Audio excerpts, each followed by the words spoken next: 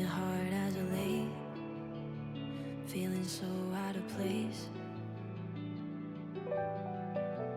How do I know if I got what it takes? Is it all just a chase?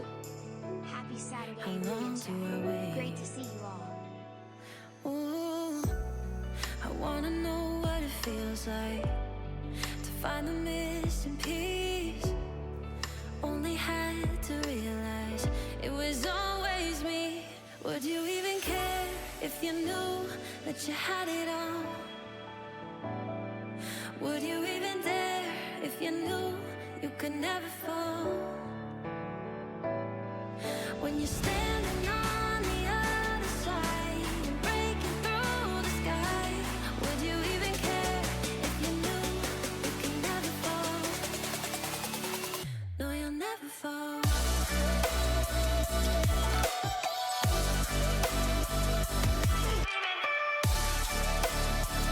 You can never fall. No, you'll never fall.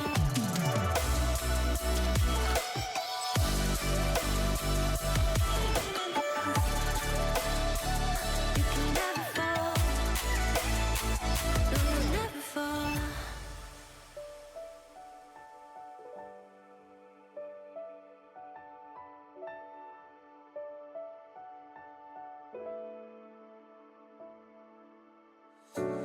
Out on my own, all these scars that I hide. If I go back in time, would I still hit rewind? No, I wouldn't change if it led me to this. All the shit that I miss, I'd do it all again, all again. Now I know what it feels like to find the missing piece. Took this pain to realize it was always me. Would you even care if you knew that you had it all? Would you even dare if you knew you could never fall? When you're standing on the other side and breaking through the sky, would you even care if you knew you could never fall? No, you'll never fall. Hello, hello, hello. Happy Saturday. Happy weekend. It's so nice to see you all have made it here. Very proud of everyone for pushing through, getting through whatever's going on in their lives. We're here together. We're here to hang out. We're here to have fun. I'm excited for it. There's been a whole lot of weird shit going on in the world, so it's really lovely to have a lot of, good people gathered in one spot right now. We're going to do our best. You know how it is. We always do. Welcome on in.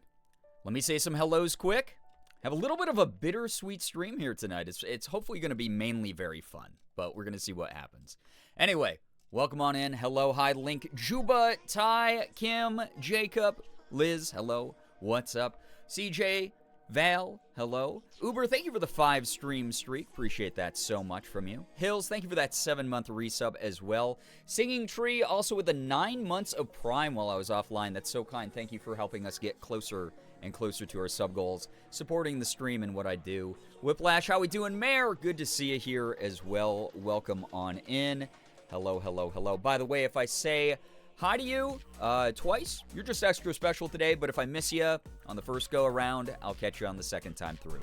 You know how it is. Chaos, what's up? Hello, Whitmer. Hello. Hi to Whitmer's boyfriend as well. Hope you enjoy tonight's stream. It's good to have y'all here. Welcome on in. Thank you so much for joining, like truly, everybody. New or old. Phoebe, yo, what's up? Welcome on in as well. Grooch, hey, what's up? Early night gang. Yeah, a little bit earlier for me. This is my typical start time.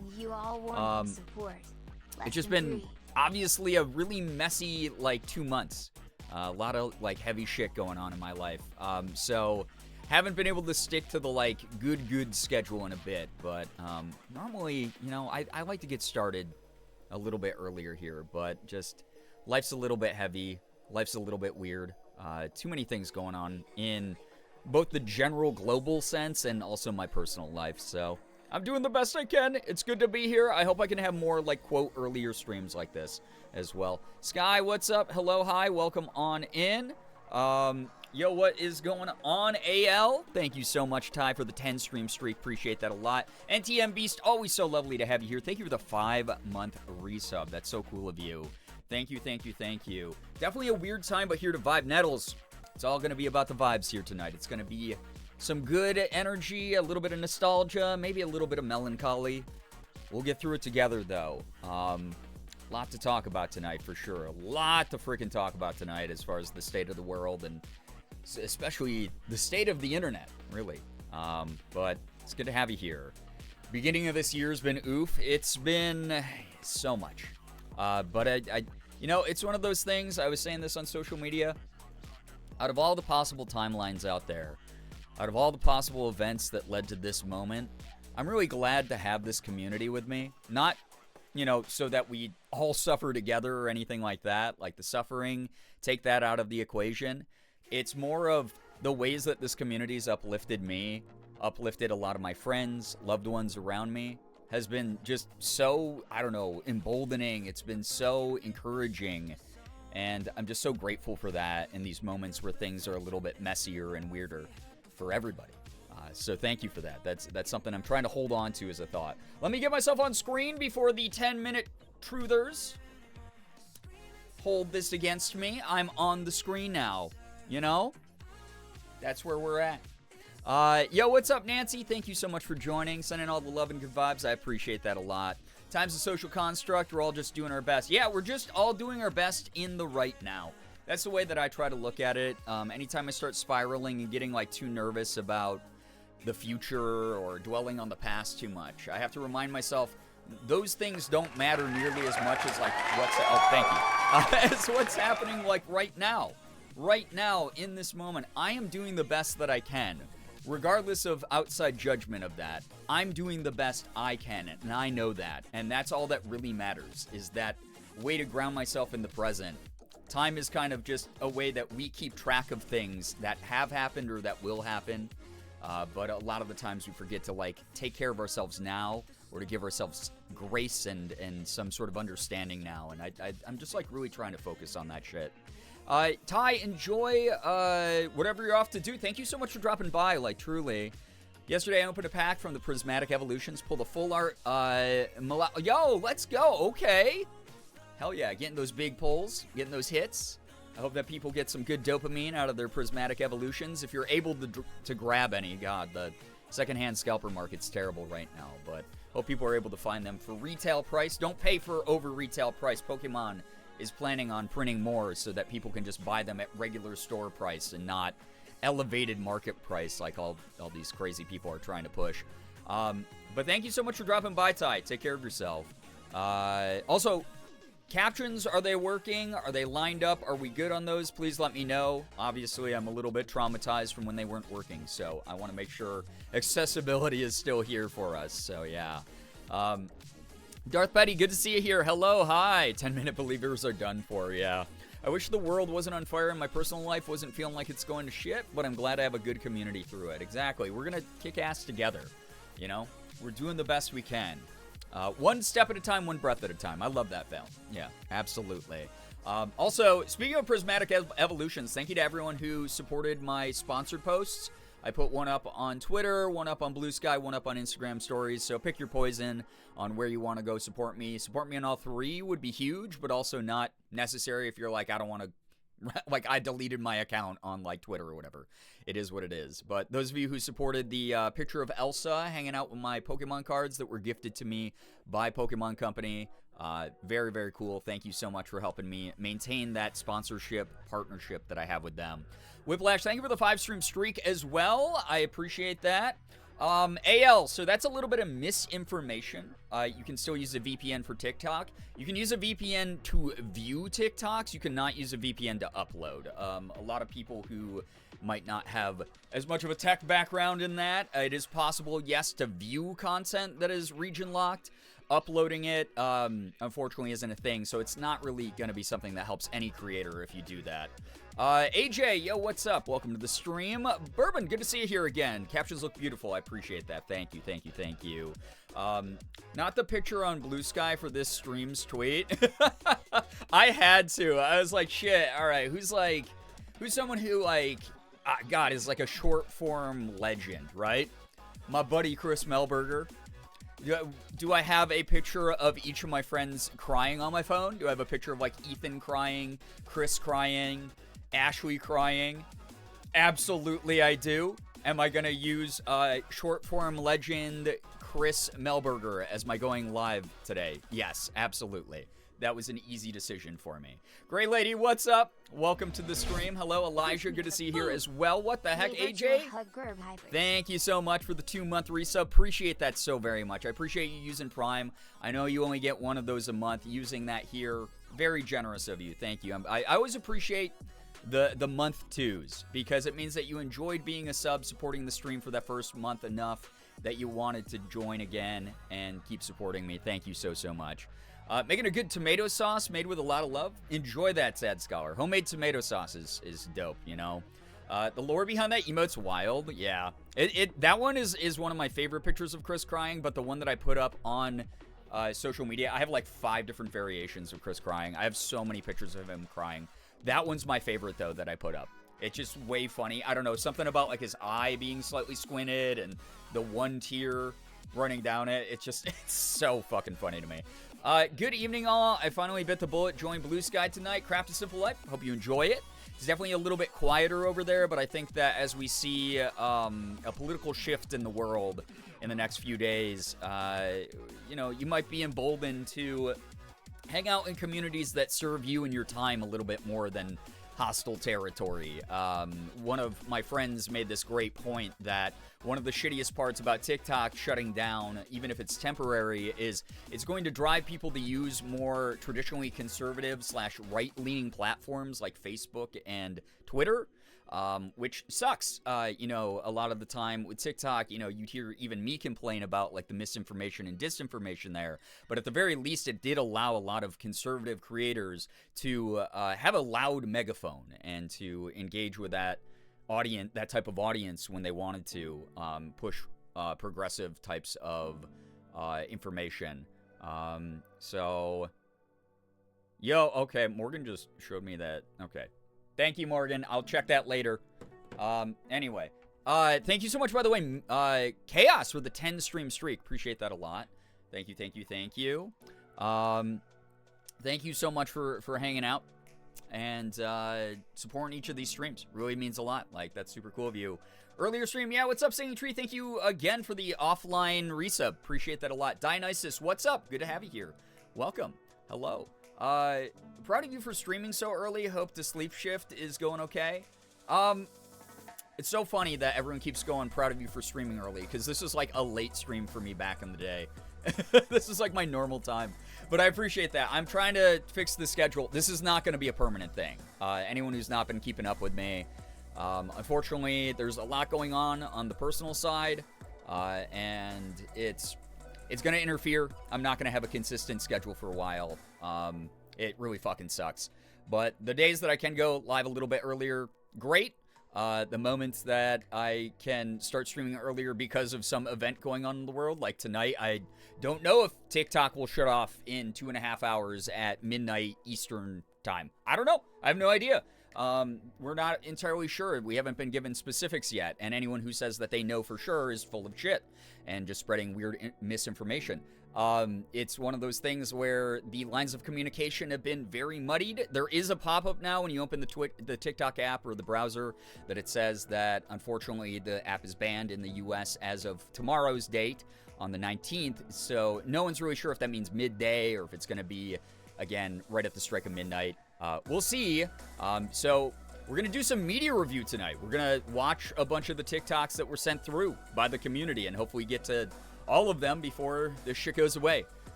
So we'll figure it out. Fuck Zuckerberg and Musk, like, for real, though. I mean, true pathetic men. Like, the most quintessential example of, like, fragile men. Like, ruining the world. A couple of man-children. Little fucking babies with little baby brains. Like, fucking incapable of doing anything right. Great Lady, thank you for the 10-stream streak. I appreciate it. You weren't lying. The link was clickable. Sally, I'm on the internet. I can never lie. You know that. No one on the internet's ever lied ever.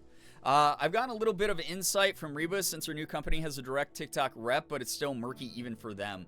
And yeah, and even like, so as someone who's worked in marketing, internet marketing specifically, and used to like talk to reps at Google and talk to reps at Amazon and talk to reps everywhere that you could online market at, all social media sites, you know, all big giant platforms. Even those reps don't know everything. Like, they might think they do, but the companies are so big that the internal newsletters a lot of the times are sort of rolled out in waves, and there's a lot of like outdated info that's fed even, you know, hour to hour. So it is one of those things where, like, yes, there's been the people who have been like, I work for a marketing firm and I talked to a TikTok rep and this is what they told me.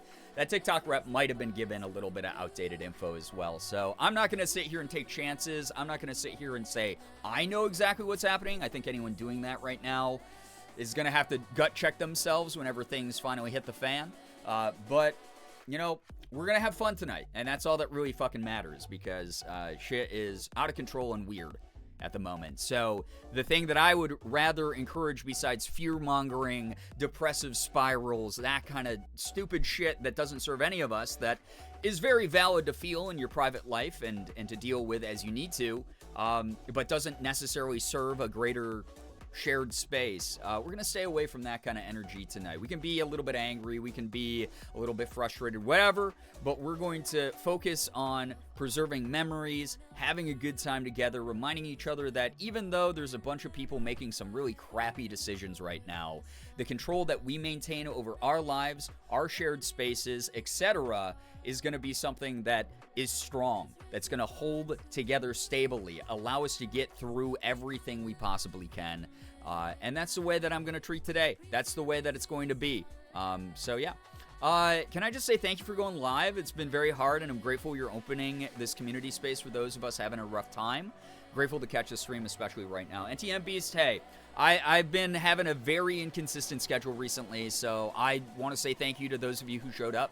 Like, truly, it's not easy to be present right now for a lot of people. There's like so much fucking noise in the world. There's so much chaos. There's so many negative counter cultures going on right now that just don't, you know, do anything but like depress people. So I stay away from all the people who just fearmonger. I stay away from all the people who are, I need your clicks and your interactions because I feel like shit, and I also want to remind you that you feel like shit and we should all feel like shit together.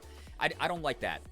It's okay to feel crappy. It's okay to work through those emotions, but then to fixate on them and drag other people into them on purpose is a very weird thing that I don't want to do that with my platform. When I put up something that's like sentimental or sad or negative, it's about me. I'm centered in it. It's my negativity, my sadness, my anger at the world, whatever. If people agree with it, hey, you know, that's outside my control. But the way that I present it is, this is my opinion, this is my thought, these are my feelings. I don't want to create a space that's just this negative black hole that sucks the fun out of stuff. We need more fun. We need more whimsy. We need more people being lighthearted and patting each other in the back and going, yo, dude, that fucking sucked that happened, but let's get out there and let's show them. We can do it, you know? I grew up on 90s movies, right? Inspirational kids 90s movies, where it was like the underdog wins sometimes. I'm determined to fucking win.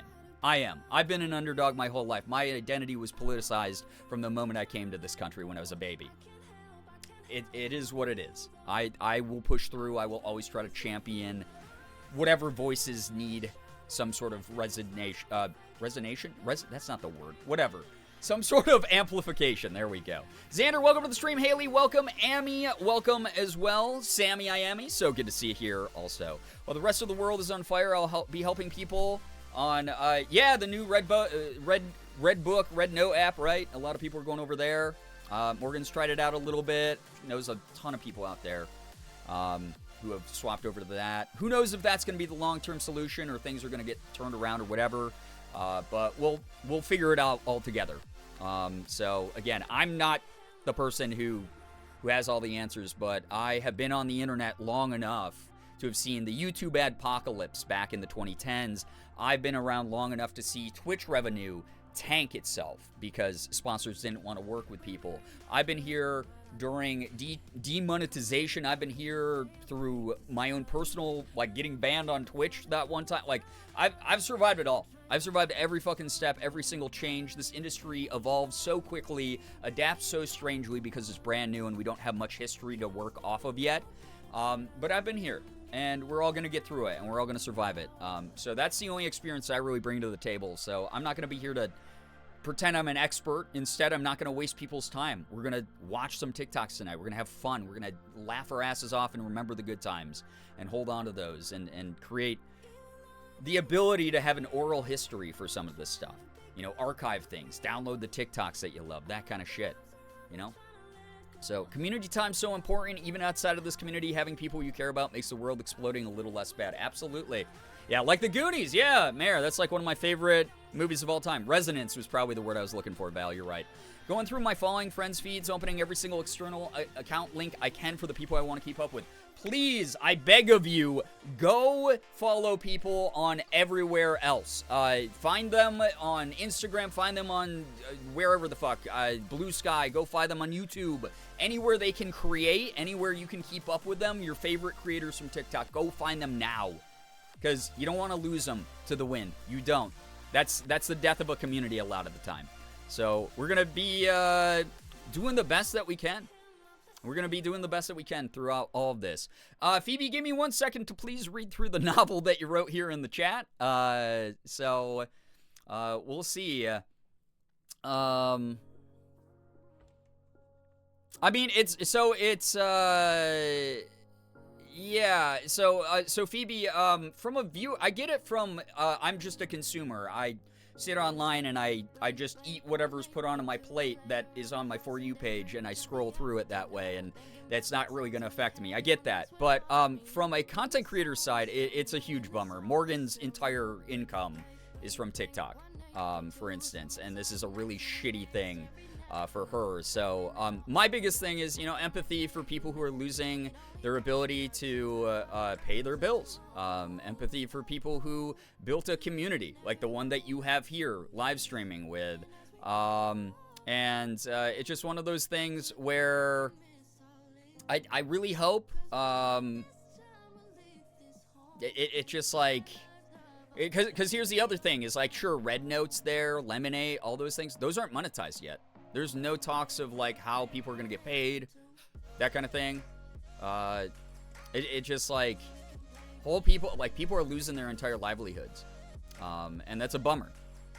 And to some people, it's the silly lip-syncing app, it's the silly meme app, whatever, but it's the same way as if tomorrow Twitch went dark. And you went, oh man, I don't have this community, I don't have this chat to hang out in, I don't have streams to watch anymore. What the fuck? You know, like, it's the same kind of vibe. So it's the only sort of humanity I hope that people approach this from as well. But yeah, it's a very weird time. Yeah, DMCA debacle. Yeah, I've survived it all, Mayor. It's wild. We need space for the negativity, but also need space for everything else. We won't get through things by forgetting that we're human. We need to cry, yell, be pissed, but also laugh, connect, and have community. The world runs on everyday people, not the shitheads sit at the top and act like our accomplishments are theirs. Yeah, Moss, it's one of those things. It's why I bring it up all the goddamn time.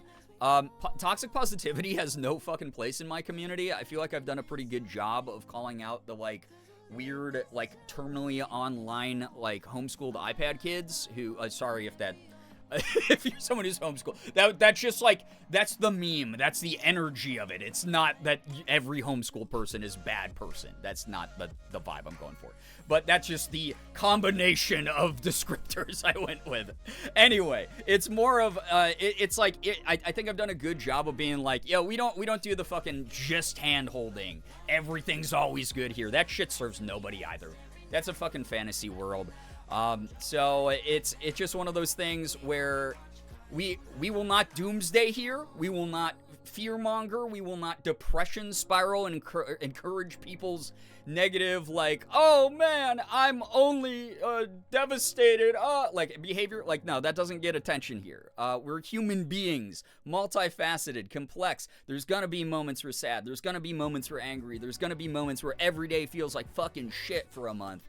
But it doesn't mean that there's not a silver lining or a light at the end of the tunnel or something else out there. Anyone who speaks in absolutes is a fucking idiot, in my opinion. So it's just one of those things. I try to do my best to share that energy, that message. That's how I've set boundaries here. That's how I've basically de-infantilized this community in so many ways. And I'm just so grateful I have a bunch of complex, like, thinking human beings, people who are capable of complex thought and two things existing at the same time. Like, I'm so glad that our community's been rebuilt on that. Like, thank you.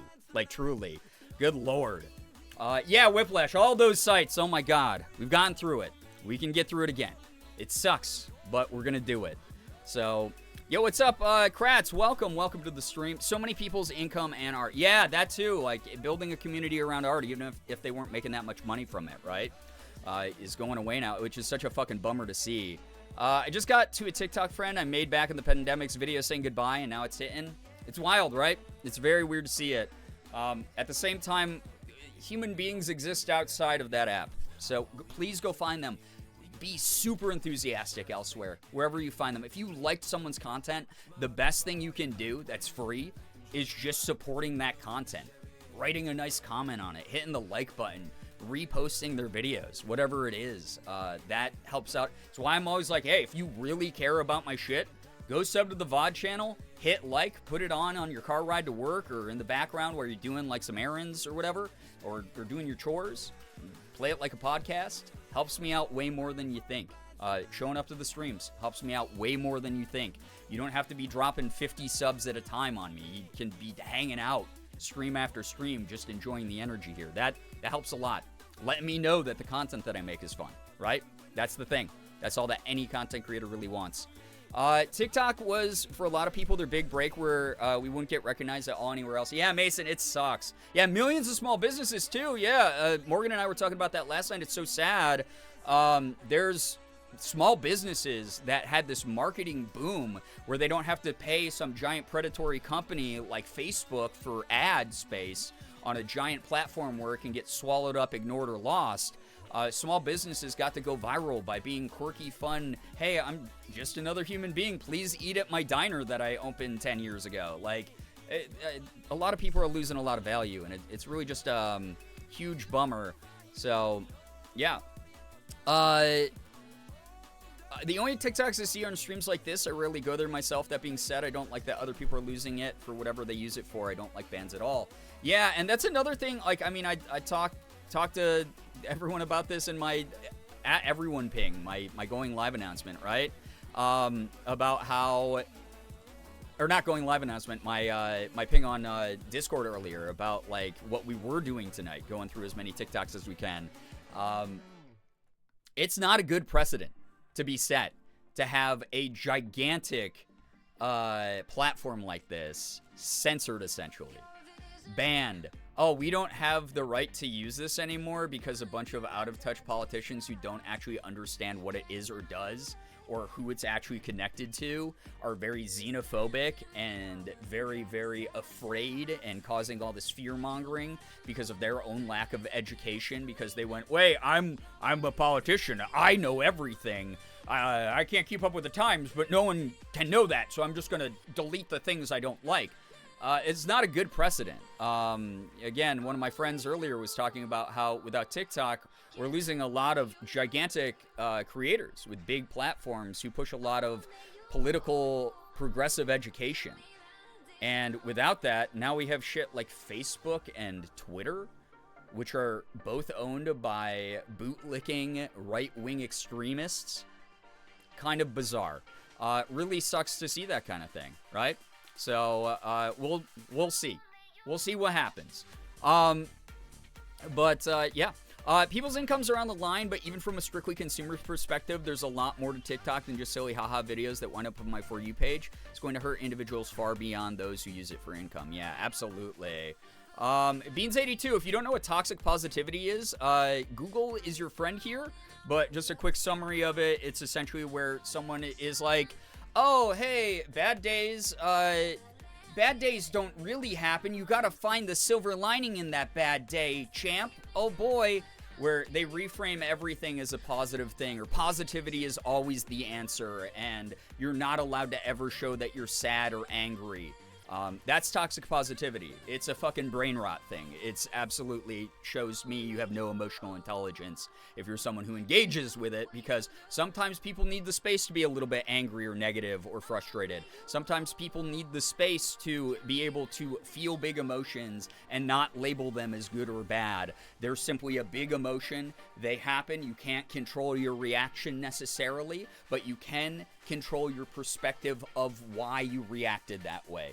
And that is something that toxic positivity actively preaches against by basically being like, hey buddy, feeling sad today? Just put a smile on your face. No, you actually don't have a functioning brain. That is not how the world works. That doesn't actually fix anything. That's a toxic way of making people actually feel worse for not being fake and presenting positively all the time. If you've ever heard of like neurodivergent masking, that's part of toxic positivity. Forcing people to fit into a very specific view and perspective of the world, which sucks. It's not fair to anybody. And even people who are, quote, neurotypical don't even fit into that box all the time. And it then makes people who are, like, depressed feel more depressed because they're not fitting in with this idea of always being positive online, which is why I hate that content creators sort of, normalize that of, I'm only going to show you good things. I'll only show you, look at all my W's. I'm only winning. I only have victories. Bigger number, better person.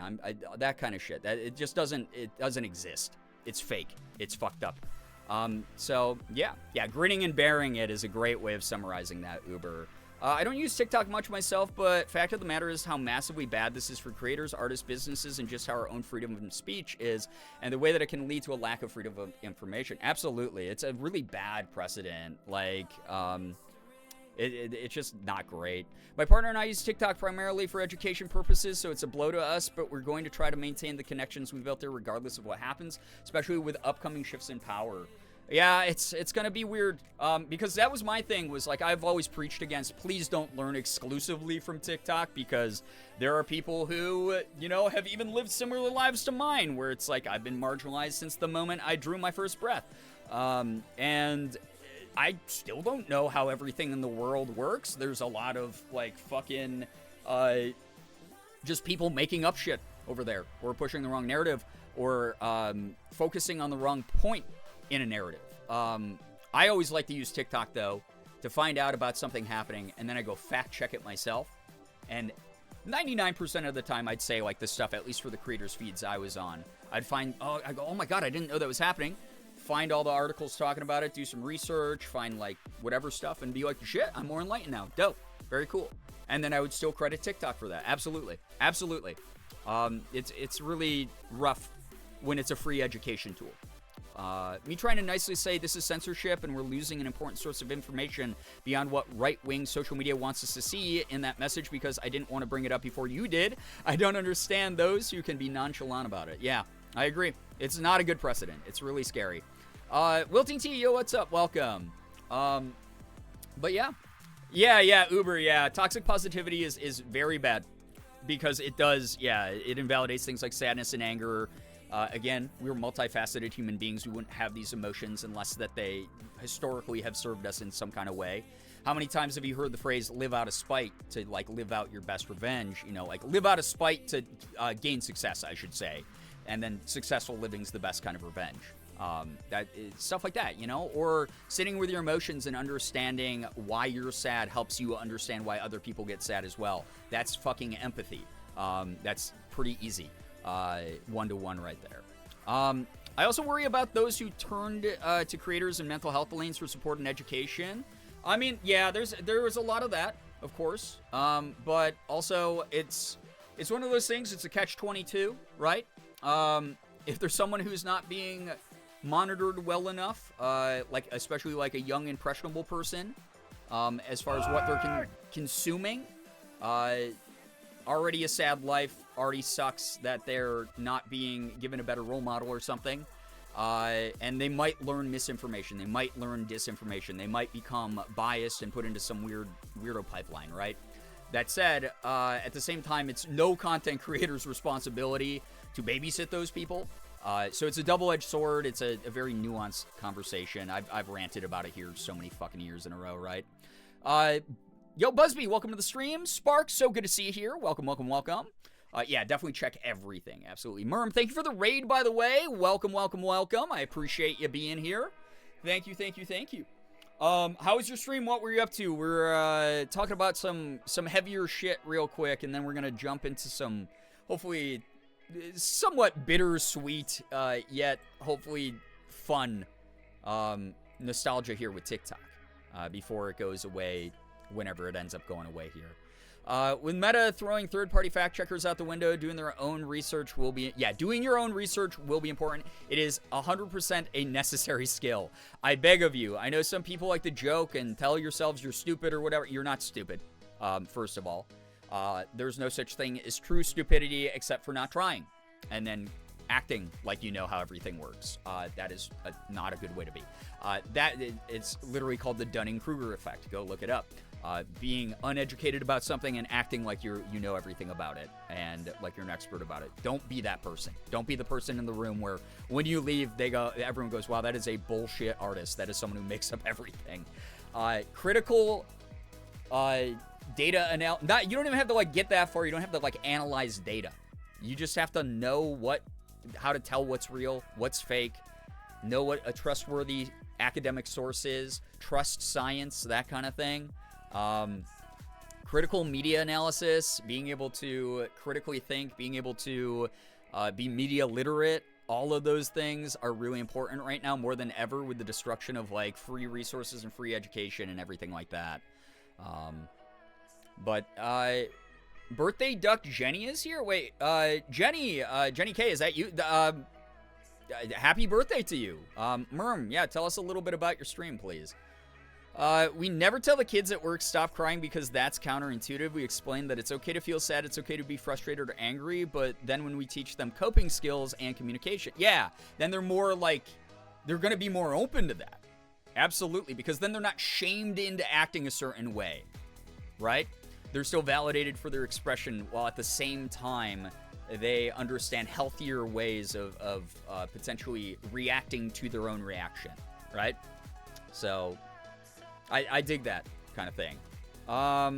The disabled community on TikTok was really important to me and what ended up being a years-long journey of me coming to terms with my neurodivergent. Yeah.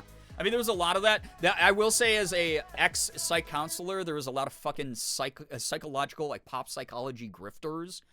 And this is the same way on YouTube Shorts and Instagram Reels and really just anywhere, Twitter, anywhere, you see any people being I'm an educator and let me tell you how this works. There's a lot of shit on there that was very pop psychology, overgeneralization or dog shit that I would see over there. But I'm really glad that it got a lot of people wondering about certain things, maybe about themselves, that allowed them to deep dive with a trained professional in their own life or to be able to do some self-involved research and bring it to a medical professional or whatever they need and figure themselves out. Understand, even if it was just understanding themselves a little bit better in a moment.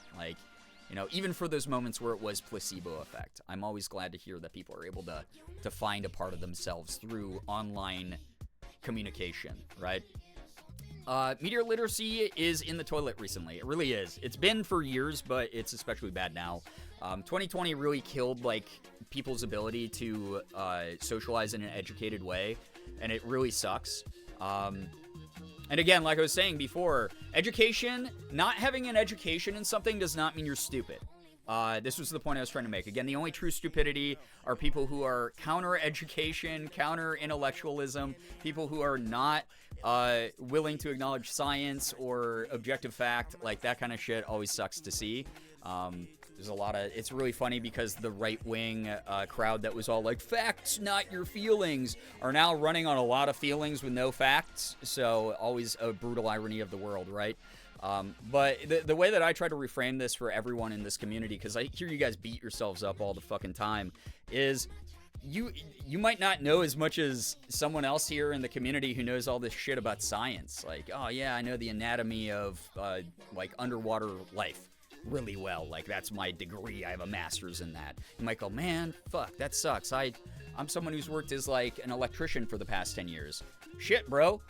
I don't know. I guarantee you that person who knows about underwater aquatic life has to hire you because you're the expert, because they don't trust themselves to swap out all those wires and strip a fucking wired up system or whatever they have to do. I don't even I have to hire people for that.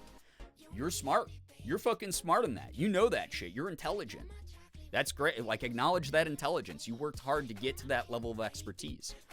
So that's the way that I like try to, I really try to like repurpose perspectives as much as I can.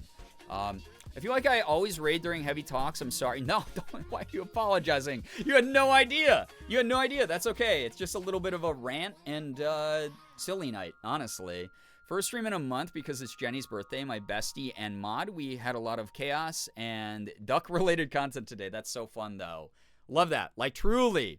I really love that a lot. I like hearing about you having a good time in your streams, Merm. Thank you again for sharing your community. If you're brand new here, by the way, please read the rules so you don't get timed out by me, a mod, or Nightbot.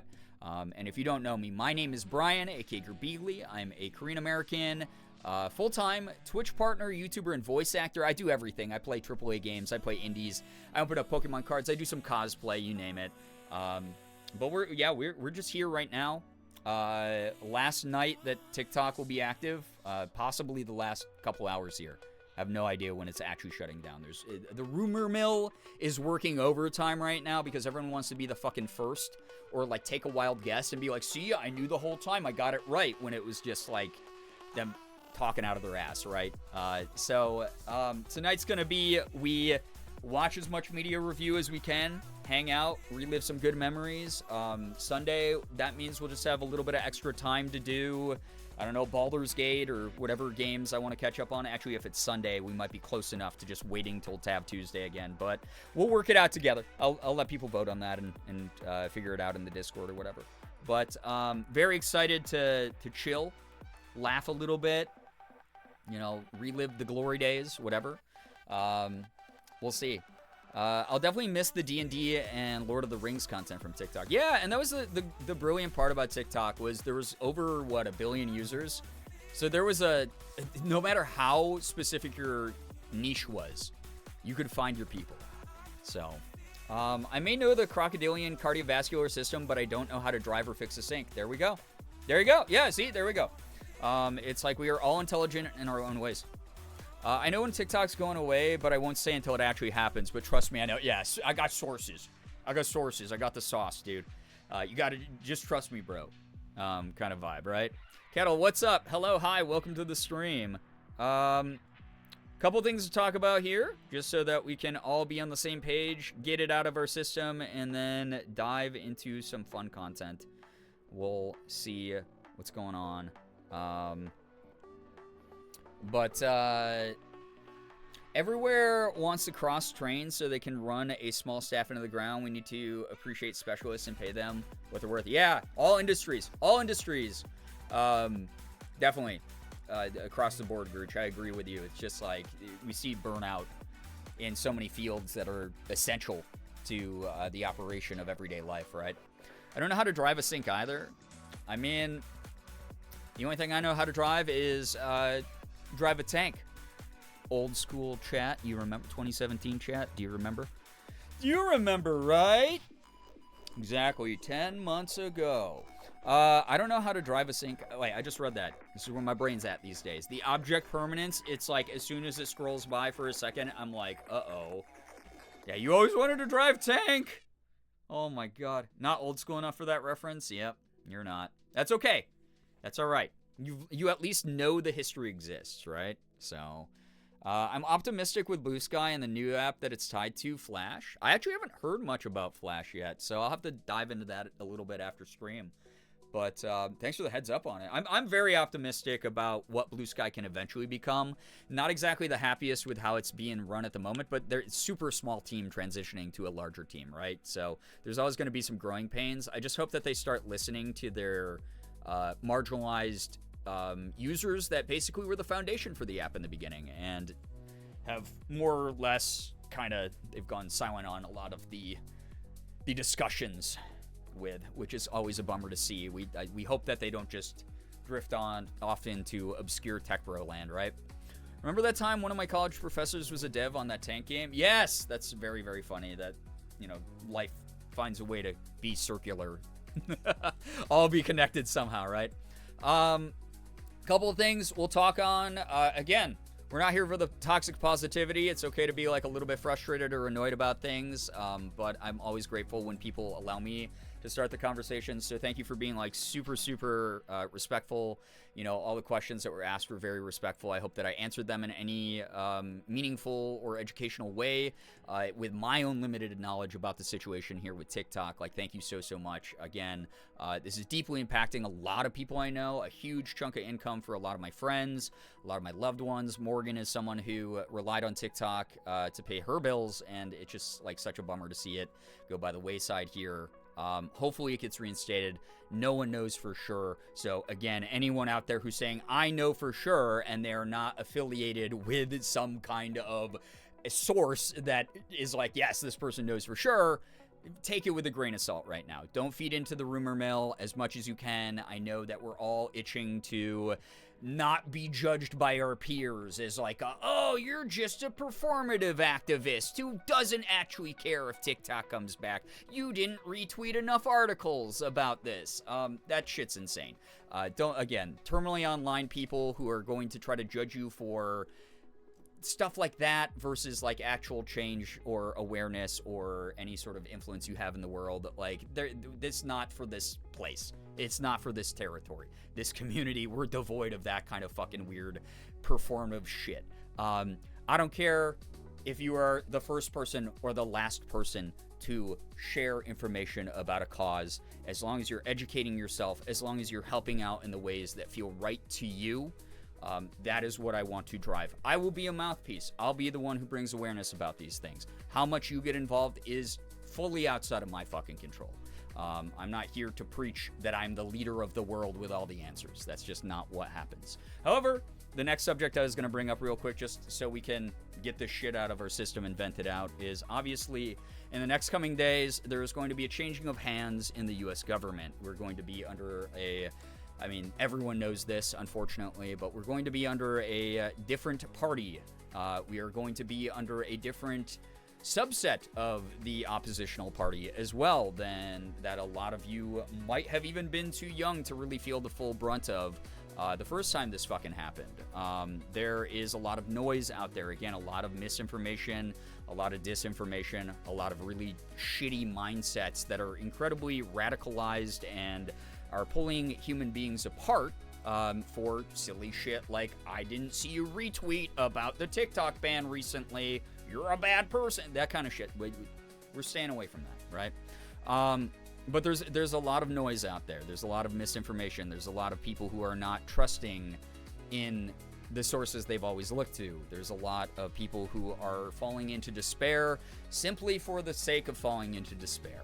There's a lot of things that are going to change here. Again, I've had my identity marginalized and politicized against my fucking will my entire life. Since the second I came to this country as an 8-month-old baby, I've known nothing but discrimination across the board. That said, or my identity's been brought up in moments where I went, no, I didn't get here because of that reason. I got here because of my own fucking efforts, kind of thing, right? There's been so many different aspects of both being an openly queer person and POC that have been used against me in so many strange ways. Rico, welcome to the stream. Good to see you here. That said, a lot of us are sensitive human beings, and there's nothing wrong with being a sensitive human being. There, again, we just talked about it. Crying, expressing yourself in a way where your grief is being worn on your sleeve. That kind of thing is, completely valid in so many different ways. That said, don't let it consume you. There's going to be despair. There's going to be fucking shitty things that you're going to see in headlines, or crappy relatives with loud blabbermouths talking about, or even maybe celebrating. Community. Community has been the only fucking message I've pushed for the past, now, I think 4 years as a central theme to my content. Does it get unhinged and weird and wacky and strange and funny and fun and totally off the beaten path? Absolutely. But that's part of the community vibe here. Making it appealing for people to hang out here and want to be themselves, want to see me be myself. Community is so important right now. You're not alone. You will never be alone as long as you believe in spaces you belong in and believe in yourself. The moment you start letting go of belief in yourself, that's when things are going to start feeling worse. Right now, I'm going to provide as good of a space as I possibly fucking can to make sure that people are able to laugh, to recover, to recharge like I always have, so they have the energy to resist. Recovery is an aspect of resistance. Recovery is a way that we are able to take care of ourselves and get through the worst of the shit. And we're going to do it together. And after 4 years are up, we're going to go, oh my God, that sucked balls. That was so rough. But we got here together. And you're all still here. And that's awesome. Good job. We fucking did it. We showed them we're stronger than anything. So that's the way that I'm going to be doing things. Something I've learned, and this community is a big part of it, is that joyful spite will save us, but that doesn't mean it's only joyful spite. Exactly. You're allowed to punch back. You're allowed to do things that serve you, that center yourself, but do it with a discerning mind. Again, use those critical thinking skills. I know you have them. None of you are stupid. You can figure it out. All of you are highly functioning adults. Kieran, thank you for the 65 streams, by the way. Holy crap. I appreciate that a lot. Community is the best way I see to get through all this. We can support each other through this, find joy when we need it, and find a way to band together and resist. Exactly. Because here's the other way. If you need a breakdown of it in a more simplistic one-to-one way, as far as what's fucking happening in the mainstream, is all these assholes that we were like, oh my God, these extremist MAGA weirdos, have spent the last 4 years rubbing their little fly hands together, right? Being like, me and my Discord of 15 people are all talking shit. Oh, yeah, there's so many of us out here, and we're all so strong together. They survived via community. We might look at it and go, wow, what a gross, disgusting, pathetic community to belong to. It is. But they survived because of community. We're stronger than them. Why the fuck would we let them succeed at something that we can't succeed at? Holy shit, dude. We're way better than them. So that's the way that I look at it. Very sad, but I'm here, probably lurking for tonight. Miracles, enjoy the lurk. Again, hopefully tonight is going to be a lot of laughter, a lot of togetherness, a lot of just feeling like even if we're someone who is overwhelmed alone, we can't be overwhelmed together. I know that sounds cheesy and cliche to so many people, but I have lived a life where I have had various moments I was disillusioned by things. I was incredibly pessimistic and cynical and dark, honestly. And I have lived long enough at this point, past those years that I didn't think I was going to survive, where I've actually learned, kicking as much ass as you can, embracing your creative spirit, embracing the whimsy within you, embracing that there's other people who earnestly believe that, and believe in those things, believe in those energies, and that you can find them. That's actually what's going to get you through life. That's the actual truth of life. That's the parts that matter. That shit's the stuff that I hold on to and I try to share with others, because it's not worth it to give up. And so I hope that everyone tonight can take a load off, can unburden themselves, even for a moment. Even if it's just, I can only stick around for my 15-minute lunch break, then I got to go back to work. I hope this 15 minutes is stress-free for you. I hope this 15 minutes is chill. I hope it's funny. I hope it feels like there's other people out there who trust in the process alongside you. Whatever that process might be. Figuring out yourself or figuring out others. It's all part of the same big thing, you know? So, like, yeah, oh my god, Liz, it's so funny you mentioned the Pokemon Goodbye TikTok with the Butterfree episode in it, because all of us were giving that rep shit. We were, and you know what is the worst part, Liz?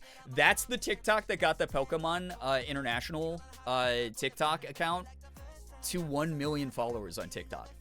But everyone in our Pokemon, in my like Pokemon Partners group, like sponsored Pokemon Partners group, we were all like, how fucking dare you? What's wrong with you? Why would you do that? And they were just laughing their ass off at all of us. It's crazy, right? Don't insult flies like that, yeah. Authoritarianism wants people to feel separated and doubtful of other people. Building community itself is an act of resistance. It's the most fucking punk rock thing in the world to gather other people who want to resist simply by existing.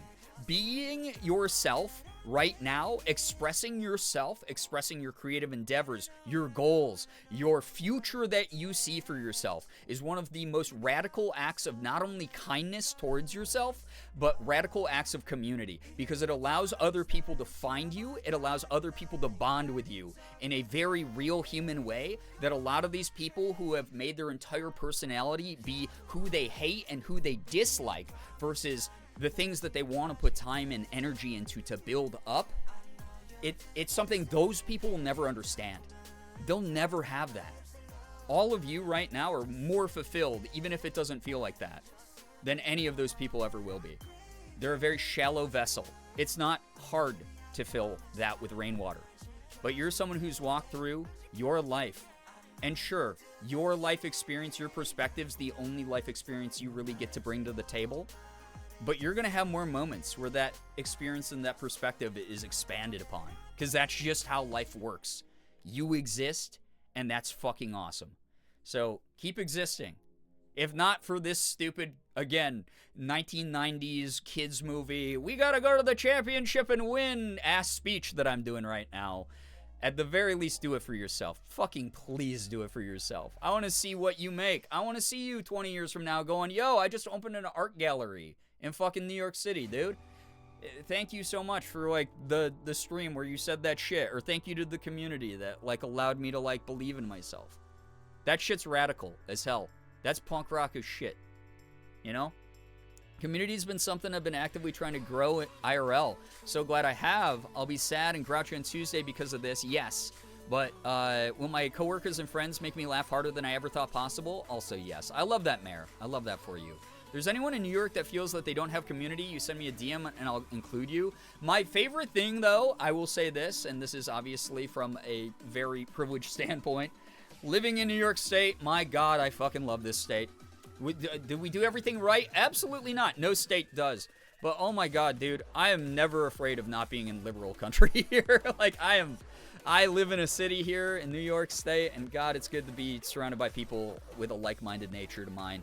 It's really good. So, yeah. Really appreciate all the energy and the power that y'all enable in each other, though, by just being. You don't understand how far that goes.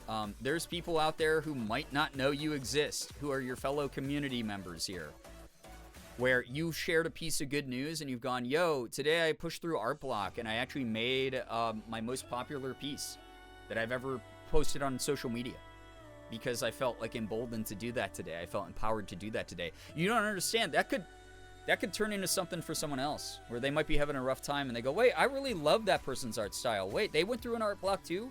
Shit, I'm going through an art block right now too. Maybe if I just, like, if they could doodle a little bit and, like, break through that art block, maybe I'll do that too. Like, you have no idea. You have no idea who your words affect. So, it's just going to be one of those things where you gotta just keep doing it. You gotta keep trying. You do. So, hi everyone. If anyone is mean to any of you, I will personally see to it that they get to experience how fucked the healthcare system is. Just Austin, wanted yo, to what's tell up? you that you Welcome. look great today. What the hell? You look great as well. Thank you so much, Hills. I appreciate you. Thank you so much for the 148 bits. Thank you, thank you, thank you. From Mississippi, currently live in Tennessee. My whole life's been dragging my feet out of the tar of this heritage. I'm so sorry. But here's the thing. Is fuck.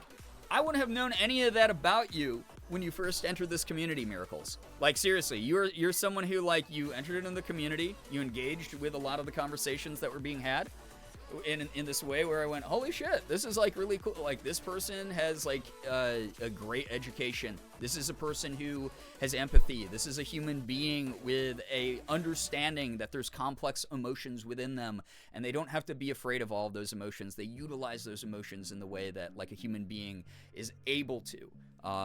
That's something like no one would ever get. You've done that. You've removed yourself from that heritage in so many ways. Physically, you know, the proximity is always going to be there, and that's going to suck. Coming from someone who used to live in Florida, I understand. I get it. I used to live in Pennsylvania. I used to live in Florida. I used to live in a lot of red territory, right? That said, you don't have to let that define you, and it's very clear that you haven't. So any moments where you've gone, yo, I've been trying to run away from this, drag my feet out of it, your feet are on fucking solid ground. You're walking your own path right now. That's sick as hell, again. So, I did my first art show last year, actually. It was November 9th, and based on queer resilience, very timely, and the whole time we were talking, mostly politics, but many people were like, fuck no, we are not disappearing. Exactly. That's the other thing, too, is if you gotta protect yourself, if you gotta, like, go a little bit darker where you're not, you know, posting as much on social media about your identity or opening up to as many people, that's okay. Doesn't mean you disappeared. You're still here. We know you're still here. We're proud of you. Anything to survive right now. Survival is imperative. Survival is the most important fucking thing we all gotta do. So whatever the fuck happens this upcoming week, I hope that I'm always a space that is loud, that's proud, that lets you do the same in as much security as you feel like you deserve, and you're able to get, again, to take whatever recharge you need from this space. You're allowed to duck away from the noise. It's okay to focus on yourself and care for yourself for that moment, and just know you're not alone. You are not alone. It's just the fucking truth of it. So, yeah. Blue states are expensive. Yeah, blue states are expensive. That is the one bad thing, right? But also, if you are willing to pay, like, for New York State has the highest state taxes right now, combined state taxes, and you combine everything that we pay for. I am very privileged to live here, but also I'm very glad to know that tax money has gone towards a lot of public works, a lot of the things that I preach about, more socialized services, things that I will never personally take benefit from, but someone else in my community might, and they might put that energy and that whatever nurture that they've gotten from those programs back into their own life and their own communities, and it just fucking spreads from there, man. It's kind of that easy. So yeah, Loki's here to ask for head scratches and offer his love in return. Fucking love that for Loki. We're gonna scritch that, Loki. I think I'll just get a VPN or something and be more aggressively queer. There you go. Yeah, no one can figure out where you are, right? No one will figure out. You'll do whatever you need to do. Thank you, Brian and Chat, for being so punk rock. Yo, Merm, thank you. Like, honestly, like, shit. I know that the meme here is that you are someone who speaks in, like, brain rot and, like, shares, like, brain rot content and shit. But, like, I fucking dig that. You know, I like a bit of weird. There's so much energy out there that, like, tries to make everyone fit a certain status quo. I think your existence is just resistance by itself. I think that's sick as hell. I like that I have a weird little community of weird little people. Like, it's fucking rocks. It's great. I'm a weirdo. God, Jesus Christ. You know how many people have told me through even my adult life, hey, you're not doing things right, you should be doing things this way, and I've gone, okay, make me. Fucking make me. Try to. We'll see how that works out for you. And yet, here I am, still doing the best that I fucking can, right? Check in with each other and check in with yourselves. Exactly. Love that. Love that so much. Going to Arizona, so one, my vote matters a little more. Yeah, absolutely. I have friends in Arizona who I talk to regularly about the political state of that state.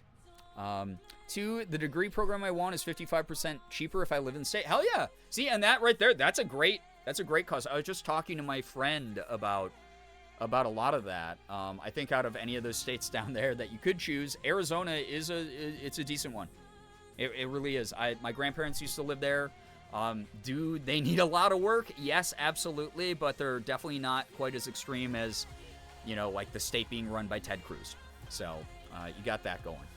Loki has now decided to sit on my crochet project so far. Oh, cute. Little Loki. So glad I can spread the brain rot. Hell yeah. We need that laugh. That's the other thing is people are so like anti-brain rot, but and like every now and then it's like, okay, it's getting a little bit overwhelming. It's getting to be a little bit too much.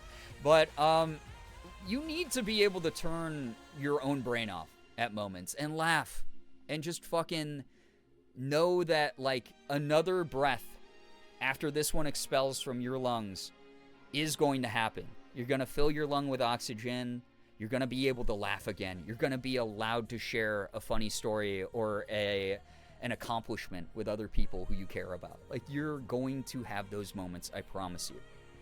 So, make me is the best response to any order. Yeah, I know that because y'all are freaking ODD. You're ODD as fuck. A little brain rot as a tree, and we all need to treat ourselves more. Absolutely. I think I found info for everyone I want to keep up with that I don't already have other connections. Thankfully, a good chunk of them we're all in a Discord community together, so I won't lose them. Fuck yeah. Love that. Like, truly love that a lot. Every breath you take is another breath in spite of fuckhead conservatives. Exactly. Anyway, moving on from this topic, thank you so much for joining in the talk with me and just being respectful, cool people. Like, thank you. Lorelight, I'm glad that you've been enjoying your lurk. Like, thank you so much for being here. We got this. I'll be checking in with everyone, obviously, many, many times over the course of the next few years.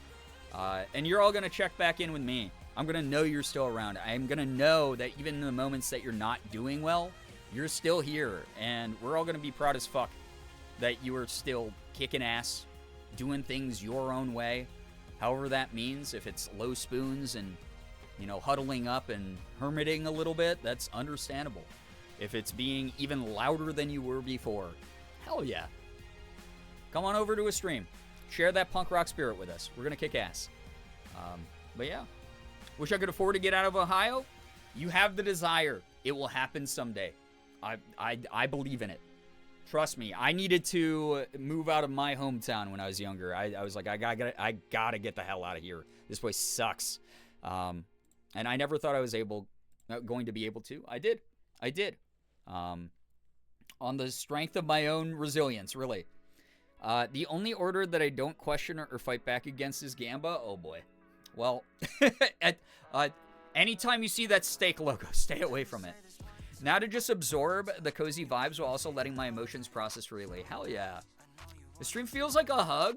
I hope that it feels like a hug, but also like I just gave you a loaded gun.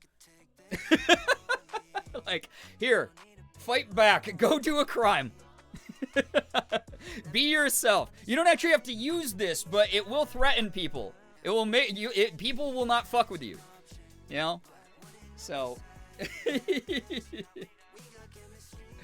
That's the way that I want it to be. Again, my motto for getting through life, and I think why we've gathered people who have critical thinking skills and combined with a large amount of empathy for the human race, like so many of you have, who can coexist, right, and not center themselves in everything, and still have a fucking great time together, whatever, like. I think even though we come from so many different backgrounds and so many different perspectives and shit, I like, we are a do no harm, take no shit community. It really is a do no harm, take no shit. Like, there's gonna be none of that allowing people to walk all over us or bully us this upcoming span of years here. At least not in this space. If someone comes in and tries to disrupt shit, you've seen how I treat them. We're gonna do what we can. But in the meantime, we're gonna be in our own lane. We're gonna be building ourselves up, because that way we have a strong enough foundation to punch back when we need to. And also, in the meantime, we're gonna be patting ourselves on the back and going, look at how much fucking progress we did. Look at how much we survived. They thought we were gonna be gone. We survived. Like, so that's how it's gonna be. That's how it's gonna fucking be, man. So, we're gonna kick ass. I'm proud of you all. Like, truly. POV, you're the bullet in the Gerb gun? Wait, those line up so funny now that you said that. Yeah, anytime you shoot the gun I just handed you, chat, a little me face pops out. He goes, hello, idiot. And just headbutts the idiot really hard. Yeah, brother. Hell yeah, brother. Yeah, fuck, man. This is the most patriotic I'll get. We're going to keep America alive in the way that it's supposed to be. By progressing past our former sins and becoming a fucking cool country that encourages help for people, creative spaces for artists to grow their craft, make people feel fulfilled, become more emotionally educated and intelligent, you name it. Okay, only one bad joke, but being gay will probably also be doing a crime next week. Oof. We'll see. And if it is, shit, man, they can't arrest us all. That's what I'm gonna say. They can't get us all. That said, thank you for joining me for 2025. As gloomy as some things look, I mean it. I feel empowered. I feel empowered being here. I feel empowered knowing there's this many of you who want to kick ass in the same way as I do. Like, legitimately. Like, grow the things you want to grow. Plant the seeds you want to plant. Grow those seeds into something beautiful that you get to share. And then if anyone threatens, you'll care about that self-worth. You'll care about that thing that you created that's like an extension of you enough to defend it. But you're not going to be out there wasting time. You know, you're going to be focused on you. You're going to be doing the things that serve you. That's 2025 energy. In our own lanes, thriving, moisturized. We're going to do great. I promise you. Prison is going to slay. They yassify the prisons. Oh my gosh. Yeah, that's they yassify the prisons. But damn, the prison drag shows are gonna go crazy, right? All right, chat. That said, hit me with some good news. I need this good news. You need this good news. We ranted. We raved. Yeah. My good news is I found out today, this is a little bit of a, I guess like a side, tangentially related good news, is my good news is Pokemon Company sent me all that Prismatic Evolutions, all those cards, which I'm so excited to open, by the way. Should be very fun to open those. I did find out that all the products they gave me because of the secondhand flipper scalper market, it's like fucking like hundreds of dollars worth of cards. Because evil middle-aged men are shoving toddlers aside to grab a kid's product in stores. I unfortunately saw a fucking video of that earlier today. But, God, the scalping situation's so bad. It's so dog shit. If you're someone who's like, man, the only way I can make any money in this society is stealing a kid's product and then selling it for, like, 20 times its worth because I'm a asshole who listened to, like, a grind set podcast where, like, oh, I gotta hustle all the time, including hustling kids' products. You're a piece of shit. And you're also stupid because there's, like, a million ways to make money that aren't that don't ethically compromise you so much, you dipshit. Anyway, had to get that rant out because I'm not allowed to talk about that during the stream where I'm actually opening the cards. Because that will be hashtag ad time. Anyway. Major good news, got the advice from the lawyer and have my own private folder with them to upload things. Let's go. Hell yeah. Let's freaking go. I love that, Liz. Thank you for all of the progress updates on that process. Also, make sure you're congratulating each other and celebrating each other's good news. It's just what we do here. Good news, I mailed some photo cards I sold and stood up long enough to wash some dishes with little pain. Hell yeah. So glad you were able to get that done, and I'm glad that you got a little bit of that income rev from that. Or income stream from that.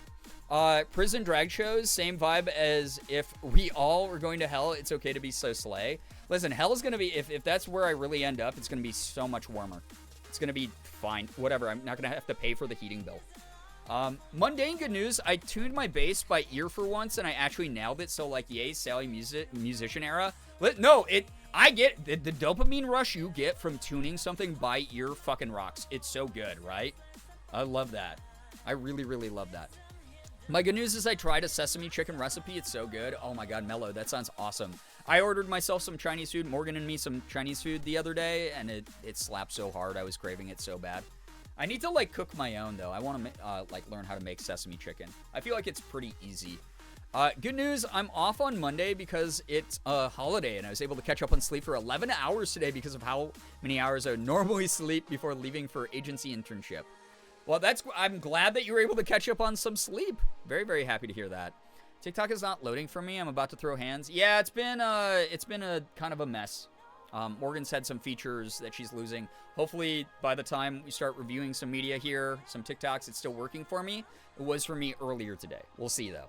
It might be a rollout thing where some people are losing some features. Some people are losing access to the whole thing before other people. No idea.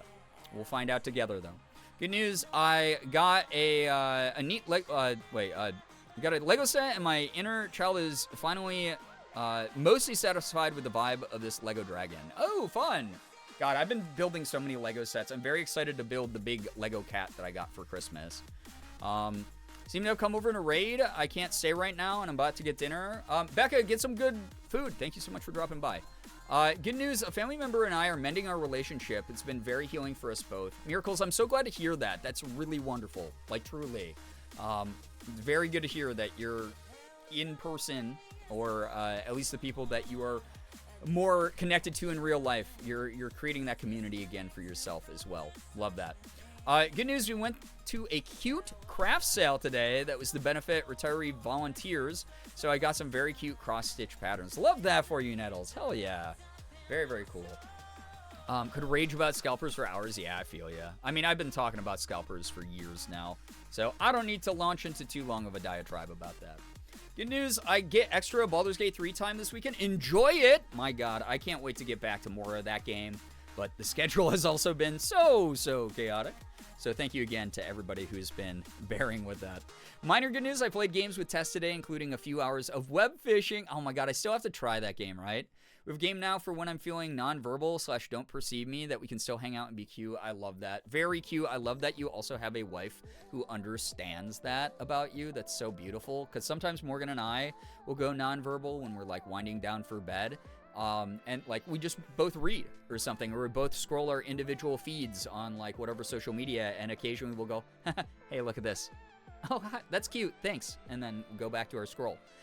Good news, I saw my doctor a couple of days ago. The meds are working. I'm feeling optimistic after an off week. Spark, I'm very proud of you for pursuing that, finding those solutions for you, and it's great to hear that they're working as well. I just got onto new medical insurance. That's a better plan than my previous one, so I really hope I can get a re-up on some things that I'm looking into, or get started on some things that I'm looking into that I've been not that subtle about hinting what those will be, but we'll see what happens here in 2025. Good news, I had to get surgery Monday, but I feel completely normal and haven't needed to take pain meds for a few days. Oh my god, I'm so glad you got through that surgery well, Elijah. Glad to hear that the recovery has been very smooth for you. Thank you so much for sharing. Good news, made it through a stream after months of having to take care of my health.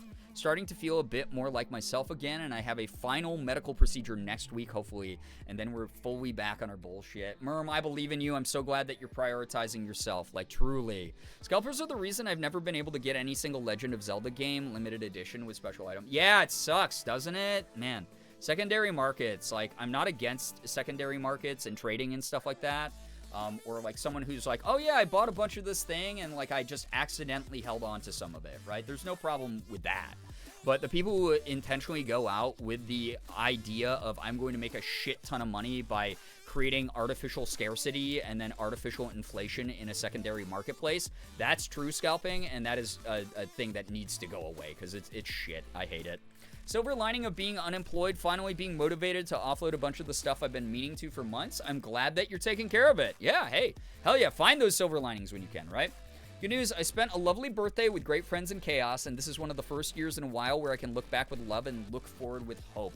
Jenny, I'm so glad to hear that's the way things are going for you. I hope that mentality continues for you. I hope that you get a lot of W's. I hope you get a lot of victories, because we are here for members of our community succeeding and having good things to talk about. We want to see these wins. You are all doing so great. Way better than you think you are. Even if your good news is, I survived today. You did. I'm fucking proud of you. I say that as often as I can. Good news from my partner. They found out that our local library has so many completely free resources like free college credit courses, language learning, and so much more. They sure do. NTMBs, we talked about this a few streams ago, but something that people don't understand about libraries is they're not just for books. They are community resources. It's why they're so goddamn important to be accessed. It's so important that we continue to fund them, that people keep renting books and movies and whatever from your local libraries so that they can put that down in their analytics that they send off to government funding meetings so that they can continue to be funded. We need to make sure that those programs continue to be funded, because it's not just a place you find books. Some of them offer up movies. Mine offer up video games here in Rochester, which is insane. I love that. I can go back and play a bunch of games that I never wanted to buy but wanted to try, kind of thing, right? There's also the fact that community resources for people who are homeless. There was a surge of stories about people who were homeless and lived out of their cars, being able to use the bathrooms and facilities at their local libraries without anyone batting an eye. And park their car in that library parking lot and just be at peace for those brief moments where they were able to be. There's tools at some libraries. Yes, tools like shovels and rakes and power tools that you can rent out. One of the libraries near Morgan and me has a 3D printer that you can rent out for the day, which is insane, right? Like, they have like a 3D printing lab that you can go to, rent out a seat for like a couple hours and like 3D print shit straight from the library. It's awesome. So you can get ebooks by using the Libby app and a library card from a state you don't even live in. You can sign up for a library card. Those that offer them will allow you to sample any of their ebooks or audiobooks or whatever from their library selection. You might need to wait a little bit longer because a lot of people use the Libby app, but you get them free onto your phone or your tablet or your Kindle or whatever the hell you use to read. So it's all there. It's awesome. It kicks ass. Good news, I've resumed searching for someone who can give me an official autism assessment. I've also begun looking into cytotechnology as a career path since Path A didn't work out. So sorry to hear about Path A not working out, but I'm so glad that you have a contingency plan. And Sammy, very proud of you for looking into things that might help you explain yourself to yourself a little bit better. Something that might help you navigate life and the nuance of it so much. I really dig when people do that. You all know me. Neurodivergent wins is one of the most neurodivergent content creators on the internet, right? Good news, I'll be playing Season 2 with my D&D group on Monday, knock on wood. I'm looking forward to hanging with my friends. Love that, Whiplash, have so much fun. Good news, someone found my 2024 video and left a really nice comment saying I inspired them to learn how to be more open. Fuck yes, dude. That's what it's all about. It's like the inverse of The Ring. We're not passing on a curse that kills people, but instead we're passing on the permission to, yeah, you're actually allowed to be like an open person. You're allowed to directly communicate. You're allowed to be emotional. You're allowed to be yourself. You know, like I love seeing that spread. I do have good news. I've been put back in contact with the child of a family friend who passed away. She's in the medical field and understands my illnesses. She wants to use her power to get me to a new doctor and advocate for correct meds. I'm currently in the middle of being fucked over, and she's ready to kick some ass for me. You got someone advocating for you, Gray Lady, and you deserve that. I'm so glad that you have that ally on your side. Hell yeah. Good news, the last 2 days I exercised in a way that I think I will be sustainable. There we go. My body's sore, but not to the point I'm seriously hurting. Also today, I'm taking a rest day and chilling on the couch. Fuck yeah, you need to build those rest days in or your muscles never rebuild, that yada, yada, yada. So I'm so glad to hear that you're figuring that out for yourself, Link. Kick ass. You're going to be like so swole. It's going to be wild. Good news, I treated myself to a new Lego set. I bought the Medieval Dragon. Oh my god, we got multiple Medieval Dragon owners here. Awesome. Dionysus, enjoy. Enjoy. Good news, I created a playlist to generate vibes for a new D&D character, and now I'm pretty sure I will write a book about her instead. I love that. I was just talking to my friend Ashley Roboto again. I know I've been marketing Ashley Roboto's channel a lot recently, but she is one of my best friends, and she is the day mode version of this stream. You guys get night mode here. Go watch the day mode version of the same blessed and cursed content that you get here, except like on a slightly larger scale, and by slightly I mean significantly larger scale. But over in my friend Ashley's stream, she is amazing. Can we get a shout out actually for Ashley Roboto? I just love her so much. I love that. I was just talking to her about a book that I want to write, and she was like, "Ooh, I want to be your beta reader." And I thought that was so fun. But I love hearing people get so excited about like whatever crafts or whatever creativity they're into. Writing is such a freeing, expressive tool that we have as humans. It's really like modern day magic in so many ways of invoking emotion out of someone you might not ever meet in person. That's so cool. I just got the TikTok isn't available right now message. Yeah, it's getting weird. It's getting really weird. Oh, Morgan just texted me that it might not actually be available anymore.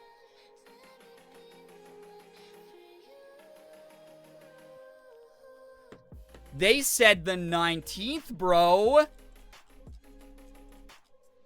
Oh, fuck. I just got the splash, bro. Oh, no. Okay, we'll talk about this in a second. Y'all talk amongst yourselves. Obviously, please be respectful and shit, because I'm not going to be monitoring chat in real time right in this second. I'm going to catch up on some good news, and then we will all fucking pontificate about this, I guess. Holy crap, bro. That sucks. Good news, 2 months after breaking his leg, my dad is healing great and is able to bear weight on his leg again. He's still healing, but he's making progress, and we got to have dinner together on Thursday. Oh, man. I'm all distracted now. Shit. I'm so sorry to hear again about that your dad even had to break his leg, but I'm so glad. I know, Kirion, you've been giving us a lot of updates about the healing process. Really glad to hear that that's going smoothly for him. And I hope that you have, or had a great dinner. So, yeah. Alice Class, yo, what's up? Abby, welcome to the stream as well. Welcome, everybody. Joining Nye, so good to see you here. Sorry to anyone that I missed in chat. Again, I'm catching up on a little bit. I was able to bring Spooky the cat home, and he's adjusting so well to the house. Once he realized there were pets involved, Spooky was sold and became so friendly. That's so cute, Whitmer. Congrats on the new kitty. Love that. I hope that your cat has just the greatest forever home. That's so great. But yeah. Other good news, I recently shared a story with my friends of wacky autistic behavior I used to do in high school as a form of teenage rebellion. They thought it was cool instead of weird. I love being loved. I'm so glad I give people the opportunity to love even the parts of me that I'm scared I'll be judged for. Yeah, and it's like the way that you find out who your people are, because obviously no one owes anyone sort of like the space to always do things that might clash, right? That said, the fact you found your people and you knew you could open up and trust them, and then they did, is just proof right there that you can always find your right people, right? I fucking love that about interfacing with other people. Mouse, what's up? Welcome to the stream. Libraries are incredibly important. Please support when and if you can. Yeah, exactly, Mason. But yeah. We have video games and movies available in our library system. Hell yeah, yeah. And you can always request that your library gets those. Exactly. Good news, just before I made 20 trips with 40 boxes of litter from the car to my garage, and now my back is broken. Buy one, get one. I've got 3 older sick cats that pee a lot. So yes, it was very necessary. AJ, I'm glad that you got to take care of that, and I'm glad they're being taken care of well. Yeah. Libby app's absolutely dope. It is. Good news, I'm still here. That's all I've got today. Glitter Goth, all I gotta say is part of my good news is that you made it here. I'm always, unironically, 100% genuinely here. Very happy to see your name in chat. Even if you just go, hey, I'm lurking tonight. I'm just gonna be vibing. It's always so lovely to see you. I hope that that's something that you can remember even on the hardest days, and that I am clearly not the only one. I mean, we've got other people writing nice messages to you too, like Liz here. So, sorry I'm joining late. Andrew Mixes, that's okay. That's all right. Welcome on in. Enjoy the lurk. Good news, I bought a Hello Kitty mini fridge. So I've at least got that going for me. I mean, that's cute as hell. Heck yeah, you got to treat yourself with something fun, you know? When I was homeless, I found a job through my library. I was able to brush my teeth at the library. The library staff gave me vouchers for things like gyms to use the showers. My local library helped me find free clothes that fit when my last good pair of khakis ripped. I'm sure there's more. Anyway, libraries are integral to community support. Miracles, there we go. Exactly what I was talking about. It is a community resource through and through. It's very similar like when Redacted was deleted. I was making a joke about that Centennial last night to Morgan about how it's like very very much like Unis Honest vibes, or like when Vine went down, honestly. But yeah. But Big Bungus Chungus, hello, hi, yeah, TikTok went bye-bye. For now, we'll see what happens. If not, Libby, some public libraries have their own e-reading apps. Yeah, that too. That's also a good thing to remind people of, for sure. Also, thank you, GP Harlock. Thank you so much for the 29 months. Oh my gosh, some of you have been trapped here in purgatory for far too long. Thank you so much for the 29 months. I appreciate that. That said, all of you have earned your freedom. You can go if you need to. Thank you. It's January. Yeah, it's January actually because it's Ashley's birthday month. So there's, yeah, lots of chaotic incentives that she's doing on her channel. Thank you for the reminder, Liz. My good friend's birthday this month. Good news, I'm learning more about coding this term. I'm excited to learn more about WordPress and create my own theme. Love that. Hey, congrats on figuring out something that you're interested in. I personally tried to do some coding when I was in college, and I took a couple courses when, wow, this is really not for me. I just don't have the brain for this. So hearing people get into it and like actually take like a sincere interest in it is so cool to me. Because y'all are the ones who are going to be able to, like, make games or program websites or whatever. Like, that shit rocks. Program robots, dude. You know? It's the 19th somewhere in the world? Yeah, that's true. It's kind of wild. I wonder if it was, like, for whatever stupid reason, it was running off, like, the Chinese time zones or something. They're doing it to protect the companies they work with so they don't get fired. Oh, get fined. Oh, okay. That's smart then. There we go. That makes sense. I mean, obviously maintaining the business relationship so they still have sponsors whenever TikTok does finally get to come back here. That is going to be an important thing. So, yeah. Big RIP for now. Yeah, for sure. For sure. Yeah. Pretty wild. Also, I think if I missed anyone's good news, so sorry. Hope that people were really kind to you in chat here. Now I gotta think about like what the fuck I'm doing now. We have media review, but I guess we can just save that for tomorrow then. Oof. Good lord. Good lord. Interesting that whoever was in charge of pulling the plug didn't understand midnight EST on 119 isn't 10:38 CST 118. Yeah. Again, I think it has to deal way more with sponsors. Just as someone who worked in internet marketing for as long as I did, it makes a lot of sense what Morgan shared. They waited until 11:59. It might have been all off in time, and law says that the 19th they start accruing fines. So there you go. Yeah. Money always talks, unfortunately, in these situations. So. Yo, Tay, what's up? Hi, chatters. It's been so long, like 2 weeks since I've been here. I missed you guys. It's good to have you here. Welcome on in. Welcome, welcome.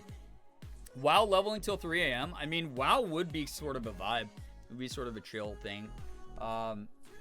Just yapping about shit. I don't know.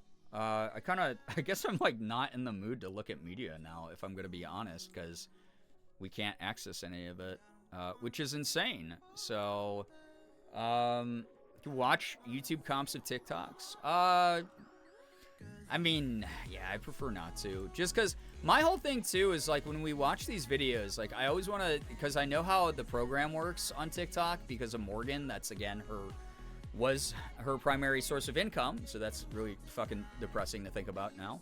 I'd rather give those creators a view. I hate channels that only steal other people's content.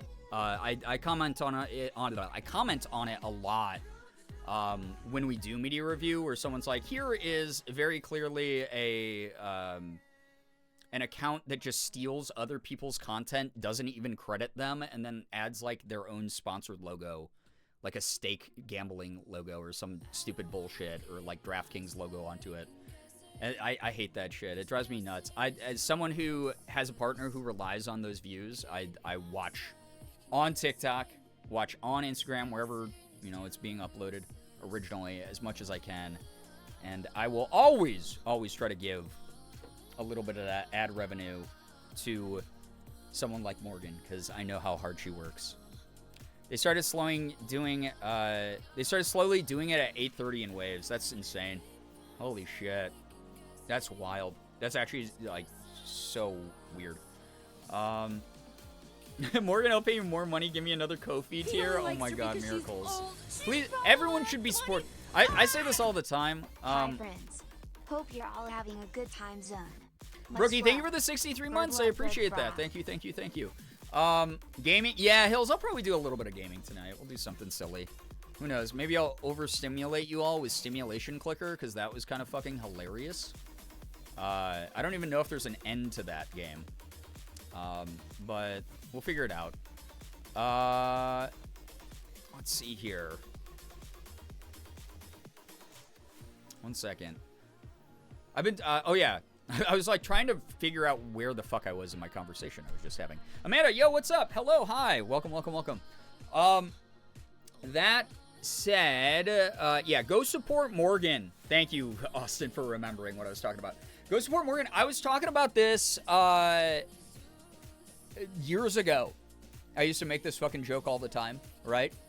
Where I was like, God, I'm getting old. I'm so tired. I've done the content, like convention circuit. You know, I've gone to all the PAXs. I've gone to the like Midwest cons. I've gone to the local cons.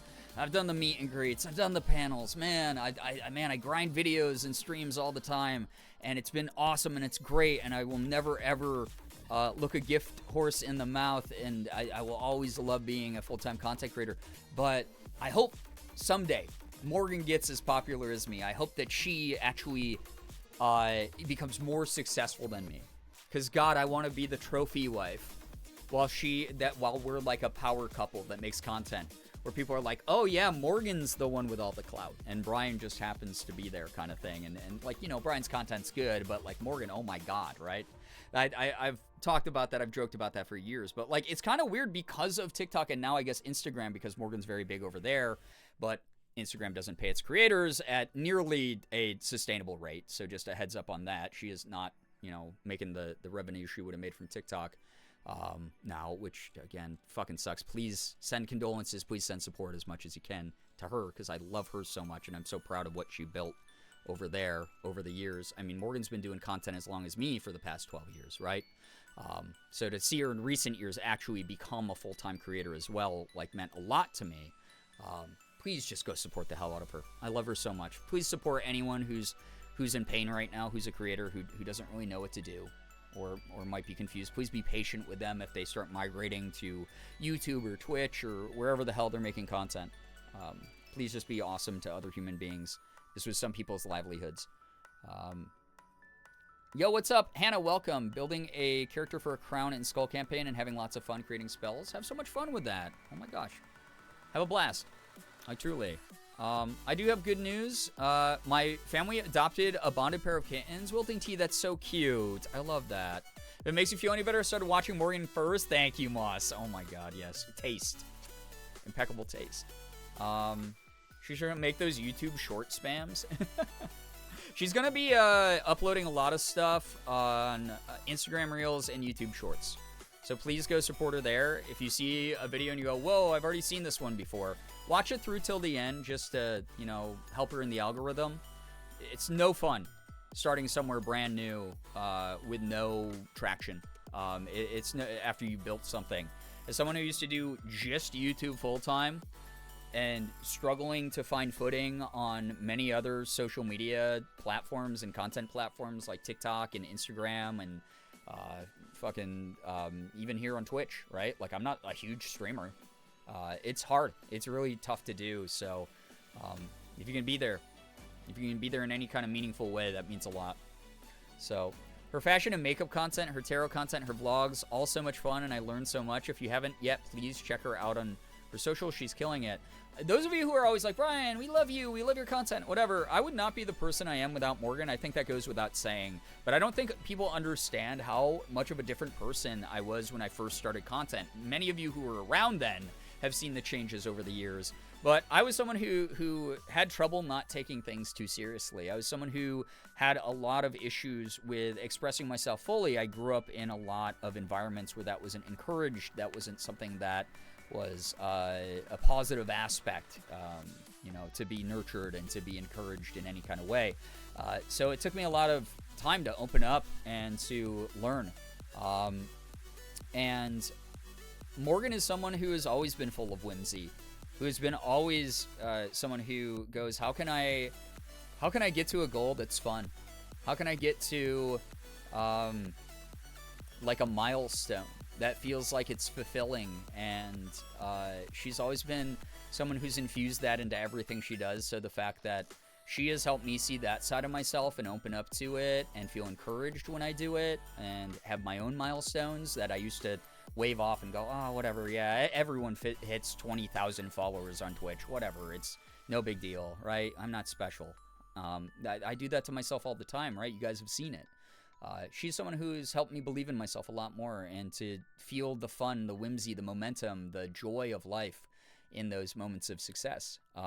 And I really hope that that's something that shows in what I do today now. So those of you who like my stuff, please support her. She is amazing. She's an incredible human being. My good news is I downloaded all of my old TikToks from 2020 to 2021 before you could get them without the watermark. And oh my God, yeah, there you go. Morgan's got it, all of her stuff. So definitely check her stream out whenever she does her stream stuff. But yeah, we're gonna see what happens with all this shit, right? It's gonna be a weird world. Blogger says, what, Bree? Hello, hi, Bree, welcome. Yeah, I know. We were about to review some media from TikTok here live, and then it went down early. Jinx, yo, what's up? Hello, hi. Welcome. Truly wish I had Morgan's work ethic. All those fit videos consistently. I never could. Here's the other part of it too. Is I'm like the fucking laziest Twitch streamer of all fucking time, right? Like I'm someone who, like, I don't know how I have as many followers as I do across the internet, because I've always been like the bare bones, back to basics person. Oh man, my YouTube videos are just me being a fucking weird little dude in the corner of the screen. My Twitch setup's the same way. I have like wacky alerts and whatever, and a couple gold bars or whatever, or like event viewer. This is something I added in like 2018, dude. I have not changed the template or the aesthetics of my stream in so fucking long. I'm just person who goes, I hope that I'm entertaining enough to listen to, that's enough. I hope I'm the content. I hope that the game I'm playing is interesting enough. I hope that content in its rawest form is enough. I don't do what a lot of streamers do, where they have all these cool layouts and buttons and whatever interactive tools. I sometimes wish I was, but I'm not. I'm very simplistic, very traditional in how I do content. Morgan is someone, though, I will walk into the bedroom right after she's done filming, and there are fucking 20 outfits on our bed laid out. She hasn't written down a single script, by the way. Anything that she's putting in her videos, she like comes up with on the spot in her head. It comes up with what she wants to show, the picture that she found from the past that inspired her to do like all of the fits that would have been big on the 2006 emo scene. You know, like, she does all that. It's so creative. It's so awesome. It's so complex. It's wild. Her work ethic is inspiring. It's very good. And a big part of that is, I mean, she openly talks about it a lot. She has chronic illness. She has chronic pain. She doesn't get to work a traditional job because standing up for too long destroys her. I've seen her when she's experiencing next day pain or sometimes same day pain. She can't work a traditional job, so having content, especially TikTok, take off the way that it has been a huge godsend. It's been this incredible blessing for both of us, and I'm really grateful for those of you who supported her in the rise of that, as well as the, pinnacle of it. Thank you so much. I've seen her turn her whole life around from being depressed and sad and not really sure of like where her spot fit into the content world, becoming the person that she has. It's amazing what a platform to some can be as a lifeline to others. It's so awesome. I'm so fucking proud of her. It's amazing. It takes so much work to do that. Yeah. Not to be parasocial, but I die for her. Get in line, buddy.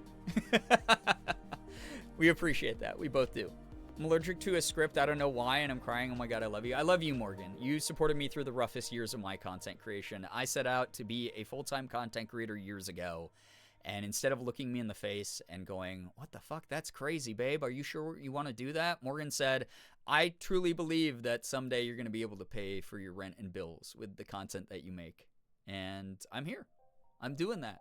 I am living my dream. And I wouldn't be here. I wouldn't have survived to the point where I've gotten to see the results of my own efforts if it wasn't for her. So, damn, I don't know. This whole thing sucks. It's rough. Like I said, it sets a really horrible precedent about censorship and about basically gaming the narrative to be skewed a certain biased way. A lot of creators have lost their livelihood. Obviously, we're very much personally affected by this. There were a couple months last year, I could not afford bills and rent. I couldn't. I could not afford bills and rent. And Morgan stepped up, and the revenue she made from TikTok or sponsorship she got or whatever got us through those rough months. It's been a weird year. So, or 2024 was a weird year. So, this sucks. This is rough. We'll see what happens. But please go support her everywhere. She's been putting up YouTube videos as long as I have, over a decade. You can go back, you can catch up on them. She puts up vlogs regularly. She does like a whole bunch of great stuff. She's going to be posting short form on Instagram and YouTube shorts and stuff. Please go support her everywhere. Chrissy, thank you for the 10 stream streak. I appreciate that a lot. Like, thank you, thank you, thank you. Love your love. It's been something that's, I don't know. It really feels like a fairy tale sometimes. Like, it really does. I found so many artists through TikTok. I only really used it during lockdown time, very short in my state, so I went on it much, but so many people I follow on Instagram and have shopped their Etsy I found through the Lip Sync app. Yeah. It was a gateway for a lot of people to find, so much. God. So good. But yeah. Also, wait, I feel like Morgan can hear me. Morgan, do you mind getting me my water bottle? I forgot it. I'm sorry. My lips are so dry these days. It's been so dry this winter. I need my water. I need my Wawa bottle. My Wawa bottle. Where is it? I might be in the couch because I've just been losing it. Both, like, physically losing the water bottle and mentally fucking losing it lately. I've just been... God. Good Lord. Brian talking about Morgan feels like when your parents gush about each other. Yeah, but I hope it's a lot more cute. Brian needs his Wawa. Yeah. I don't know. This is weird. It's odd because, it sucks that I took so long to get going tonight that we missed the cutoff, but I guess a lot of you were already scrolling to see if it was going to happen or not anyway. I will say this. People Morgan knows were telling us 10:30 tonight was probably the cutoff, and it was for us. So, maybe there was some water to some of those insiders, but... It is what it is, right? We can't really do too much about it. Out of our control. No way to predict. It's adorable is what it is. I'm glad that people see it that way, because, like, God, there's so many moments Morgan could have given up on me, and she just did not. Yeah, Morgan's a TikTok partner, so she does get behind-the-scenes info about a lot of stuff. But, yeah. Just some gay dude. Hey, what's up? Welcome. Welcome. It is very much, for those of you who lived through the death of Vine, it's a little bit more of a boomer demographic for this one. It felt a lot like that. That sucked. I had a lot of friends on Vine who lost their livelihoods through that. Wasn't quite as established of a financial creator economy, so it didn't affect as many people, but it definitely affected their ability to market their other platforms or to succeed in other spots on the internet. So that was kind of rough. Those of you who live through Unis Annus, as silly of a comparison as that might feel, I know there's so much crossover here from Mark and Ethan's communities, and it's just one of those things where they'll inevitably water down how serious a conversation about anything can be, right? It's just like really fucking weird though when you think about this thing that they built up for over a year that enthralled over 1 million people disappeared overnight. It died in the water, and there were a lot of people who had good memories of that, some level of connection, some level of community that don't have that anymore, and TikTok's really feeling that. Morgan has so many great viewers. Thank you, by the way. Morgan has so many amazing viewers who reached out to her and commented that they're gonna miss her, and that her videos inspired them, or that they loved her energy, or anything like that. So she has such a good community over there, and it's gonna be sad not to have as much of that energy in her life. So I'll send her lots of good stuff.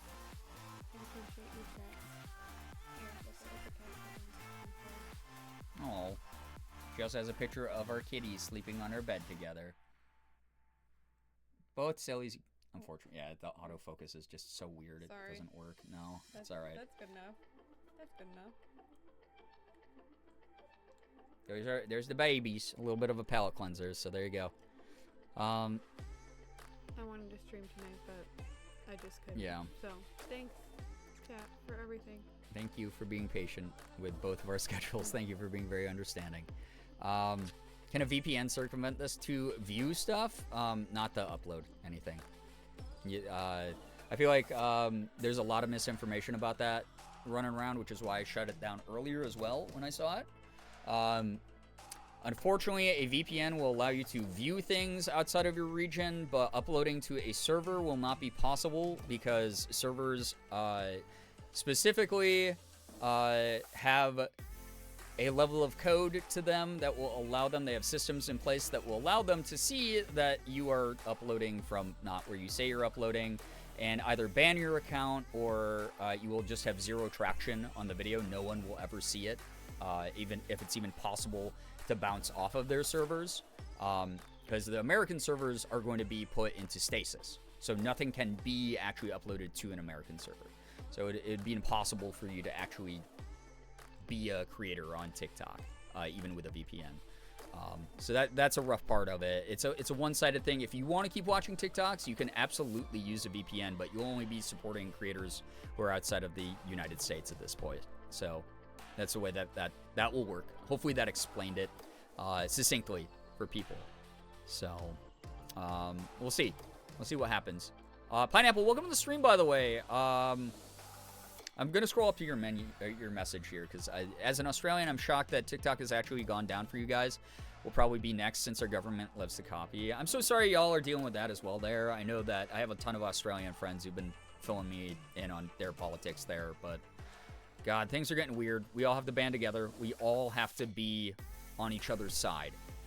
We have to stop eating each other over stupid, useless shit that's just performative virtue signaling, that even if you were to win the online argument about it, what fucking good does it do? If it doesn't move the needle, then it's not useful to the movement right now. So we got to stand together. We got to keep pushing back. We got to protect the spaces we already have instead of making them smaller or less stable. And that's the fucking energy I'm bringing into this year, because I'm sick of it, you know? The white cat instantly aims for the dark clothing. Yeah, Elsa loves sitting on any dark clothing, and then it's just, yeah, all her hair. Firefly, welcome to the stream. McCory, hello, hi. If you need to lurk with low energy, it is what it is. That's, tonight is, we're all over the place as far as, yeah, all of this. So, reminder to everyone who uses one and refills it Saturday night like me to refill your weekly meta organizer. Ooh, that's a good reminder. Thank you, Uber. Me, I'm gonna lurk. Me, yap. Well, I'm flattered. I'm always flattered when a lurker is like, actually, you know what? I want to stick around and vibe. I want to chat. I really appreciate that a lot. I love the working class. Fuck yeah, as you should, because we are the working class. Y'all don't own a mansion up in the fucking Hollywood Hills. Y'all don't own a company that you're the CEO of that's making billions of dollars off the hard work of others. You're the same person who's grinding for a paycheck just like the rest of us. So we are the working class. That's our people. We do the shit we can for each other, because without it, fuck man, there's only the 1%. And then the rest of us are dead in the water. So we'll be doing the best that we can. We can chat for a bit, no worries. Just COVID and flu boosters definitely. Oh yeah, God, the Wombo combo. Good luck. Thank you for doing your part. Good luck with the side effects, you know? Yeah, I don't own shit. Yeah, that's the other thing. Fuck, man. We're going to do the best we can together, guys. It's going to be a weird set of years coming up here for those of us who believe in the right shit. But we're going to do great. Just want to say your Instagram story the other night about creativity being punk and to be weird and resistance was really motivational, and I'm going to try to live by that for the foreseeable future. Bubsford, I'm so glad. I kind of reflected that a little bit, or echoed that a little bit tonight as well. I was going on a rant about the most punk rock form of resistance that you can possibly have is literally just existing. You've had people who said, hey, we don't want you around because you believe in this, or you look this way, wear your hair this way, want to do this for your future job. Oh man, why aren't you the fucking boring normie status quo that we set up? You existing, being yourself, trying to concentrate just on what you want to do and make the progress you want to make, that in and of itself is resistance. That is punk as shit. That is be as weird as you can. If you want to. You know, as long as you are not hurting other people or yourself, be that weird that they're not comfortable with. Because you're blazing your own path. It really is that simple. PT Jest, hello, hi. PT Jest D, I just realized the pun of your name. Hello, hi. Welcome. I wish everyone would watch Elysium one more time, including me, because I can't remember if it had a good message or just some decent themes. I've actually never seen it. Which is, I mean, God, there's so much shit I gotta catch up on in media. Even though I have watched probably thousands of movies at this point in my life. Follow my letterbox, by the way. I was having a great chat. I think one of the ways that we can keep ourselves from burning out right now is invest more time into not just the hobbies that you want to succeed in, but the hobbies that bring you fulfillment and joy that maybe are completely private. Some people don't even know that you do them, right? I'm on Letterboxd. Fuck, man, I mean, definitely there has been almost zero translation of the overlap of interest of this community and my Letterboxd. If you don't know what Letterboxd is, it's an app/website that allows you to review movies, the style that you can on like Goodreads with books, right? So I watch a movie, I leave a Letterboxd review of it. And I've delighted in doing that, writing silly little reviews. I get a little bit like in depth about like just someone who's worked in a little bit of film. Gotten to like really like share my perspective on film through a lot of those reviews. But I don't expect to get paid for that. I don't get paid for that. That's just a for fun hobby for me. That's something that alleviates so much stress and takes like my mind off of just this constant grind, this horrible grind set that's been set up where people are like, if you're not making progress, doing the thing you're doing, even if you're just doing it for you, just doing it for fun, you're not living. That's insane to me. Do something for you. Do something that like fulfills you. Nothing is more powerful than your mere existence striking fear in the hearts of others. Absolutely. I'm just happy to be a part of communities that I can hang out in. Yeah, I mean, I'm glad to have you here. Also to circle back to what Austin just said about like you just existing, striking the fear of others. We're so used to it from the other side. There's politicians who say, I'm going to take away these rights of people. There's people in our families or neighborhoods who delight at the cruelty of the world and people losing access to things. You know, we see all these bullies who are used to pushing people around. They feed on fear. It's okay to be afraid. It is. But it's also okay to face the fear. And that's what real bravery encourages, in my opinion. It's not the absence of fear. It's the ability to face it. We got to make them afraid. I don't mean necessarily in physical ways. I mean, that's really up to you if you decide to go that route. I'm not here to encourage it specifically because that's against TOS, but we need to find a way to create our own spaces that show that we are mobilizing, that we are organizing, that we are bonding together and banding together. Because that solidarity, that's what they don't want from us. They don't want us to organize. They don't want us to create movements that are counter to their ideals. They want us to be scared and to give up. But to frighten them back through action, come on now.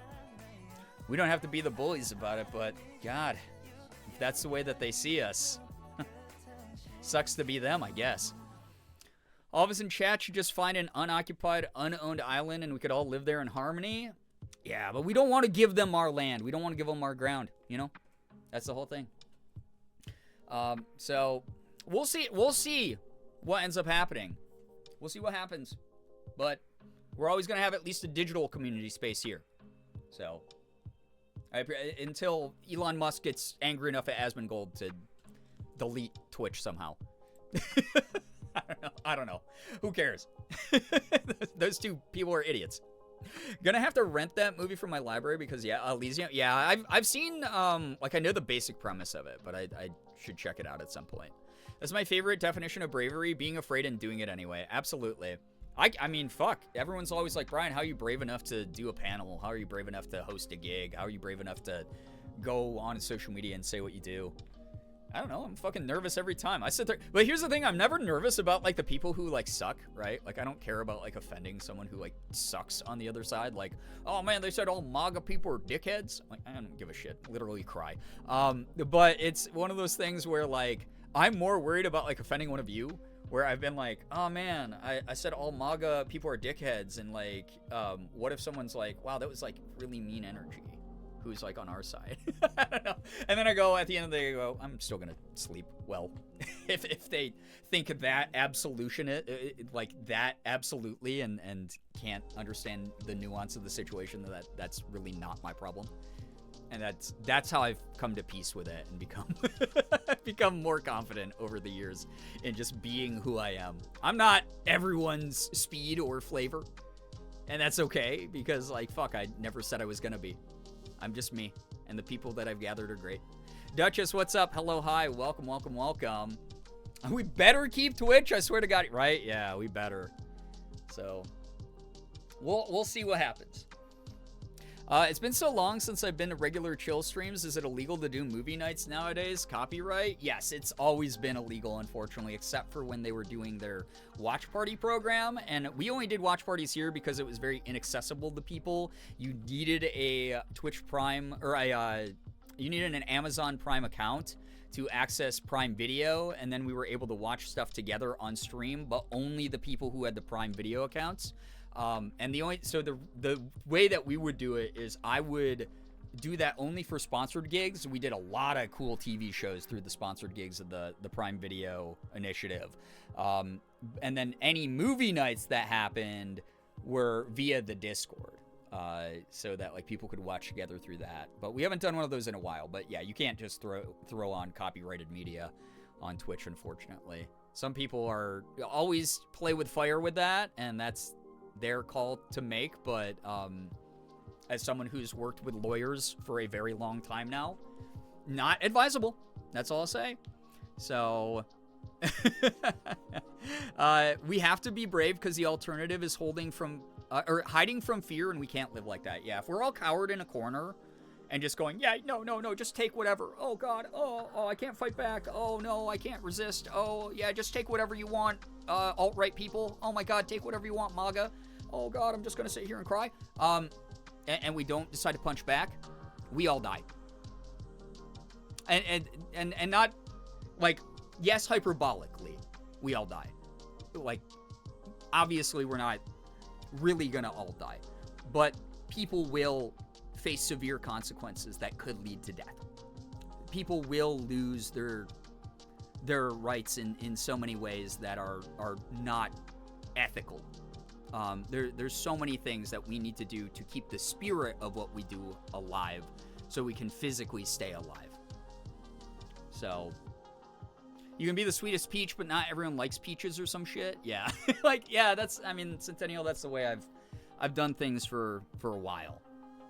That's a real stickler and nuance. A lot of people get caught up in technicalities, missing the context clues of the situation.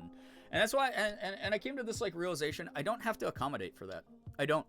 If someone is, like, regularly fucking going insane in my chat or my comment sections or my Discord or whatever, and being obtuse or contrarian or pedantic, and even with the extension of kindness and patience, where we try to explain things to them or include them or incorporate a perspective that they could relate to and they just refuse to, the streams aren't made for them. I don't fucking care if they feel weird and ostracized about that. That's not a place you're going to thrive. It's sink or swim in many ways. And that might sound super harsh, but like, shit, man, I don't know. I feel like more like a real human being instead of a fucking phony. So, yeah, exactly. Mason said something great here. Fascists rely on us willingly giving up our rights so it's easier for them to take them away. There we go. Also, NTMB says this great thing. We fought so hard to be here, there's no way I'm backing down now. Why would we give up on the progress we have? Exactly. Exactly. We protect future generations with our actions as well. So, there you go. That's the way that I try to look at things. I'm stuck in as in Indiana. I was like, you wanted me to emphasize the second in? I'm stuck in Indiana, and all the legislation that they're trying to pass right now is terrifying, but I'm here. And you're part of the resistance. It's not unanimous. There might be a majority fighting against you or something like that. It might feel very, hopeless at times. But you're inspiring others around you to speak up for what they believe in. You're still you at the end of the day. You haven't compromised that. So, again, just being here in this moment, you're already putting up a big fight, and all of us are going to help each other through this. Community will continue strong. Exactly. Yep. Yeah, a lot of MAGA weirdos literally shut down when we fight back because they just see us as easy targets. Yeah, and that's the other thing, too. I mean, I talk about that shit here all the time, right? Is, like, a lot of them are genuinely, like, too simple. Like, they've had the same insults since they were 8 years old on the playground, that they are not creative or smart enough to actually fight back with anything but regurgitating, like, headlines that they read or that they listened to on, like, a Joe Rogan podcast. They're actually genuinely too emotionally and, like, physically stupid to ever actually, like, learn how to bring up a point without just regurgitating the rhetoric from someone who is smarter and more successful than they'll ever be. And they fold like fucking wet cardboard, dude. That said, like we talked about last stream, don't be going into the spaces to fight because you're not going to win. You're going to be in enemy territory where all biases allow them to always have the upper hand in those situations. But if you're doing what you can to resist by simply existing, building up the things that make you proud and happy and will allow you to live independently as yourself, and they enter your spaces, you have every right in the book to fucking defend yourself. You have every right to fucking match a right hook with a right hook. Like, you can do that. You have the ability to do that. So that's all I'm gonna add to that. But yeah, my partner, Anime Fangirl, yo, what's up? Welcome to the stream. My partner and I discussed leaving the country to be safe, and then we thought, and give them our home we fought so hard to get. Fuck no. We stay here, we fight here. If we're the only ones, at least we're here for the ones that didn't think that they could exist here. Exactly. You are going to inspire, like, we might not see enough change in our own lives, but I bring this shit up all the time, right? I'm almost 40 years old, which is kind of insane. I was not supposed to survive this long in my personal headcanon of my life, but canonically, it was a canon event that I got to the age that I'm at. I fought goddamn hard, but it hasn't only been for me. It's to inspire other people around me. I'm older than some of you here in this community, or maybe I'm younger than some of you in this community. But I hope I'm a good reminder that it's never too late to fucking try, to fight back, to do something that makes you feel empowered, to do something that serves your creativity, your ability to create in this world, something that's a lasting legacy either for yourself or for others. I mean, that's just like a simple truth of the world. I'm not here to give up on that shit. I hope that, like, and I've seen since I was a kid, the people who I was inspired by fight for stuff, which is what inspired me to begin with. And even though maybe the needle's only nudged a little bit in the right direction, it has nudged. There are things we do differently, especially in mainstream media, that's very different than how things were when I was growing up that I wasn't happy with or did not serve me or the greater good. So, Azure Knox, hello, hi, welcome to the stream. Hello, hello. So, yeah, that's where I'm at, is I'm always going to resist, because maybe the future generation will pick up the torch where I end up dropping it and go, whoa, shit, man, this person got pretty far. Fuck, I didn't have to try as hard to get to where they're at. And they're able to grab that and go on their journey to empower more people. That's how progress works, you know? You were supposed to be here for this long. You fought for us. You really did. God, I've tried, you know? I'm glad you're still here, Brian. Same to all of you in chat. And I'm glad to have this, this community here. You are kicking butt. Like, truly. It's dope. It's such a hard thing for me, leaving the South, knowing how bad I wanted to be the adult that I never found to look up to. I wanted to create spaces here and protect and defend the youth here. I'm just so exhausted. I have to move at least for a little while. Well, Miracles and Monsters, let me, like, shift that perspective. Obviously unsolicited, but I'm God here. That's why my name's on the channel. So, if y'all don't like it, I will simply cast Magic Missile on you. But, if you say something in my chat, you know that I'm going to rant off of it. That goes for all of you. You don't have to physically be there to be that person that you just said you wanted to be. You survived to this age, and other people who maybe were queer and in the closet, or maybe people who wanted to do what you do now, saw you do what you did, even under the circumstances that you were under, and they also saw you escape. They went, oh, fuck, I don't want to live here my whole life in this hostile territory. I want to escape. I want to go somewhere else. Oh, my God, Phoenix, Arizona, or whatever. Arizona sounds awesome compared to where I'm at right now. Wow, Miracles and Monsters did it? Holy shit, that means I could do it too. You are a role model. You are an example.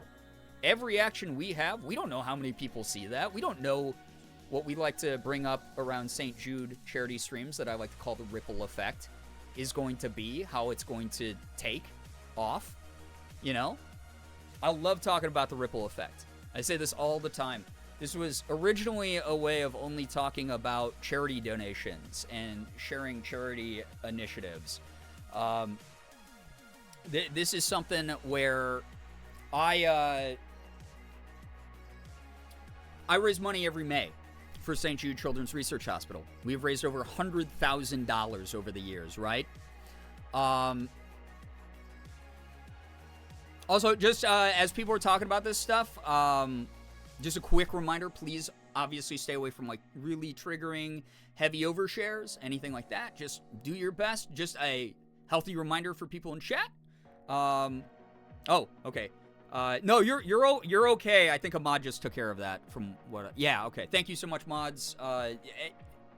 Very earnest type of mistake. You're a-okay. You're a-okay with that. You're fine. No one is angry at you, I promise you. We're talking about heavy shit. Things are bound to at some point spiral or cross a line or anything like that. So yeah, gentlest of heads up. Thank you, McCory, for phrasing it that way. Yeah, I got caught up in those feelings and typed faster. No, you're good. That happened. Listen, we are again. I have all the tags on my stream about being ADHD and neurodivergent and shit. I'm very open about this stuff for a reason. Like y'all are my people because I understand you. You understand me. Okay. I've overshared plenty of shit, so you guys are fine. You're a-okay. We're working. It's impossible to always be comfortable for everyone in a community, and there's going to be some moments where it's addressed, and some moments where it just is what it is, and that's okay. So apologies, but I appreciate the anecdote as well, because if you have that personal story in your life, Miracles and Monsters, just to bring it back to the point, you are inspiring those people. You are. You're helping pass on a better. But you're breaking the chain, and you're creating a better tradition. You are. You're creating legacy in like a really real way.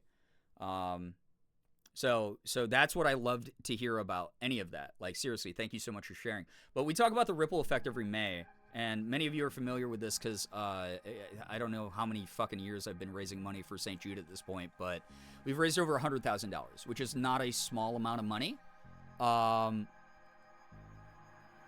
I talk about ripple effect because every year, without fail, I will go, hey, please share the stream.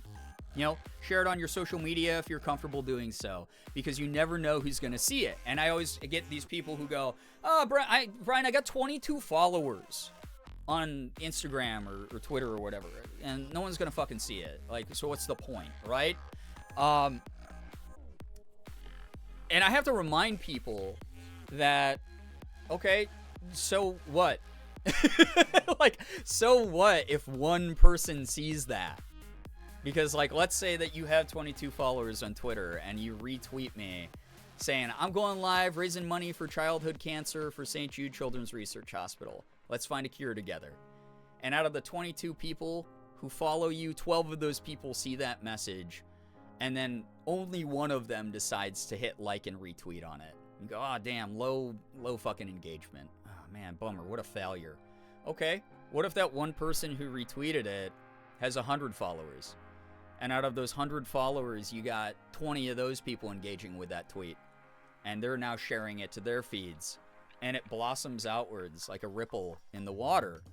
And it becomes something that eventually reaches the feed of Dwayne "The Rock" Johnson, which is why we have the Rock emote at all. That's why we have a bald Dwayne Johnson Rock emote looking like an egg as one of our emote slots.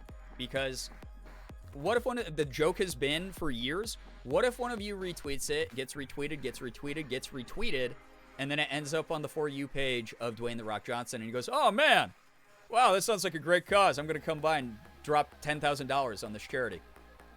Shit, dude, look at, you might not know that you were the cause of that thing, but you might have been a part of that. And that's the way that I like to look at inspiring future generations and making sure that people, especially younger people, know that I've survived my life as someone who is, again, politicized just for existing. I'm a queer POC. I have been told so many times that what I'm doing is wrong or not something that's viable. And I'm here. I don't know. I've been doing this for years. All I know how to do is be myself. I can't pretend to be someone else. I mean, except when I'm acting. But it's just like, it's just something that I'm trying to do as best as I can. And I hope that inspires other people to do the best that they can. So, there you go. You're good. You're good. And I think that a thing that's actually helped communicating that sort of general energy here is, again, like, we've just been, as a community, sort of progressively working on our communication abilities, our tactics to talk to each other, not accommodating for rigid mindsets. Brian.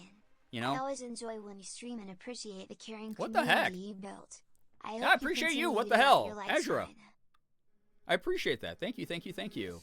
I really do appreciate that so much. Thank you for the freaking year. Congrats on the Jolteon badge. Guys, can we please get some hype and some pride for a freaking brand new Jolteon badge, full year. I'm unbelievably just flattered that you want to support me as much as you do. You know? So, Didi Hime, yo, what's up? Welcome on in. Welcome. 10 out of 10 Rock impression. Oh, I know. Listen, I grew up watching The Rock on WWE SmackDown. Like, thank you so much. Like, truly. I do be always liking and sometimes retweeting, but I think you might be overestimating the reach of smaller accounts. I have 100 followers, and sometimes if I'm lucky, I get one like. Lovely defeatist mentality. I'm sure that will help you and everyone else in your life. Like, I don't know what to tell you except what I just told you. I've been a successful full-time content creator for 7 years. We wouldn't have hit $100,000 raised for St. Jude unless small accounts helped me out. There's very few people with huge accounts that go out of their way to engage with charity streams whenever I do them. It's only been small accounts. Also, algorithms do suck, sure, but that doesn't mean that you shouldn't try. And the fact that you're running off of just a metric of a like being what's going to maybe inspire someone. God, I can't count the number of times y'all have been like, man, Brian, it was fucking dope. It was so fucking dope that you did this recently. And I go, I didn't see you in my likes, in my head. I go, that's a person who didn't fucking hit like on the post that they said was awesome, but they're still gonna bring the energy here. At least they're seeing it, they're consuming it, they understand what I was talking about. So sometimes the message getting across has nothing to do with like the interaction. So that's something that I recommend anytime, is to just engage however you can. You should. Spawn Lilith, what's up? Welcome to the stream. Welcome, welcome, welcome. Thank you. Nymeria, good to see you here as well. WWE is now on Netflix, so that's a thing, I guess. I saw that. Isn't that fucking weird, Glittergoth? Super, super strange. So, has it been for you streaming on Twitch? I mean, that's a 7-year conversation at least, I think, at this point. I don't remember when I started. 2016, maybe? Actually, maybe 9 years? I don't know. Good. It's had its ups and downs like anywhere. I'm not here to bootlick for a platform. I'm here to make content where I feel comfortable doing it, and that's that. But I would say if you're gonna get into streaming, Twitch is probably gonna have the most specialized set of tools, platform, community, and sort of just net to cast. So, yeah. I'm back. Had to wash and dry the pup because he decided to roll in the mud. Aw. Gas, welcome back. I'm not denying that every single person adds up. I just chuckled a little when you said 12 likes from having 24 followers. Oh, no, that's not what I said. I said 1 like. I said 1 retweet from 22 followers. I know, numbers are hard. And if you're dyslexic like me, we mix them up. So it is what it is. It was more of, yeah.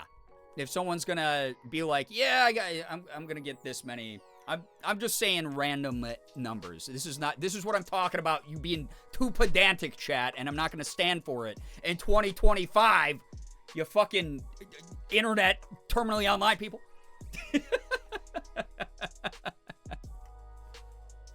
It's a hypothetical example to get a point across. Did I just peek the mic real bad? I hope so. How has everyone been? The last couple of months for me have been chaotic, to say the least, so I've missed a lot. Doing the best we can. We're surviving to this point in history, so that's something, right? It's a lot of stuff that we've been talking about. A lot of stuff we've been talking about. Insert caught BTTV emote. That reminded me, shit, I have to sign up for a BTTV membership so that we have, like, unlimited emo slots. We'll get so many emote slots on BTTV.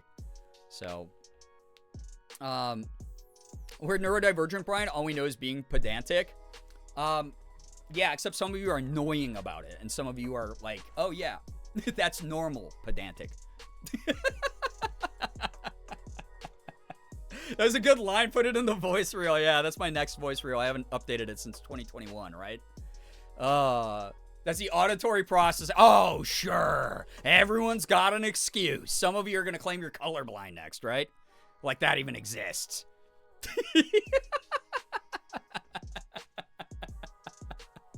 When they say autistic people have black and white thinking, but literally we're some of the most nuanced individuals I've ever met. Right, yeah. Like, that's the other thing, too. It's like, God, I am also neurodivergent as fuck. It is possible to teach yourself to engage in ways that don't make people hate you.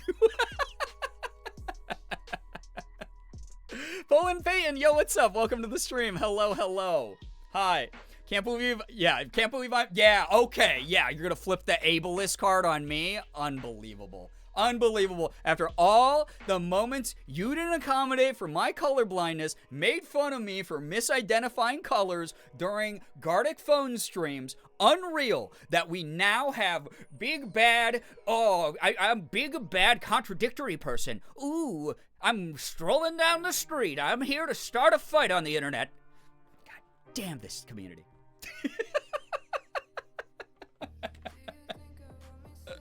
Oh, God. People admit that, Brian admits they've been faking colorblindness live on stream, not clickbait. Here, let's bring it back to the end of TikTok like we were talking about, right? Ethan going, I have ADHD, I can't be ableist, talking about your colorblindness. Right? God, dude is so ableist, it's unreal. Who's the ableist gay now? speaking of, like, people admitting shit, God, Morgan and I were horrified. We were horrified during the last couple hours here on TikTok, because, like, winding up for the stream, another thing that made it so that I didn't get going in time to do fucking media review. Oh my God, I'm so sad. Which I guess we'll finish tomorrow with only the Instagram Reels and YouTube Shorts. Actually, I'm going to click this. Oh, shit. Even the browser version. Yeah, it's all down, man. There's no workarounds. This sucks. I guess I could do a VPN just because we're just viewing stream. Maybe I could do something like that. I'll look into it. We won't give up on it fully yet, okay? But I'll look into it. Here's the thing. People were getting messy, bro. Like, publicly fucking messy. Oh my God, people were getting so messy. It was such a pain in the butt. Where it was like, people were like, I went viral for this reason. I just want to admit, I lied about that incident that made me go viral. And we were like, it's the end of TikTok. It's not the end of the internet. You're going to have a video that's like, hey guys, go follow me on Instagram and on Blue Sky and on YouTube and everywhere. And then you're going to be like, by the way, I'm a fucking pathological liar who all my money and success is from fucking lying to your face, you dumb little idiot chumps. Dude, that's going to follow you. Like, it will follow you. Oh, God. Like, bro. Why would it got so messy? There were so many people just admitting, I lied about this, I lied about that. I was like, why is this the end credit trend of this app? Why are so many people fucking awful? Like, why are you terrible? They could be lying about that too, but that's almost as bad, you know? It's like, oh, just the continuous grift. Wow, you're kind of a piece of shit, actually, then. So, it's just so crazy. I saw a bunch of that, or people being like, this super wholesome relationship you all supported, it was fake. Yeah, crazy, right? Just literally pathological liars. Like, brother. And some of them might be like, hey, I was someone who blew up overnight. I had no desire to be a content creator, and I went viral on TikTok, and then suddenly I had a following on this app, and I had to make content for a while, like, or I just made it when I felt like it or whatever. I'm just gonna go back to my 9 to 5 because I was working that still the whole time. Whatever, scorched earth, I don't care about any of you. Like, some people were probably that, but I saw a bunch of people who were like, you know, established creators with like the check mark and everything being like, oh yeah, hey, by the way, I lied. All my content was set up. You guys are actually really naive and kind of stupid. Thanks for the money though. See you over on Instagram. Bye. And I'd be like, no. People are literally only going to watch your Instagrams now for the drama. You set yourself up for the literally worst timeline you could fucking have on the internet. As a content creator who has come under the scrutiny of really weird people who have misinterpreted what I've said, it's not fun to navigate abrasiveness. It is not fun to navigate a bunch of viewers who just hate your guts for some justified reason or otherwise. For me, it's always been someone has been kind of fucking dumb. But I digress. Yeah, enjoy trying to get sponsors again. Yeah, that too, right? Like, holy shit, way to shoot yourself in the foot with like a goddamn Magnum, bro. 50 cal round through the foot. Shiro, welcome to the stream. Hello, hi, welcome. It's very good to have y'all here. But yeah, it was a messy, like, just drama fest. For a while, people were calling each other out. People were going, and another thing, this is what I've always thought about this. And we were just sitting there like, could not be us. Morgan and I have a dream of moving to a beautiful, like, countryside home and unplugging and planting flowers and wearing cute cottagecore dresses and raising cats, dude. Like, I don't need that level of drama and hatred in my life. I love playing Who Will Intentionally Misunderstand Me for 40 minutes after I said the most clear sentence imaginable. Yeah. Well, welcome to a large part of my content career online, which is why I hate misinformation almost more than I hate hatred. Although also, Allie, thank you for the raid. Oh my God. I love that you're describing my dream right now. Oh my God. Can you be our neighbor? Can you please be our neighbor? If you guys don't know my friend Allie, aka Feral Wife, one of my favorite human beings on this entire godforsaken internet, please go drop a follow. Please tell me what your stream was all about. How were you doing tonight? What were you all up to? If you're someone who's brand new here, please read the rules so you don't get timed out by me, a mod, or Nightbot. I would love to have you stick around. So if you decide to hit follow, thanks for helping our humble little community grow. But if not, also, it's the freaking internet. You're not going to vibe with everyone's energy, so I'm not going to take that personally. It is what it is. I am a very strong personality, and I am becoming very comfortable that I'm not made for everybody, and I'm okay with that. I literally am so okay with it. It's the most peaceful I've been in such a long time, honestly, as someone who's been a public figure for over a decade now. Good God. Neat Dude, Cottagecore Neighborhood? Oh my God, wait. Oh my God, wait. I've been teasing that we've been thinking on Neat Dude of doing the Neat Dude SMP Minecraft server again. What if I make a little cottagecore neighborhood? Oh my God, that would be so cute. That would be so good. That said, if you're brand new here, what's up? My name is Brian, aka Girbeagly. I'm a Korean-American, full-time Twitch partner, YouTuber, and voice actor. I do a little bit of everything. I play AAA games, I play indies, I open up Pokemon cards, I do some cosplay. We were here lamenting the death of TikTok. I was supposed to show some, but they cut off at the 10:30 p.m. Eastern time that they said they were going to for us, and it's, you know, my partner was reliant on that platform for her income, so we're gonna be navigating that for the next few months and trying to figure out shit. Yeah, I don't know. It's good to still be here, vibing. Not gonna be great being a single income household again, but we'll figure it out. So go support her elsewhere, please. Go support her streaming. Go support her YouTube. Everything. I want to get her monetized everywhere. I want people to big money on her, right? She deserves it. She's worked her ass off to be where she's at online. Bobby Flay, thank you for the follow. Lil Blue Sparkle, thank you for that follow as well. I really appreciate that a ton. Like, truly. Thank you. Yeah, get Leggies in on that. Oh my God, right? That would be sick. Leggies would be down for that as well. What's the app for my partner? So the Morgan command that Brookie Bear just used there in the chat. Sorry, Brookie, for the full government username, but just so the new people can identify. Exclamation point Morgan. Morgan is the name of my partner. She is amazing. Please go follow her. She made viral vintage fashion content on TikTok and has gone very viral on like Instagram, but you'll find there in her beacons link links to her Instagram, her YouTube, her Twitch streaming. Go follow her everywhere, please. She's going to be trying to make diversified content across a number of different platforms now that her main thing is kind of in limbo. Morgan's a badass. Brian Morgan power team. You know, I used to make jokes all the time. Like I said, can't wait till we're a content power couple. It's the dream, and now we are. And shit, honestly, it's kind of cool. Like we got invited to like the sure it was for Ethan, but like not to diminish his accomplishments either. It was a real red carpet in Hollywood. We got to walk the red carpet as like a content power couple, and like the fans there were like, "Oh my God, Brian Morgan, can we get pictures?" It was cute. It was awesome. I love that. Just followed her on YouTube. I thought I already was. Thank you. Yeah, double check. Make sure you're following her everywhere. She is my heart, truly. If I ever lost her, I've lost everything. Government, name me all you want. Support Morgan or I will smite you. Oh my God.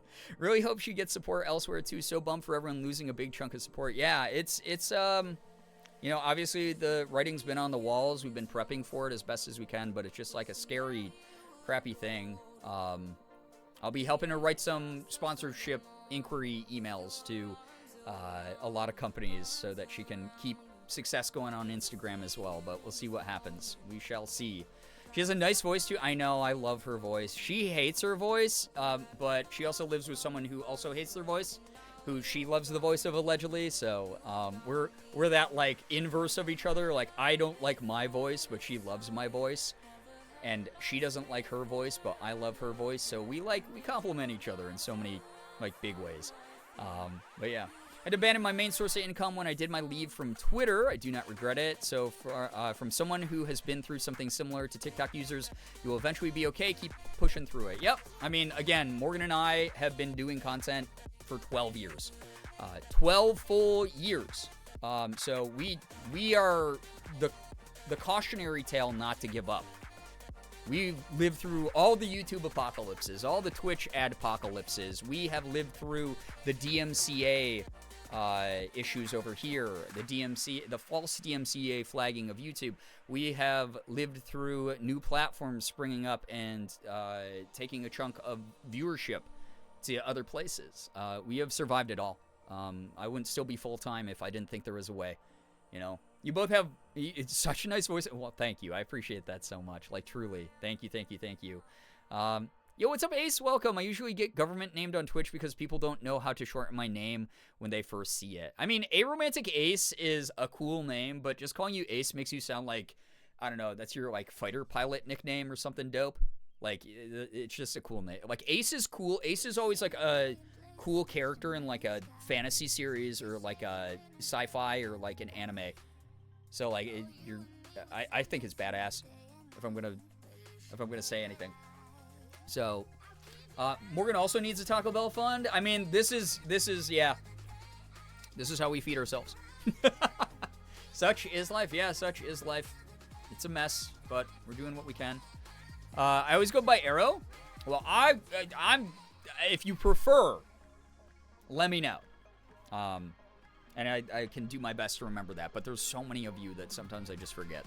But I'll always do my best, I promise. Also, did we ever learn from Allie, what was your stream like if you're still here? Otherwise, I don't want to call you out of lurk, but anyone from Allie's stream. What was Allie's stream like? What were y'all up to? I always love hearing about what my friends were up to, and I always like that their streams get advertised here in chat so that you go follow my friends and support them too, because this is a hard grind, dude. Making content is a hard fucking grind, man. That's all I gotta say. It is never really quite stable. Unless you're like Shroud or Mr. Beast or someone. I get called Ecto a lot of places, which is fine, but it's definitely weird to hear it now that I'm friends with or first name basis with the majority of the streamers I watch. Yeah, I mean, that's when I always stop it, is when I like actually become friends with people. Then I'm like, yeah, I'm gonna call that person by like a different name. And there's a couple creators where I'm just like, man, I just got to know you by your legal name more than I got to know you by your creator name to begin with, because I just like followed information about them, and it's easier for me to do that. And then there's tons of viewers like you here, Mouse, who I'm just like, yeah, man, you've been around for so long. I'll just call you that name because you've been around for so long. Godzilla mode, babe. We did Fortnite. Oh my god, that's so fun. I got to get back into it. Everyone's been saying this season's been fun. I really got to jump back into it. So. Finally got Godzilla. Man, I watched Godzilla x King Kong. A New Empire or whatever it's called with my friend last night. We both got kind of high and watched it, and which is why I didn't stream yesterday night. I went over to my best friend's. We watched movies with Morgan and got delicious greasy pizza and just laughed our asses off at that movie. It was so bad that it was amazing. I love them. I grew up watching Godzilla movies. There's a soft spot. I'll probably rate it much higher than most people would rate them because I grew up watching like the black and white ones. But, like, oh, man, I loved it. It was so stupid. It was, like, it was so bad. It was incredible. It was so silly. Excellent movie. So good. So fun. You'll see a letterboxd review of it soon. I had to review The Lighthouse first because Morgan and I came home, and then we watched The Lighthouse, and that was a trip. I always feel weird when someone calls me Miracles because I associate it with a very different time in my life. Isn't bad. Oh, yeah, I mean, yeah. God, thank you for the reminder that I was trying to call you Ephraim. I think I'm saying that right. Ephraim? Now I'm all screwed up because in The Lighthouse, the movie I just watched last night, there's a character named Ephraim who says it Ephraim. So I'm pretty sure I remember you saying Ephraim, and I was like, oh, that's different, but I'm assuming it's regional. So it is, yeah. Yeah, Ephraim. Okay, cool. Benefit of having a short username is both friends and strangers can just go by Mac or McCory, and it's no problem. Yeah. It's pretty good. I mean, in my early collab days when everyone just called each other by their YouTube names, people just call me Gur. Some fans still do, but for the most part, I'm just Brian Long everywhere now. And then the username is Girbeagly. So, what did you think about The Lighthouse? I love Robert Eggers. He's one of my favorite modern directors. I think that his ability to utilize light and sound in all of his movies makes it amazing. I just remembered something I didn't write in my letterboxd review. Fuck, how will people ever know that I'm smart about movies? I'll share it here instead. I think that movie was so well done. I thought that the way that the story, maybe I'll add this because this is good. Don't steal this, by the way. The way that movie was shot allowed that movie to tell the story, the entire narrative, through the camera lens, which means that the insane, nonsensical, frantic, dialogue that they had kind of didn't matter. All of that dialogue was like bits and pieces from like a shattered mind, right? Kind of didn't matter that it was that. So, because you got the vibe, you got the energy of that movie through the lens, through the actual like movie itself. Did a lot of showing, not telling stuff. But a lot of the telling was done through the lens. Maestro at lighting and sound foley, sound design. Oh, man. Shit, dude. Fun movie to watch. Really insane. Very, very insane. Follow Morgan on everything that I have. Thank you so much for doing that, Abby. That's really nice of you. Abby H. We have several Abbies here. So, Abby H, thank you. Get some good rest. Thanks for dropping by. Oh my god, thank you for the 87 months, Emiato! Thank you so much. Appreciate you a ton. Thank you. Charlie M, thank you for the follow as well. I missed that. Also, I feel like I missed something. Good go. Oh, here we go. I'm pretty sure Pattinson said in an interview that he saw the script and an entire page of it was just them saying, what? Or like grumbling. Oh god, I love that scene. He immediately agreed to do the movie because it was so insane. Morgan and I were like, there's no way that Eggers did not have them improvise so much of that movie. Because so much of the dialogue just did not actually add to the scene. There's a couple instances where obviously it was very planned, or the joke, the punchline was something that was pre-planned.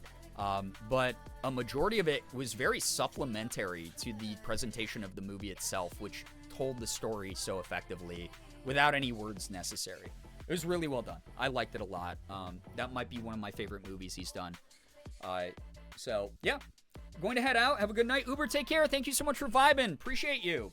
I also think that a lot of like social commentary about like mental health and isolation and more sensitive subject matter is something that Robert Eggers handles a lot better than other modern directors. Morgan and I have this running joke that there's like not a man in Hollywood who's able to like tell a story without like some level of not getting it. Because like so many of our favorite directors or favorite movies are made with like female writers or whatever. Robert is someone who he approaches a lot of subject matter that's like a little bit heavier with a bit of nuance and intelligence, like emotional intelligence. So we really like that a lot. So yeah, for sure. He really makes you feel in a way that's deeply relatable. I know. Oh God. Really, like truly, I was like, damn, this is what it does feel like to have like your mind like start to unravel and split apart. I've been there. That said, please don't ruin anything in chat. You're always so good about spoilers, so please don't spoil anything. But God, I fucking like that movie a lot. And that one's a little harder to ruin, if I'm going to be honest. So, yeah. I know you're having a lot of names thrown at you right now, but I just want to say that I prefer Lincoln rather than Link. I'll do my best. If I call you Link, please just gently remind me. But just because there's so many more of you than there is of me. I can't keep tabs on everyone. I try to. It's why some of you get fun nicknames, but let me know. Don't spoil, but we're rotten. Well, only when you're being pedantic and arguing with me, chat. So, Jarvis, snipe this person with a 50 caliber sniper rifle. I like in The Lighthouse when Willem Dafoe and Robert Pattinson get drunk. Those who know, know. And those who know, know. God. There's a very funny discussion about a lobster and cooking in that movie. So that's the most I'll give. That was one of my favorite scenes. God, it was so fun. It's why I picked a name close to my name. I think it works well for you. So, I just noticed we aren't grounded tonight. Yeah, because that didn't end up being a deterrent. Someone ended up donating like $100 and getting us to the You're Grounded milestone. So I was like, I might as well just be honest and tell people I'll probably order Taco Bell with some of this. Mainly it's to pay off debt, but Taco Bell is a treat for paying off the debt, you know. I love it when they light the house. I don't know about you, but we are about to get hit with snow. Low-key excited for a snow day. Hey, enjoy. Every day in New York during the winter is a snow day, unfortunately. And by a snow day, I mean people don't get off from work and school. Everyone just goes, well, we're New Yorkers. Good luck, everyone. Please don't die on your way to work when you skid off of the bridge because of an ice patch. Or some asshole has rammed into you going 65 miles an hour on black ice. Good luck, everyone. Polar vortex is hitting my region hard. Yeah, we've been getting so much of that runoff, and the winds are scary. Like, Morgan and I wake up multiple times every night because of the loud wind. It's wild. It sucks. Be careful out there, please. Truly. Same goes for my West Coast friends who are still dealing with the fire stuff. Please mask up. Don't be breathing in all that ash, because it's not just like wildfire ash that you get where it's just burn up trees. You're getting burn up chemicals from houses and factories and shit that got affected by this as well. You're getting burn up all these chemicals from man-made structures that were destroyed. So please don't breathe that in. Not that it would be good for you anyway, but it's like extra bad for you right now. Just be safe. It's rough out there. The way I would originally spell my nickname like Brookie until I made this account, and I had to spell it like Brookie to get a username that I want, and now I can't imagine spelling it any other way. The lore! Everyone's got some deep-cut lore, you know? Good lord. The high of tomorrow is -1. Ah, yuck. Yeah, Morgan and I talk about that a lot. We wouldn't mind the snow as much if it wasn't also so cold alongside of it, right? I love that scene in Spider-Man when Willem Dafoe crawls pathetically across the floor in front of the fireplace. It was so pathetic and hot and sexy of him. I mean, that is when a lot of you guys with father issues definitely were like, wow, a movie for me. I like when Willem Dafoe... Yeah, I just like when Willem Dafoe, that's for sure. He is one of the best character actors of all time, and he's never really had to go full method the way that people who are worse at acting have had to. And that's something I highly appreciate from an acting standpoint about him. The winds are so bad, I have to keep my front door deadbolted and put the slide lock on because the wind has opened it a few times. God, that sucks. I'm so sorry. Have I ever dropped lore about my username? Several times. I'm just forgetful, but for those in chat who don't know, then that might be a fun treat for them. I love Willem Dafoe in 12 seconds, man. I wish that game went even deeper, more layers. I wish I had played that game by now. It was on my, like, 2 playlist.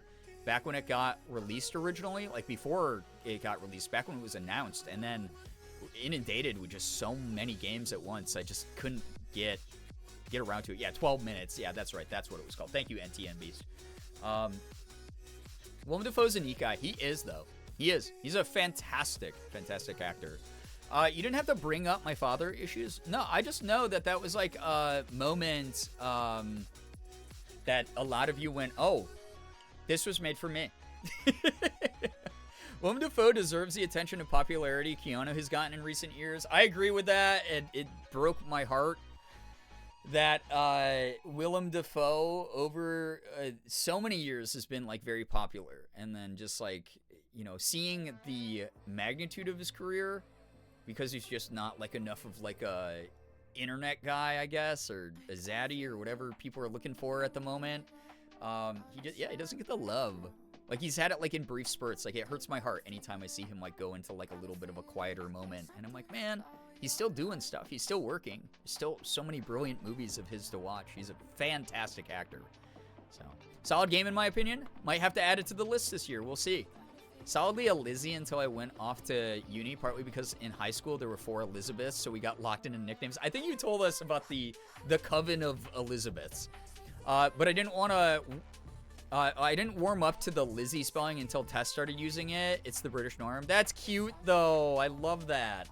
I love that it was like, oh, my wife helped me get to this.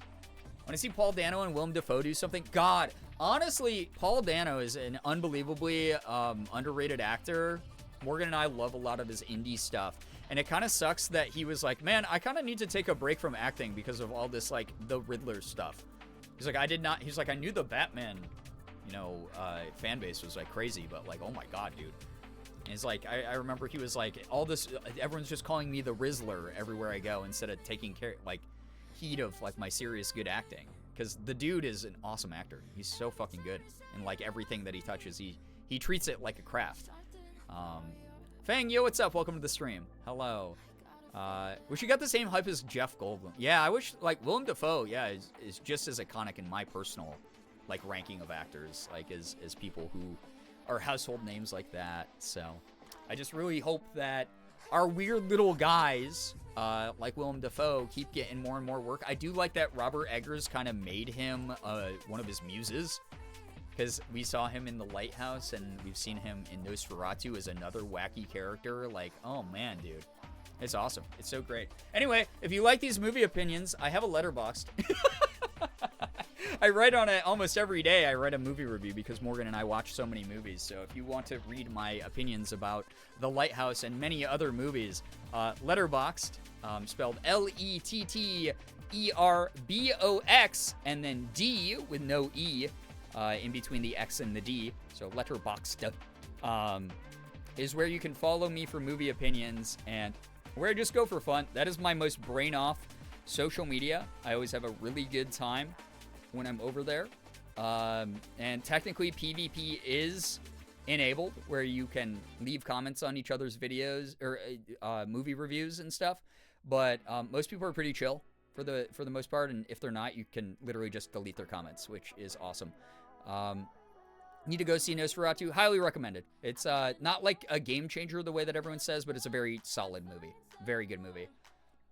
It was a firefight. I think of that anytime someone says the phrase firefight or opera is on. I always think of Willem Dafoe and Boondock Saints. Like, Letterboxd D's nuts. God damn it. Oh my god.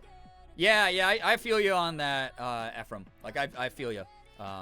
Like, make some room for some of the other guys, right? Are you implying that we don't know how to spell? Constantly. If you didn't pick up on that, then I don't know. Maybe I could spell it out for you, but then you wouldn't be able to read it. Just... Have you ever seen Deadpool? I saw the first two. I haven't seen the third one yet. I haven't worked up to getting unburnt out from Marvel movies. And I'm a huge comic book fan. I have a subscription to Marvel Unlimited, so I can read comic books digitally. But I just, like, God, Marvel movies themselves burnt me out. I like them. I'm not here to hate on them. I will occasionally make fun of some of their cliches, but overall they're entertaining and fun for me. But they're just too many. Just way too fucking many. I can't... been watching Marvel movies for like 15 fucking years or whatever. Like, it's crazy. I like them a lot, though. Like, for sure. They did Lily Rose Depp dirty with her wig. She looked like a Playmobil. Yeah. Honestly, I mean, I have so many opinions about the cast of that movie. So many opinions. I mean, Shira, we've shared so much that I went in more elaborate depth besides just my Letterboxd review. But it's a very good, it's a very solid movie. Robert Eggers is one of the few directors in Hollywood right now doing horror where he doesn't treat the audience like they're an idiot that needs to have everything spelled out for them. He goes, here is not just a breadcrumb, here's a handful of breadcrumbs. It's still just breadcrumbs, though, but I'm not going to shove the entire loaf of bread down your throat like James Wan is doing. This is not a popcorn horror movie. This is a weirdo. This is me being a little bit of a weird guy, and you're a little bit of a weird guy, and all my actors are a little bit of weird guys, and we're all just going to be little weird guys together, and this is going to be a little treat for us, and then the people who don't get it, and that's it.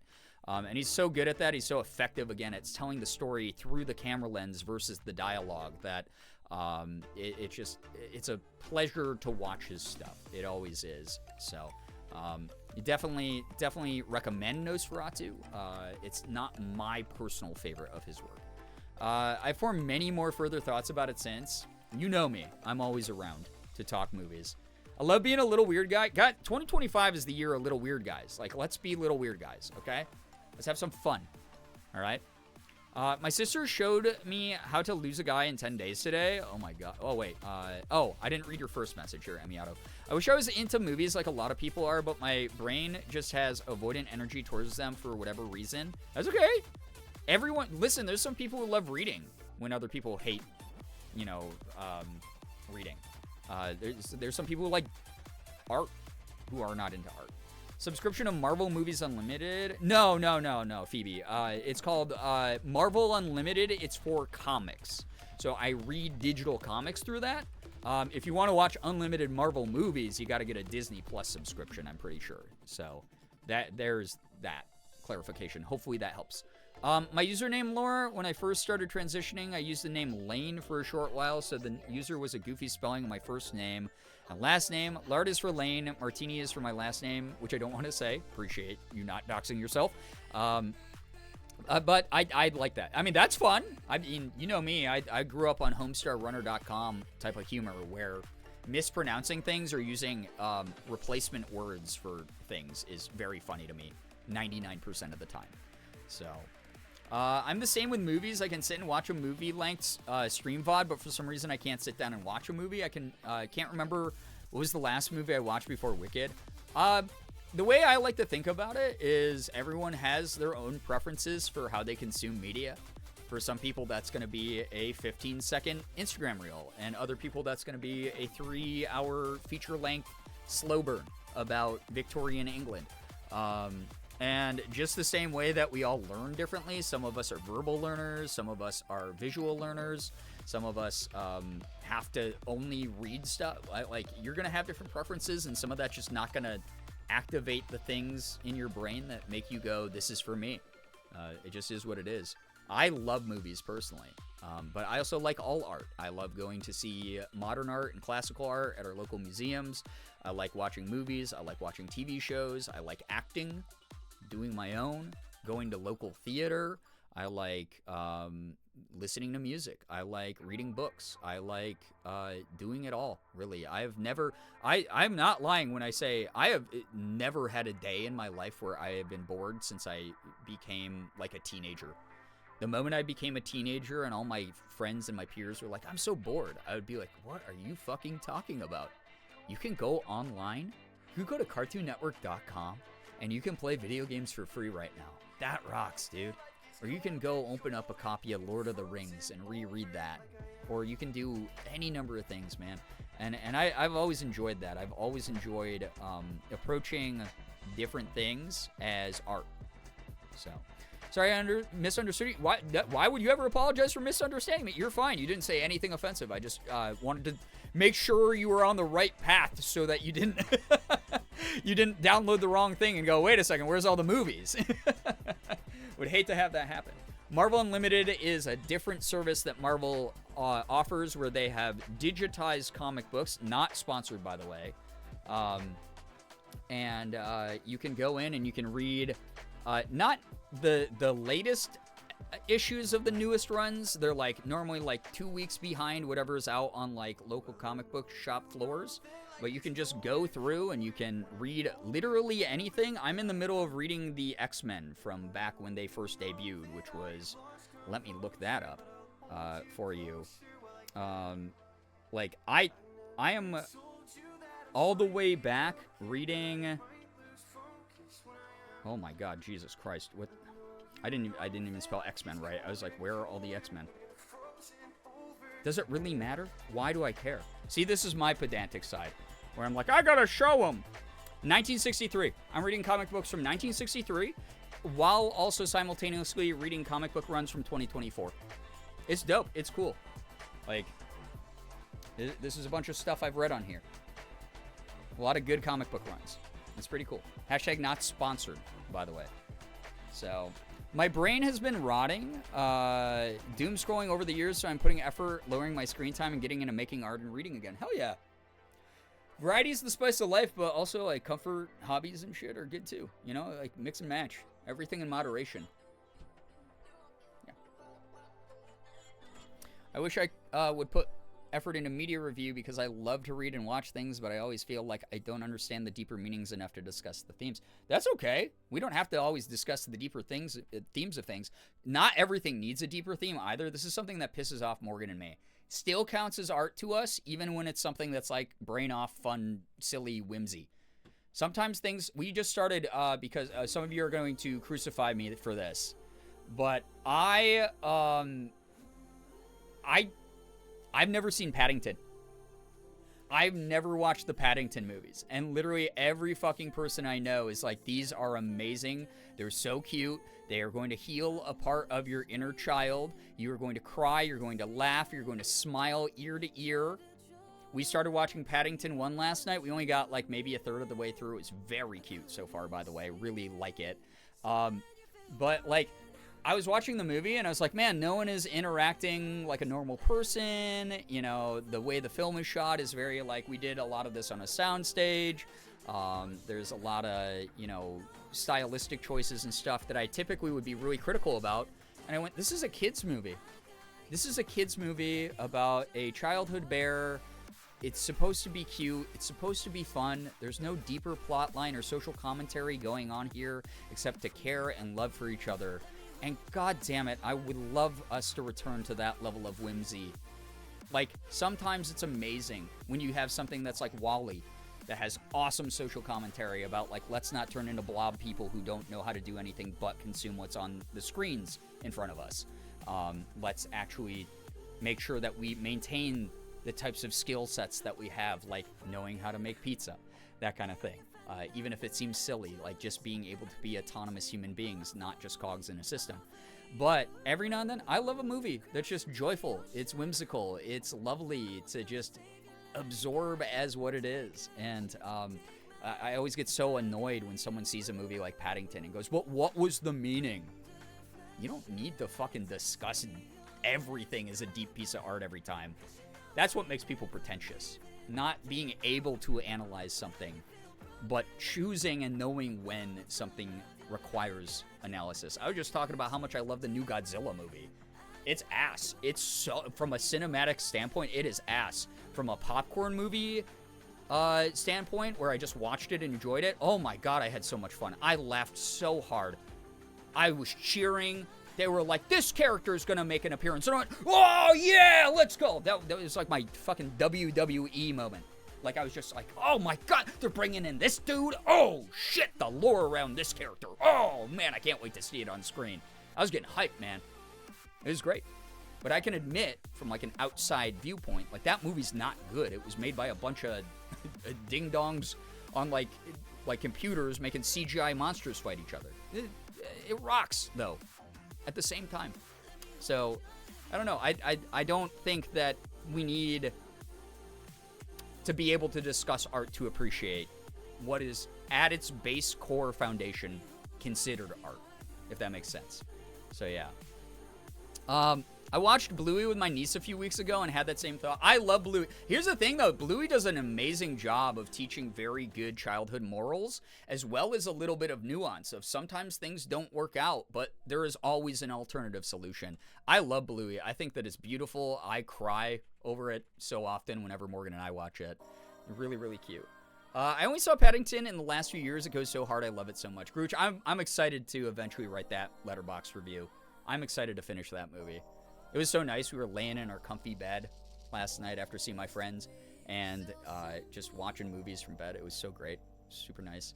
So, yeah, the meaning is cute and nice. Yeah. A good movie is one you have a good time with. I love that, Lincoln. That's a great mentality. But what was the meaning to not be a miserable piece of shit? You should try it. Yes, in some of those situations, absolutely the correct response, Mouse. Me watching Pacific Rim for the plot. Big robots punching. So fun, right? Weirdest thing, though, is, you know, there is a little bit of social commentary in some of that, but mainly, God, the big robots punching monsters? Dude, it's just grown-up Power Rangers. A movie that is ass that I love, Freddy vs. Jason, is so bad it's good. I was talking to my best friend a couple weeks ago about Freddy vs. Jason because he never really got into the slasher movies. And I was like, God, Freddy vs. Jason is one of those movies that is just so unbearably bad in concept, so fucking hilarious in execution. And that one's a little bit more tongue-in-cheek, but even with them trying to make it tongue-in-cheek, it sucks, right? It's not that good of a movie. It's really not that funny at its base level. It's not that clever. It's not a smart movie. But God, if you just want to turn your brain off and watch like two horror movie franchise icons like just slash the shit out of each other, God, fuck, man. Go to it. Have fun, man. Me, when I was studying art history, like sometimes I'd just wonder, what if this person was just fucking around and being silly and this work doesn't actually have any meaning? Me with my philosophy classes, Emiato. Sometimes a man just wants to talk, and that has unfortunately been a truth throughout all of history. Just a man will talk at you Be like, hey guys, I just realized this. What if we're all actually just brainwaves stuck inside of a meat suit? And it's like, wow, you just booted to consciousness and had that thought that the rest of us have had for a long time. But every now and then it's like, yeah, what if that dude was just like really drunk and he just said something that someone was like, bro, that is so profound. We should etch this into a stone tablet so other people can like read about this. And then everyone else in the village actually was like, yeah, so like, Thordius was actually like kind of a fucking moron. Like that guy sucks. I'm glad he's dead. Man, he always was spouting off all this nonsensical shit. What a dipshit. But then we brushed it off. It was just the only well-preserved thing from that village, and we found it years later, and we were like, what profound words. They must have been a famous philosopher. There's all these stories about how he always caught the attention of everyone in the village when he would speak.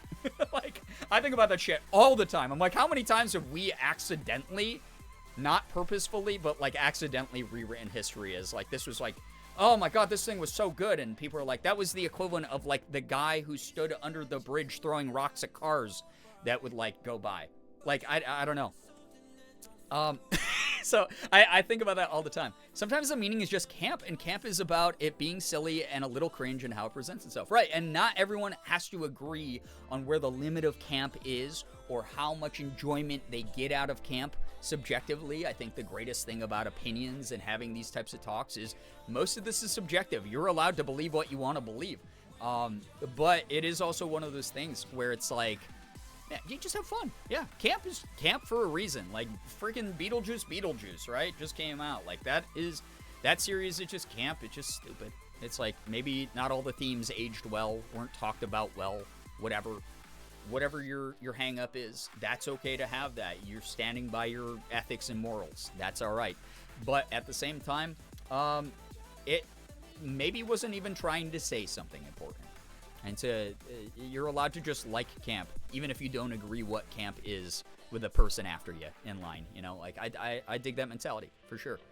We accidentally uncovered someone's fan fiction and thought it was fact. Yeah, I think about that shit literally all the time. Me and art history was absolutely just like, why does it have to be deep? Also reminds me of that one post, like, the author made the curtains blue to symbolize depression. Author, I just like blue. Yeah. And that's the other thing too, is like, I think that there's definitely people who are very intentional about the messages that they're trying to share in the representation of their work. Sometimes they unfortunately Dunning-Kruger a little bit, and they think that what they're saying is really profound, and it's not, or they think that they're being really clear about their message, and they're not. But also, you know, it's like, not everything is. Not everything has to be. You just painted a really great, iconic painting, dude. Sorry that your meaning got lost, or sorry that it doesn't have a meaning, or the one that you hoped it would. Maybe it got misinterpreted, but you made something cool and iconic. I don't know. I always believe in trying to listen to the original artist as much as possible, because I feel like any creation, whether that's content or art or whatever, comes from a part of who they are, hopefully. Hopefully it's not all just a big grift on how to get rich quick. But it's one of those things where, like, I don't know. It's also open to interpretation, and if someone goes, I get this meaning out of it, and they can separate, this is what the original artist meant, this is what I individually, not everyone has to get out of this, but this is what I individually get out of this, and this means a lot, this show, or this piece of art, or this piece of music, why the fuck not take that meaning out of it? Why the fuck not use that for you, right? It's like Ranma Half, that anime Ranma Half. Meant so much to me when I was 7, because I had no idea what being gender fluid or trans or any of that meant. All I knew is what it felt like. And I watched that anime and I went, wow, okay, so some of the themes don't really line up with like everything that I believe in, but like, wow, I feel kind of seen, and I'm going to take that from this and it's going to be mine. And then the creator, Rumiko Takahashi, whatever she had to say about it was what she felt about it. That's okay. That those two things can exist at once type of mentalities. I just don't want the circle to end as an Ouroboros of media literacy is meaningless. Yeah, exactly. Like, the reason we use the same stories over and over is because it's our best way of assuring students can take into account who, what, where, why, when, how a piece was made. And I agree with that, and that's also why I was having that conversation earlier here tonight about, like, you know, be the role model who's made the progress as publicly as you can or at least to the people in your life who see what you're doing, so that they don't have to start from zero. These themes are already familiar to them. The morals in these pieces of media have been done to death because we don't want the next generation to start from behind or back where our starting point was. We want them to start where, like, we are, so that progress can build on to other progress, not just start from the beginning, scorched earth every time. So I'm all for that, of progress building upon other progress, and I think that's why media literacy is important. I agree, absolutely.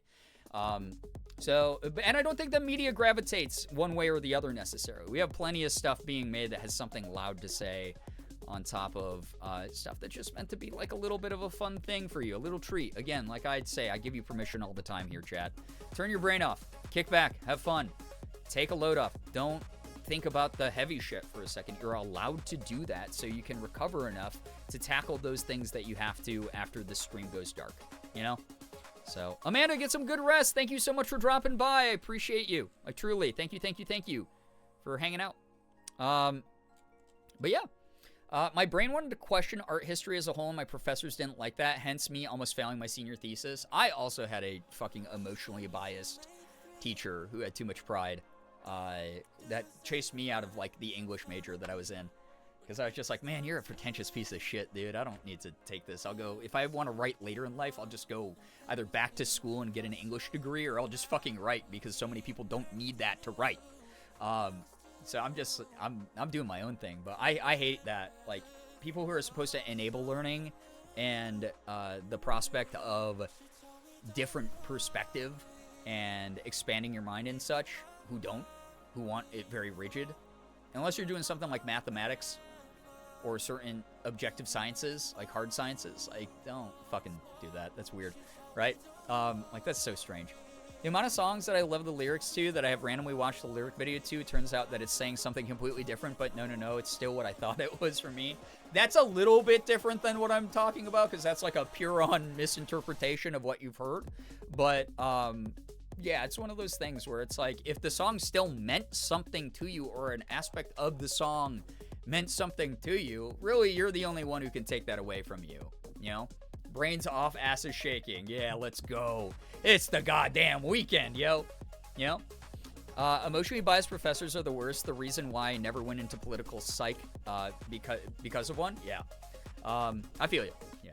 Never once regretted never going to art school personally. Yeah, there we go. Exactly. I think you hear a lot of stories about people who have gone to traditional schools, like traditional acting school, traditional art school, traditional music school, whatever. And that can definitely help some people. Some people are born where they go, hey, I need a little bit of guidance, or I need some inspiration, or I'm someone who very much will, like, take all this, absorb it into what I do, and present it in a way that will, like, build upon it. There's people who operate that way, the same way as there's people who wake up and they go, oh my god, holy shit, I'm gonna self-teach this because I don't want to go to school. You hear their origin story, you go, wow, how did you get to where you're at? What art school did you go to? And they went, I'm self-taught. And you go, holy shit, that's so cool. And it's cool either way, no matter what your path was. Like, that's just super cool, you know? So, all of us had that one pretentious-ass professor. Oh, yeah. Oh, yeah. Unfortunately, it's in so many fields now, but, yeah, it's a mess. But, yeah, I digress. Y'all don't need necessarily a traditional path. That said, there are some fields where it's definitely a lot more beneficial. Voice acting. Please take acting lessons. You may think you are a good actor. You may think that you're doing everything right. You may think that it's as simple as plugging in a microphone and reading a script. Please take acting lessons. I saw someone writing to someone in one of the voice acting discords, a newer voice actor, asking a question, one of the, not asking a question, making a statement about how they thought things worked in one of the voice acting discords this morning that I'm in. And I went, oh no, if they really think this, they are not going to make it in this industry because they don't even know how any of this works. They just made up a scenario, a delusion that they live in. Oh no. I got into an argument with a woman who tried to tell me what Fight Club was about. She claimed to love the film, and when I excitedly talked about the commentaries, I love that movie, she went, well, I definitely didn't get that from it. I felt my face stone up and just said, So You Don't Love Films. For context, she was very, very pretentious, talking about her passion for film. Yeah, I mean, every now and then it feels good to give a little gut check to someone who, again, Dunning-Kruger, if you don't know what Dunning-Kruger is, I've mentioned it like 20 times in the past 3 days because we are about to enter the era of Dunning-Kruger, of a bunch of people on the right who don't believe in science, but will talk with a lot of authority like they do. It's never really worth it to try to fight them or educate them. Because they are convinced that they know everything. Heavily recommend protecting your spaces by blocking and moving on and such. I do want to remind people that we're going to see a big resurgence of this mentality of people who think they're experts when they have literally no way of knowing what they're talking about, and they still talk like they know everything. It's actually insane. It's a form of delusion, which is not very good and should never be encouraged. So, unless you're a con artist, in which case, good luck on your hustle, I guess. You probably need that skill. You can never stop learning and improving your crafts. It's very true, though. Very true. I will never regret going to art school, but I will always hate that professor because now whenever I watch certain shows and movies, I still remember he worked on it. Yeah, that's rough. Me just now remembering that one of my previous professors in my major went viral on TikTok as he was trying out the platform to the point that he had over a million followers. I saw one of his TikToks in a TikTok ad a couple months back. That's so wild when you're like, wait, I know that TikToker in that ad. Traditional school systems can absolutely fit some people, but even through some tough self-esteem years, not going to art school hasn't ever limited me from at least trying. Right, because I'm sure you're the type of person, and a lot of creatives act this way. The most successful creators I know, and here's a piece of advice. This is how you make it advice I'll ever give. Because there's too many factors, and all of us are under the whims of different algorithms and different lived experience that we're going to be bringing into what we do, and there is so much luck involved in, quote, making it in whatever field you're in. The only real way that you make it in any field, whether it is art or music or anything that you're content creation, voice acting, anything, is do not stop being curious. The moment you think you fucking know everything, or that you're so established that you are the best at it, much like what was said earlier by Emiyato, you literally can never stop learning and improving. That is when you fail. That is when you get left behind by your industry. That is when you get asked a question because you've bragged so much that you're the expert, that someone asks you a question and you go, I have no fucking idea, because you stopped learning. The only thing is hold on to your curiosity. You go, oh man, I saw this crazy effect that this YouTuber I like does in their video. I wonder how they do it. Don't let it stop there. If you're trying to be a YouTuber, why do you go, oh, well, they have so many more years of expertise and experience using Adobe After Effects and shit. Oh man, I'll never get there. Why did you let your curiosity die? Literally just fucking Google, like, how do you do a slow zoom in or whatever it is that you're trying to do? How do I do an inverse color effect on this thing that I'm photoshopping? How do I do XYZ? Like, what microphone is good for my register of voice for voice acting? The moment that you don't ask and then try to find the answer to your question, instead of going, I'm going to ask this question and then go, oh, I guess it's just knowledge that only that person will know for the rest of existence. You failed. You're not going to ever be successful. I promise you. I promise you of that. I figured out how to do 99.9% of what I do on stream and YouTube by practicing and by just self-teaching.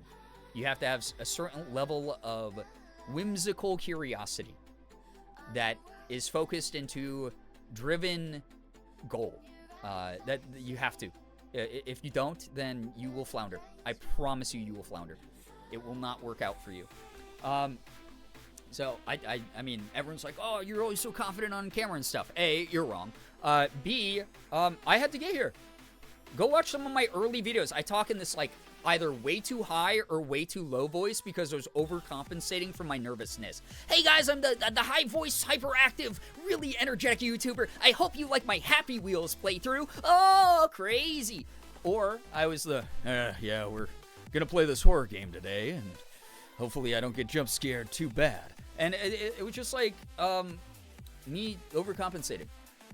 I had to practice. Those were maybe some lobbed pitches that didn't really quite land in the strike zone, but like those were me trying my hardest to get used to talking on camera.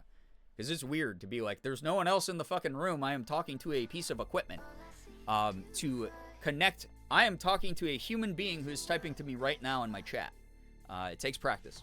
You gotta practice. You gotta be curious. What are some good techniques to make myself less nervous on camera?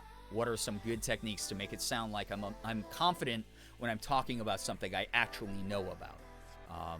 Those types of things will take you a very long way. I promise you. So yeah.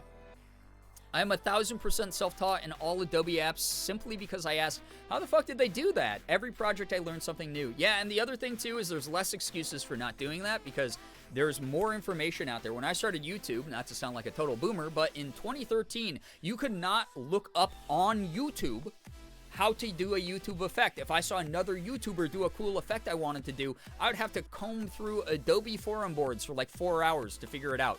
Now you can be like, how do I do a punch zoom? And you can just Google that.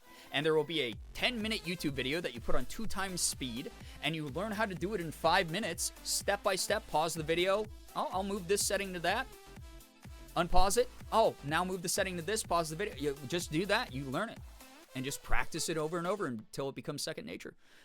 You can do that so much easier now. There's so many people sharing free information all the time online on the platform that you're trying to get successful on. It's fucking cool. It's awesome. Free education, free knowledge, shared human to human being. It rocks. I love this shit.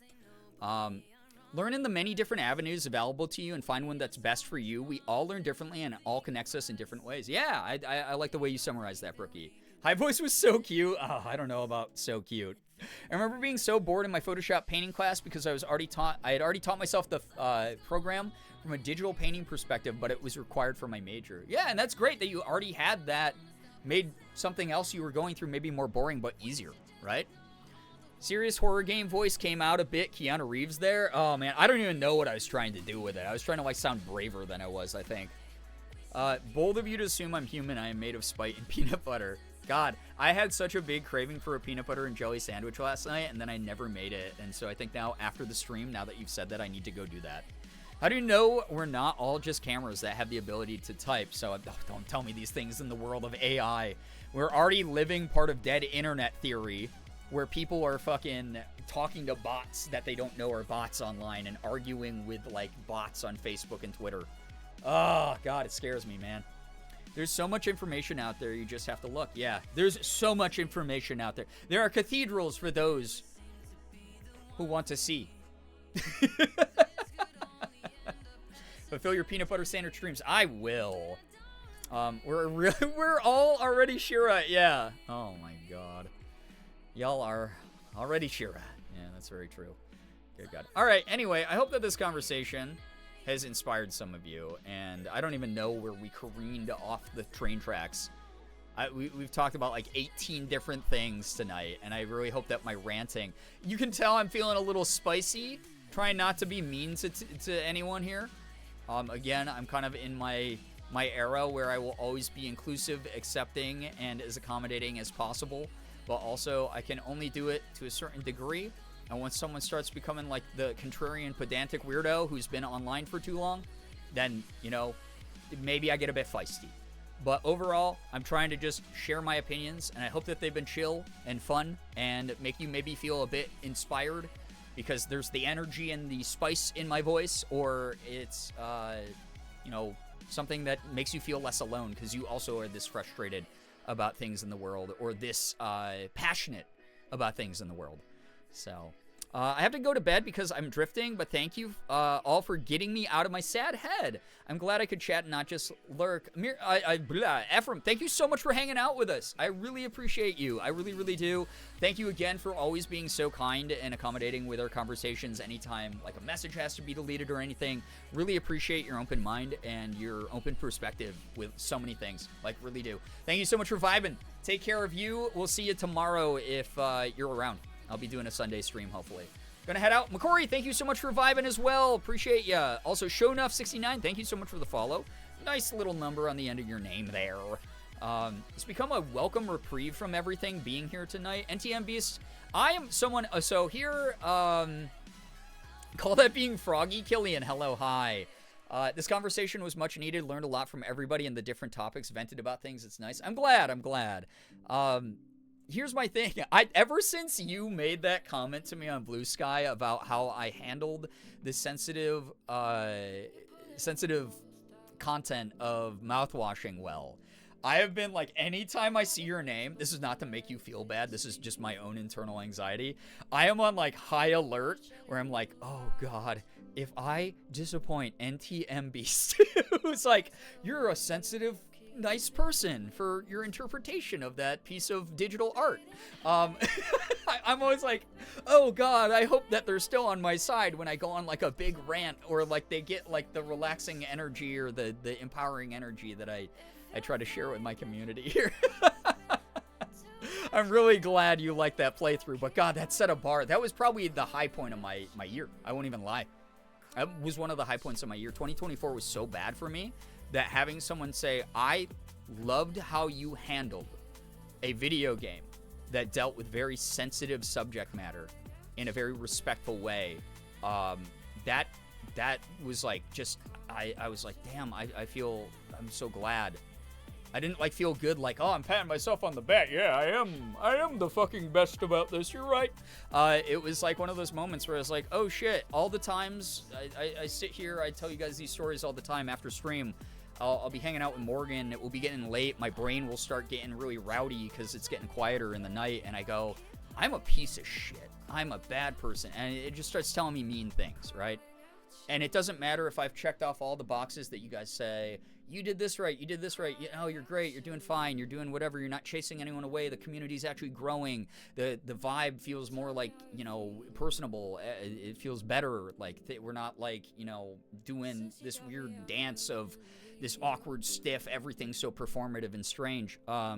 It doesn't matter how many of you guys tell me that. I still beat myself up a lot, and so to hear someone be like, no, you this thing that was like a tough minefield to navigate in real time, you did it in a way that like other people appreciate, like that was cool. That was like a really nice thing to hear in the moment when I needed it. So like, thank you.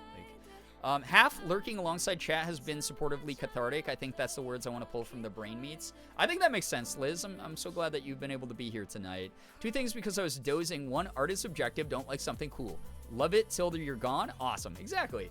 2, my art history 1 class had me screaming about the Library of Alexandria at least once a week. I can imagine, Glitter God. Also, Double Dealing, hello, hi, welcome to the stream. Didi Hime, get some good rest as well. Thank you so much for dropping by. Danny, California, hello, hi, welcome on in, Danny. Hi. But yeah, OMFG, no, Brian, my partner is a Scorpio who is like, why the fuck are you here to me for like the first few years we knew each other? Is that a Scorpio thing? Are we like so self-loathing we don't think we deserve our partners? Because I tell Morgan that probably an uncomfortable amount of times, like a week.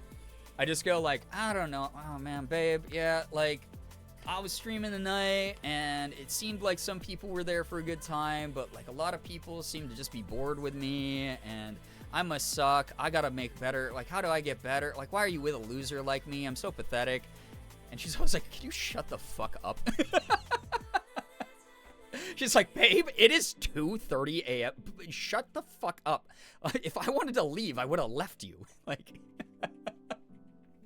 I'm someone who has like 8 different placements in Scorpio, and she teases me all the time that I'm like the most Scorpio, and I have no fucking idea what it means ever, because I'm just bad at retaining any of the information about this stuff. And is this like a Scorpio thing? As a Scorpio, yes. Oh, God. Seriously, I'm so glad that stood with you. What you brought in that stream hasn't left me, so it's an equal give and take. I'm glad it could be a point of joy for you. I appreciate that. Like, honestly, you're not alone in that. That game, I think about it at least once a week. No joke. It was so powerful. It really was so profound. It's going to stick with me, I think, the rest of my life. Very beautifully told tale. Yes, especially Scorpio Moon and Venus. Y'all are super loyal to partners and self-loathing, so you think you're undeserving. There you go. From the mouth of my own. Tess has to similarly reassure me. Damn, we're really fucking feeling it out here.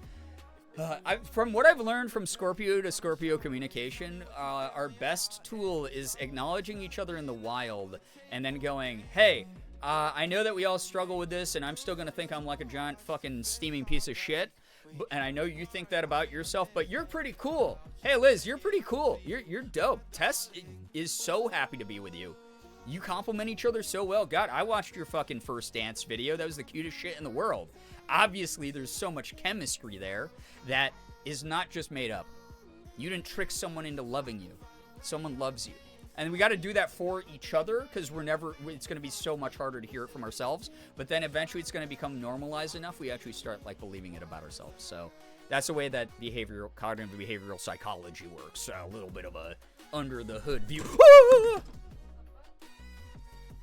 Sorry, I just like dropped my water bottle almost and knocked over a container that Eddie calls me from and one of my Gundam model figurines.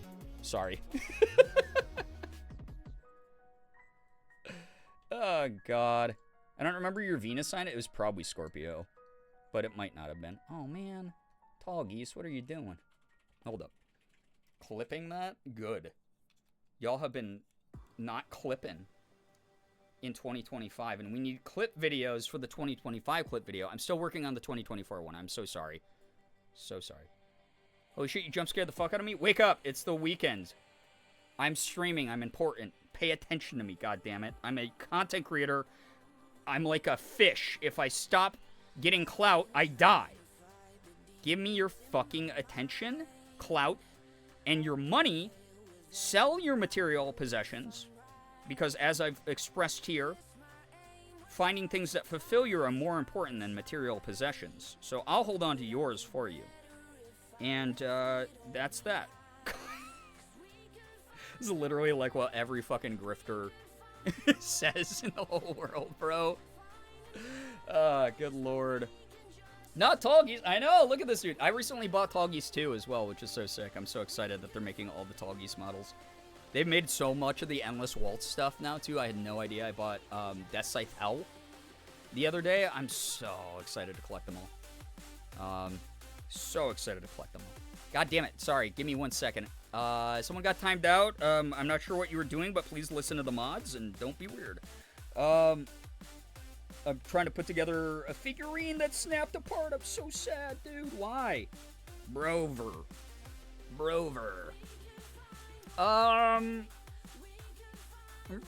Good lord. According to the well-known astrology, I'm a Virgo, but in the side real astrology, I'm a Leo.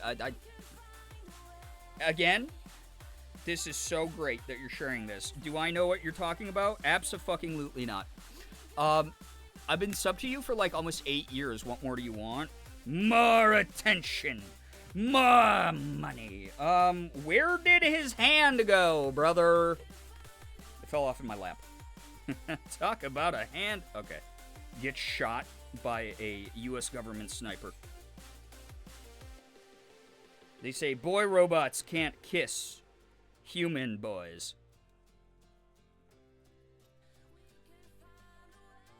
You are I am a Scorpio Venus? Did you just look that up, babe? Yes, I am a Scorpio Venus. It all makes sense. Okay, cool. So I'm just cursed, basically. Great. There's no winning for me. There's just the illusion of winning. No, apparently. Bread makes you fat. Fucking Bread makes you shit. fat. Tall geese, stand up. Be tall. Stand tall. You're not short geese, are you? Also, why would someone...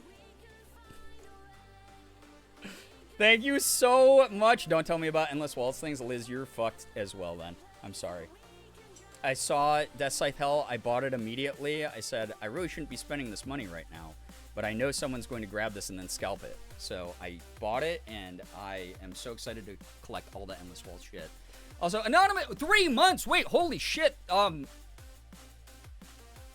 Guys, I've been sitting here just pontificating about random shit. Nothing I've said is that interesting. Bread makes you It's... fat. the ramblings of someone who just is currently unmedicated.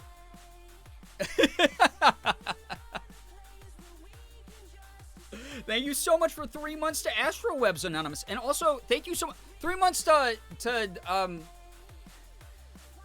Ace, you never told me if you prefer Arrow or Ace. I'm sorry. Or if you did, I missed it.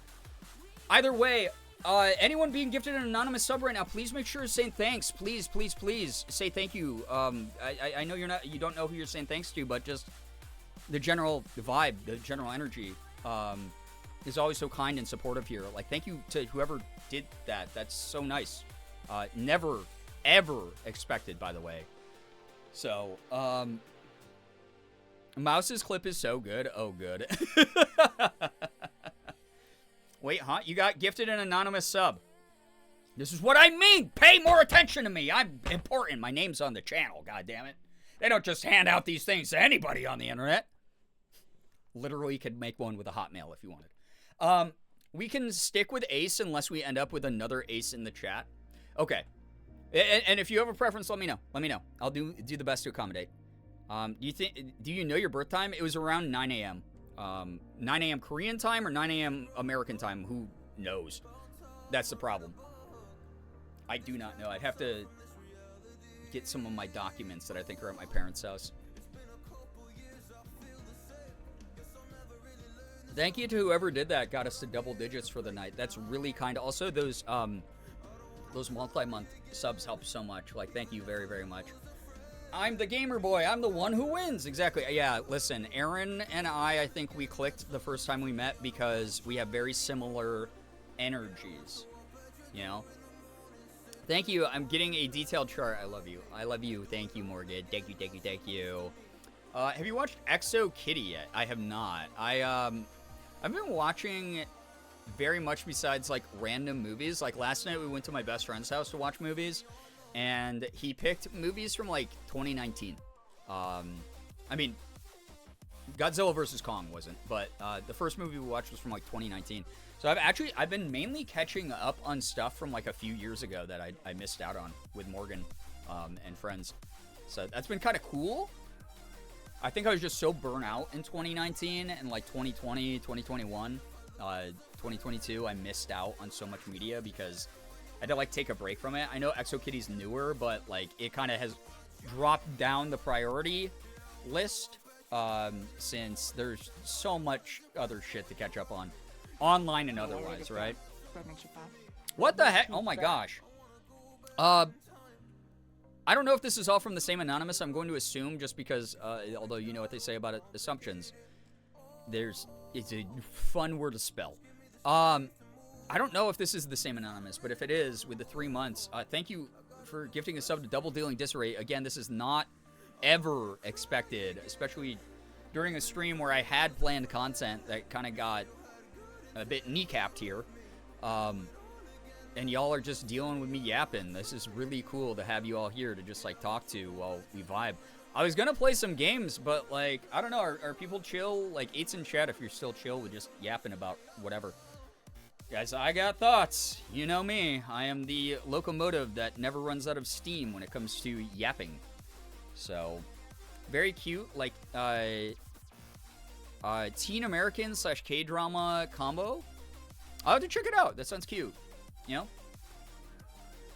Thank you, Anonymous, thank you again for getting us over the double digits for the day. That helps out a huge amount. Like, thank you. I never know what to say except just thank you. But yeah. Y'all are great. Y'all are wonderful. Oh yeah, so here's a good thing. This is looping back a little bit here. But it does have to deal with, like, our conversation about, like, metaphysical shit, right? Those of you who don't know, some of you do know this, but some of you don't. I'm a pretty big skeptic when it comes to spirituality and when it comes to the ideas of the supernatural. I have one singular ghost story, which I've told here like 10 times now. That is, like, the one ghost I believe in, right? I am in a relationship, a 16-year-old relationship, A 16-year relationship. Why did I say 16-year-old? God, that's wrong. That's Dr. Disrespect. I'm in a 16-year relationship with Morgan, my partner, who is a practicing witch. Believes in spirituality. Yeah, ew. But Morgan and I have been together a long time, but she's a practicing witch. She believes all this stuff. I saved your birth chart to my computer. Thank you, Morgan. That's sweet. I don't know anything about this stuff. And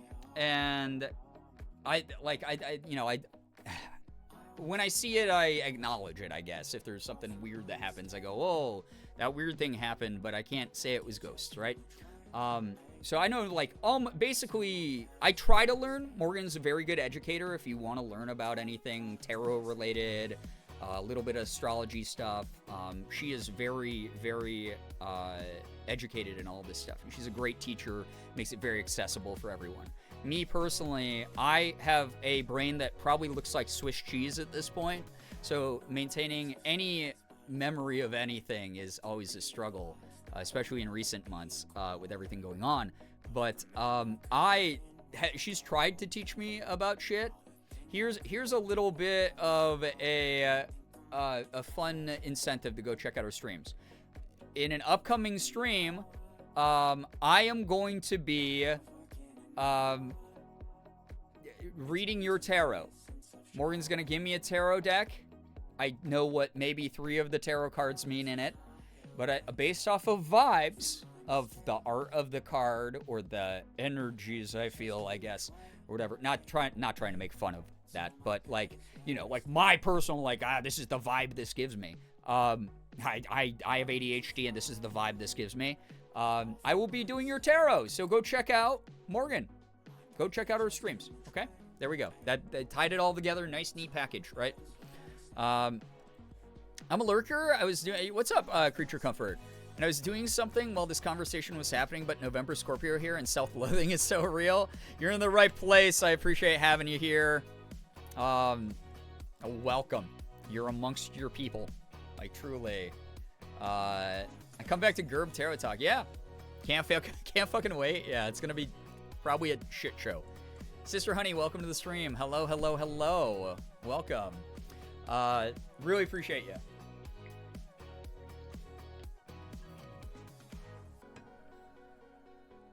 What really struck me as a former staunch atheist and non-believer, I never said anything about being an atheist, in anything, is that reality, physics, and cosmology is stranger than you could ever believe. Same baffling things that have been scientifically proven. I took college-level quantum physics. I'm very aware of the overlaps, and a quick reminder that as a skeptic, no one here can convince me otherwise. Again, 16 years together with a very, very, very staunch witch. So more of a, it's my experience coexisting with her experience. And it's kind of great because she never had any sort of background education in anything like quantum physics or any of the cool, more abstract sciences like I did. So a lot of the time she'll tell me something and I'll go, whoa, yeah, they actually have that principle in quantum physics. And it's really neat to see where we meet in the middle on things and what things she takes from what I've educated her about into her practice that seem to make sense. It's really cool. Very, very cool shit, right? Rainy Day, yo, what's up? Hello, hi. If I didn't say hi to you earlier, if you were here. But hi. There are some people who solely read tarot by intuition, so it's a valid option. Morgan does this thing all the time where she's like, oh, so Scorpios are allegedly really spiritual, and they even if they deny it, they're connected to spirituality, right? And I'm always like, I don't know about that. And she's like, you have really good intuition and you guess shit that's about to happen. Or if you talk about someone who you haven't talked to in a while, they'll suddenly text you 5 minutes later. She's like, that happens to you all the time. And I go, oh, whatever. Synchronicities, they happen, whatever. And that's always our conversation. And that's where we'll never agree on things. But it is kind of fascinating to see when intuition comes into it, right? Code Pink Gamer, hello. Also, Anonymous, what the hell? Sniping everyone. What the hell?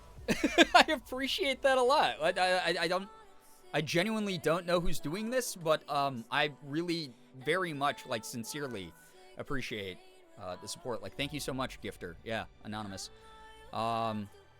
Good lord. I studied quantum physics, like, okay, damn, bro, that's a cool flex. No, I was a dork, dude. Of course I studied quantum physics. I was a nerd in my whole life. I'm a giant fucking dork. That's not a flex. That's like I got beaten up until I was like 16. My partner has the same fucking thing happen, actually. The intuition is on point consistently for decades. Pretty wild, right? Pretty wild. Genuine question then, and not trying to convince you, do you believe in the super string theory about the straw? I believe in a lot of string theory stuff. There's a point where it starts losing me a bit, but we're not really here to confuse chat, so I'm not going to get too deep into it. But string theory is very cool. I think that there's a lot of very solid, I won't say proof, but there's definitely some evidence that some of the concepts are happening around us. That said, it's quantum physics for a reason. It's a little bit past where we currently understand things, and it's mainly formulaic, right? So, chickens, what the hell? Oh my god. Look at all those gifts of chickens. Chickens, I appreciate you. I always want to point out chickens, because chickens has been here for a long time, gifting 5 chickens. It could be different people, but I feel like just with the consistency of it, it's something that I always like to call out. Thank you so much, chickens. Like, I appreciate you. I will probably never know who you are, but I'm really grateful for you. Thank you for supporting what I do. I feel so tapped into the universe. I was born on the Day of the Dead, so I thought that was why. I didn't know that about Scorpios. There you go. Yeah, I mean, that's one way of explaining it, I guess. Again, that's... Go check out Morgan's streams! ! Morgan, go check out her streams if you want to learn more about this, or maybe be able to connect more, or be educated, because I don't know what the hell I'm talking. I literally just told you I know what 3 of the tarot cards do. Outside of that, the only tarot I know is from the game Persona! You've leveled up the sun, social link. That's it. Chickens is the friends we made along the way. Chickens rocks. Chickens is just like an awesome person, even if it's someone carrying the torch for a different chickens. The original, the OG chickens. I have literally no idea. I'm just grateful. It's cool to see people come back here time and time again, even though I just babble about everything. Just babble about... We haven't goon fapped. I took it out of the tonight command just because I didn't want... Oh, wait, no, I didn't. Never mind. I'm literally full of shit. It's fine. People have they've goon fapped a lot recently. Okay? You're fine. My quantum physics 2 classmates hated me because I ruined the curve on the hardest exam we have. You fucking overachiever. All because I wrote at the end of an incorrect proof. I know I dropped... Oh, wait. Because you did the opposite part of the curve. Oh, my God. I know I dropped a negative, but I don't know where, so pretend this is a negative number and got like 90% credit. Wait! You did ruin the curve! Oh, my God, Ace. God, I would have hated you.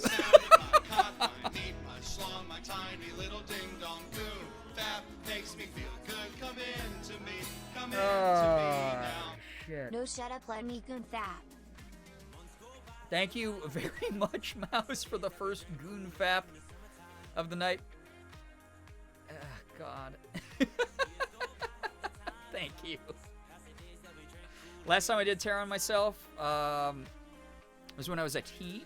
I mean, it's one of those things where, yeah, I mean, Morgan is so good because she comes from a very educated standpoint, very based in science and in grounded reality.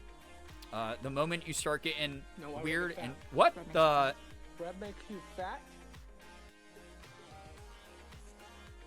No, why would I get fat? Bread makes you fat. Bread makes Johnny, you fat? I didn't even do the content that I said I was going to do tonight. Why are people doing this to me right now? Y'all get hyped up by each other. Y'all get riled up by each other. This is scary. This is how mobs form. This is how scary in the movie where one person goes, "Oh, wait a second. These stranger... I know we're all sheltering from the evil monsters, the alien invasion right now, but these out-of-towners here, I don't recognize them. What if they're the ones who invited the aliens to our town to kill us? This is what y'all do. Y'all build on each other this way. What is this shit? This is mob mentality. You guys ever see The Mist, where there's all the, like, arguing about, like, oh, they're not religious enough and blah, blah, blah. Like, that's what's happening. They're not from our small, good Christian town, and it gets evil. That's what you guys do. What is this shit? you guys would kill me on the spot and go, yes, we're justified for the God. That's what you're doing. You're killing me, chat. Get like really dramatic, tears start pouring down from Johnny. Good God. Speaking of a fellow movie fan, Johnny has a really cool movie podcast. Please go listen to it. Which is God, Johnny. I'm so sorry. I forgot the name, but I have it bookmarked right here because I don't look at names of things. Johnny has a very cool podcast about movies that you should check out. That is why are my bookmarks literally out of order here on Movies Are a Thing with a question mark at the end. Movies Are a Thing. Go check it out. Thank you so much, Johnny. Oh my God, dude. Like seriously, thank you so much. Johnny is a fellow movie lover. Thank you for the 10. If you were one of those gifted 10s, please say thank you. Anonymous, thank you for a gifted sub to Ren for 3 months also. What in the world? Good Lord. Illegal. Too bad it's not illegal. Very easy name to remember. I again just have Swiss cheese brain. So movies are a thing. Question mark at the end. Go listen if you want to learn about some movies. If you're into movies. And then I think, Johnny, you just follow me on Letterboxd, I believe. So go follow Johnny's Letterboxd to learn more about movies. I should probably do that so I can read your opinions since you're much more educated about movies than I am. The monsters are due on Maple Street. Anyway, I'm really grateful. Thank you. I hope that it never... me joking, those of you who don't know...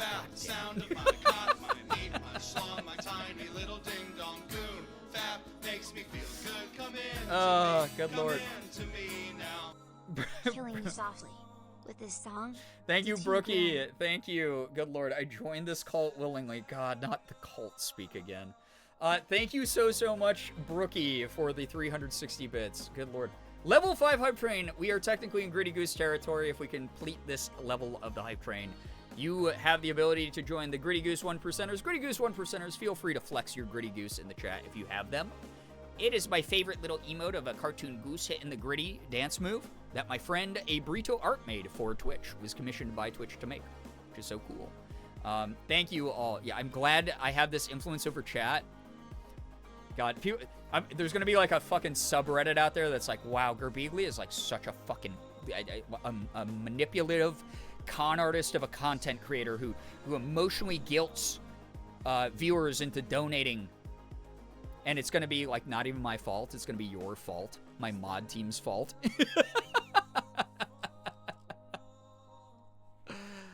Oh, God. Thank you for all that support. Y'all are wonderful for that. No, I want to get fat.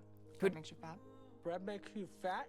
Thank you, Anonymous, for the, God, another gifted sub.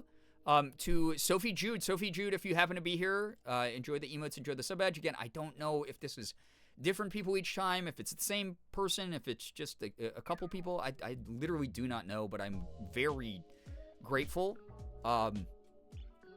I do like that a lot of places online allow you to, like, send stuff anonymously, though, because some people don't want the attention, or they just want to, like, be a caped crusader and do some good.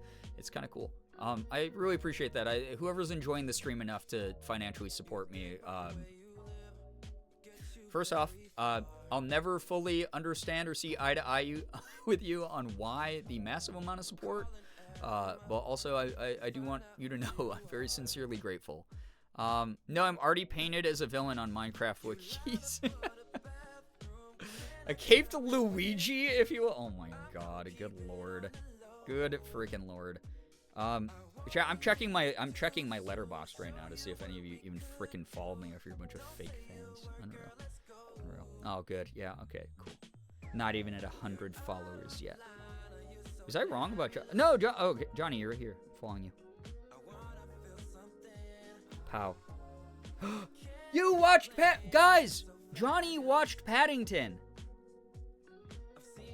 4.5 stars for Paddington. That bodes well. I'm not gonna read your review in case it spoils anything. Oh, I can't wait to finish Paddington now. Shit. Anyway, Brianna actually guilted me into buying a beanie. She knew that I love beanies and did it on purpose. Excuse me. To get me to send money. Anyway, did you know that Friends merch is cool and cozy for future reference? Yeah. Another thing, I think that I was talking to Morgan about how a lot of the stuff, a lot of my guilt, oh my God, 17 subs and 720 bits during that That's so much, everyone. Thank you very, very much. I feel a bit guilty, and I'm trying to talk myself out of that mentality with the help of my therapist and everyone who cares about me in life. But I feel guilty because I was supposed to have a new merch store set up by now. I was supposed to have gotten a lot more of my incentive streams done that I feel like I'm flaking out on because there's some days I can't even hit start streaming without thinking about crying, and all that kind of thing. But I promise you, this is the year that a lot of this stuff that I've been talking about for years, rearranging the office, getting a new merch store, whatever, will be taken care of. YouTube videos, returning to the main YouTube channel, everything. I know that people are going to say, take your time, take care of you, you're going through a lot, whatever. All of you are so nice, but I want you to know my game plan. So, yeah, that's where I'm at with all this stuff. So hopefully new merch store eventually. Peyton, what's up? Welcome to the stream. Good to see you here. Welcome, welcome, welcome. Warm Fuzzies. I can't wait to see Paddington. We'll make sure, because anytime I see that friends have seen a movie that I like or dislike and they have a similar opinion to mine, I will like their reviews on Letterboxd. So I'll have to read yours when I'm done with it. I was in fact wearing my Brie merch the other day. What the heck? I appreciate that. Thank you. Me currently typing, take your time. There's a lot on your plate. I appreciate that. Thank you, thank you, thank you. Thank you. Welcome. Y'all are great. Who's Peyton? Oh my God, did I say Peyton? Paxton, I am so sorry if I just said Peyton. Did I actually say Peyton out loud, or did y'all make that up? Are you gaslighting me? I feel like people are gaslighting me all the time. Your fantasies can't ever be quenched, can they? You freaking bricks! When will you learn? Why? That your actions are Thank you so much, We but support you because you deserve it. You deserve all of the support. All of it. Also, I get to go to Chicago and see my partner next weekend, and work is paying for it because it is technically a work trip. what the heck? Well, you could have used that $69.69 to take your partner out to a beautiful deep dish Chicago pizza. Or probably something nicer than that. But good God, Johnny, I did not follow you on Letterboxd for you to pay me. This is not a setup bit, by the way, chat. This is not I follow you for $69.69 on Letterboxd. That's not an ongoing special. Thank you very much. What the hell? That's I think I've discussed this with you before, that I never know how to say thank you enough. I really do genuinely appreciate that. Thank you so much. I hope you and your partner have such a lovely time. I know that last time you tipped the channel, you were talking about how this was one of the first channels you felt comfortable being yourself in, and I'm so grateful for that, because as someone who took a very long time to come out of the closet and be fully myself online, hearing about other people experiencing some level of adult joy and childhood healing by being able to be themselves and be with the people that they love and express themselves in ways that are deeply meaningful to them, that's the human experience. You can't distill the human experience down to really anything else but those moments that make us feel like us. And I'm just so very proud of you, and I'm really happy, and I don't require the vast amount of generosity that you give, but thank you so much. Like, truly, thank you so much. Rookie, thank you for those bits as well. Maybe because you're cool, talented. Stop. Oh my gosh, badass funny. You brought together a sense of community. You bring so much to the world through different efforts we fight and raise for. You're very inspiring in your craft, and the stories you share with us and the conversations are immaculate for starters. What the hell? Appreciate that a lot. I'm glad people see me that way, and what we're doing together that way. I'm sure from an outside perspective, for anyone newer here, it feels like, oh man, everyone's like really into each other and whatever. And it's less about that, and it's more about just, again, we don't do toxic positivity here, but it's nice to remind each other, because we all have, especially those of us who have struggled with mental health or neurodivergent, and everything is like very much painted in very broad strokes, and we don't understand why things are the way they are sometimes. It's such a nice reminder that even when everything around us feels shitty and we go, why isn't everyone else feeling shitty like me? There's good stuff happening to people we care about. So many of these community members care about each other, and that's like something so great. When someone has good news, they go, I just got a promotion at work. I worked really hard for it. You got people who are genuinely on your side, on your team, celebrating you. Or, hey, I was laid off recently and I was beating myself up, but I've been feeling a lot, healthier about like my place in the world or something. Like anything like that is just a nice reminder in a world that delights sometimes, unfortunately, in like cruelty or separation or isolation. And it's not what we do here. It's really supposed to be more casual and human and conversational whenever we're hanging out. These aren't me dropping a gigantic YouTube video think piece on something. This is just the thoughts of one individual that there's a community that gives their feedback on it, and we all kind of participate in that way. So I'm grateful. I'm really grateful that people like it here and enjoy the community that has been built. Thank you, by the way, Anonymous. Oh my God, Jesus, 3 months again. I had to like double check. Thank you, Anonymous, for 3 months to Juba. Juba, enjoy those emotes, enjoy the sub badge, like truly. Love that this community has grown so much and yet has been so kind and generous over the years. Like, so many awesome people here.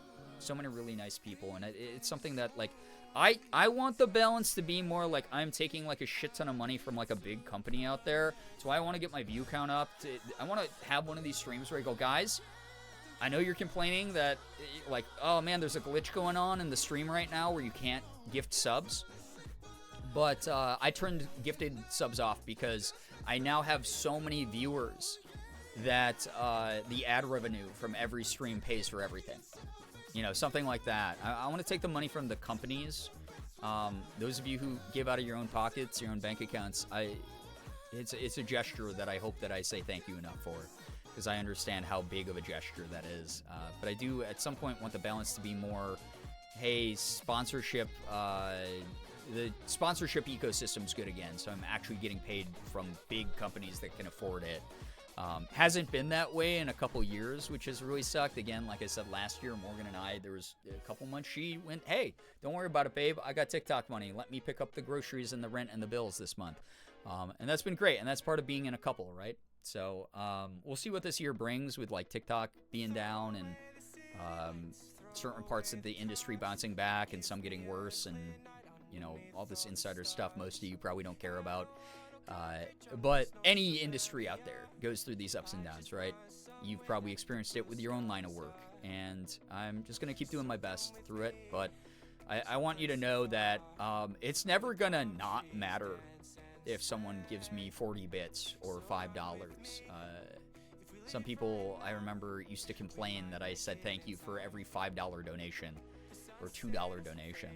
That's $2 that like someone didn't have to give me, that's supporting me, that I can start chipping away at my own debt or my bills or whatever with, and that's cool. That's not something that like I wouldn't walk up to like a stranger in a grocery store and go like, hey man, I really thought that joke that you just told to the cashier was great. Here's $5, dude.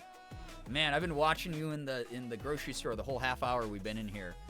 I don't know, that's just like, that's so above and beyond, and I'm really grateful for all of you. Like, thank you very, very much for the support.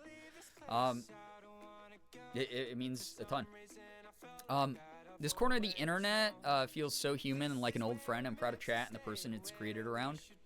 And I appreciate those of you who have been here for a while who drop by. You might go through a lull where my content isn't interesting to you, or you're too busy with your own stuff that you're dealing with, but I hope that it always feels like, you know, open door. You can always walk back in.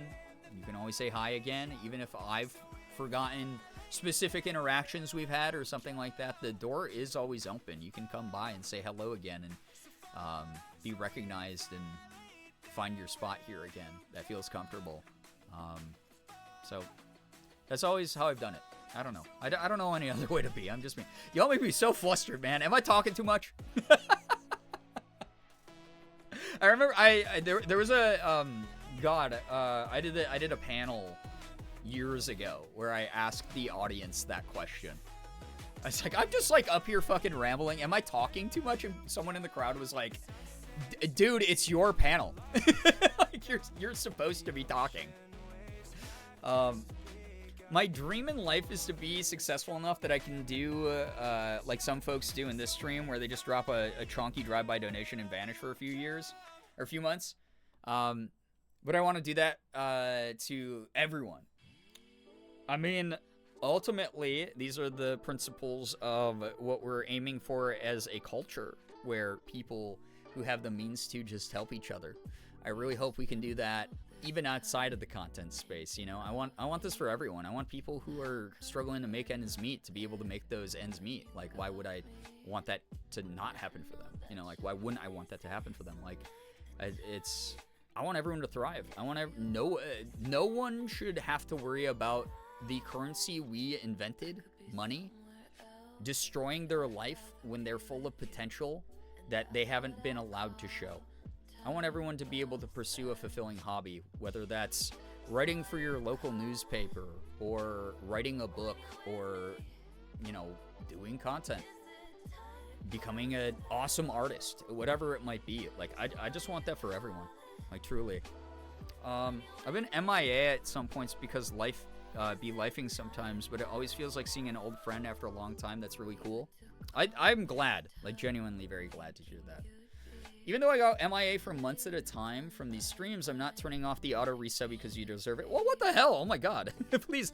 I mean, to be fair, I can't chastise you for that because I literally do that with some of the online games I'm subscribed to.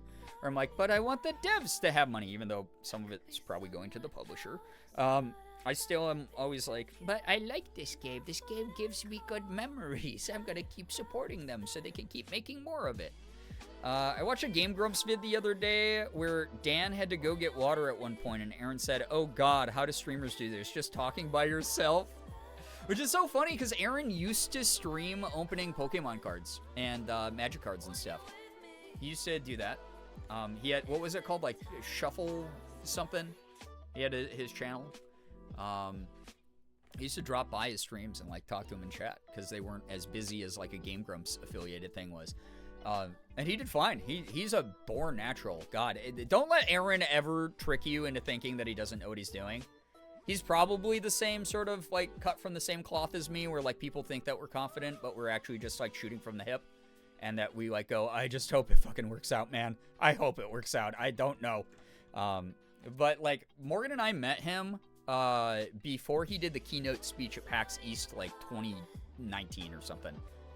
And bro was a nervous wreck.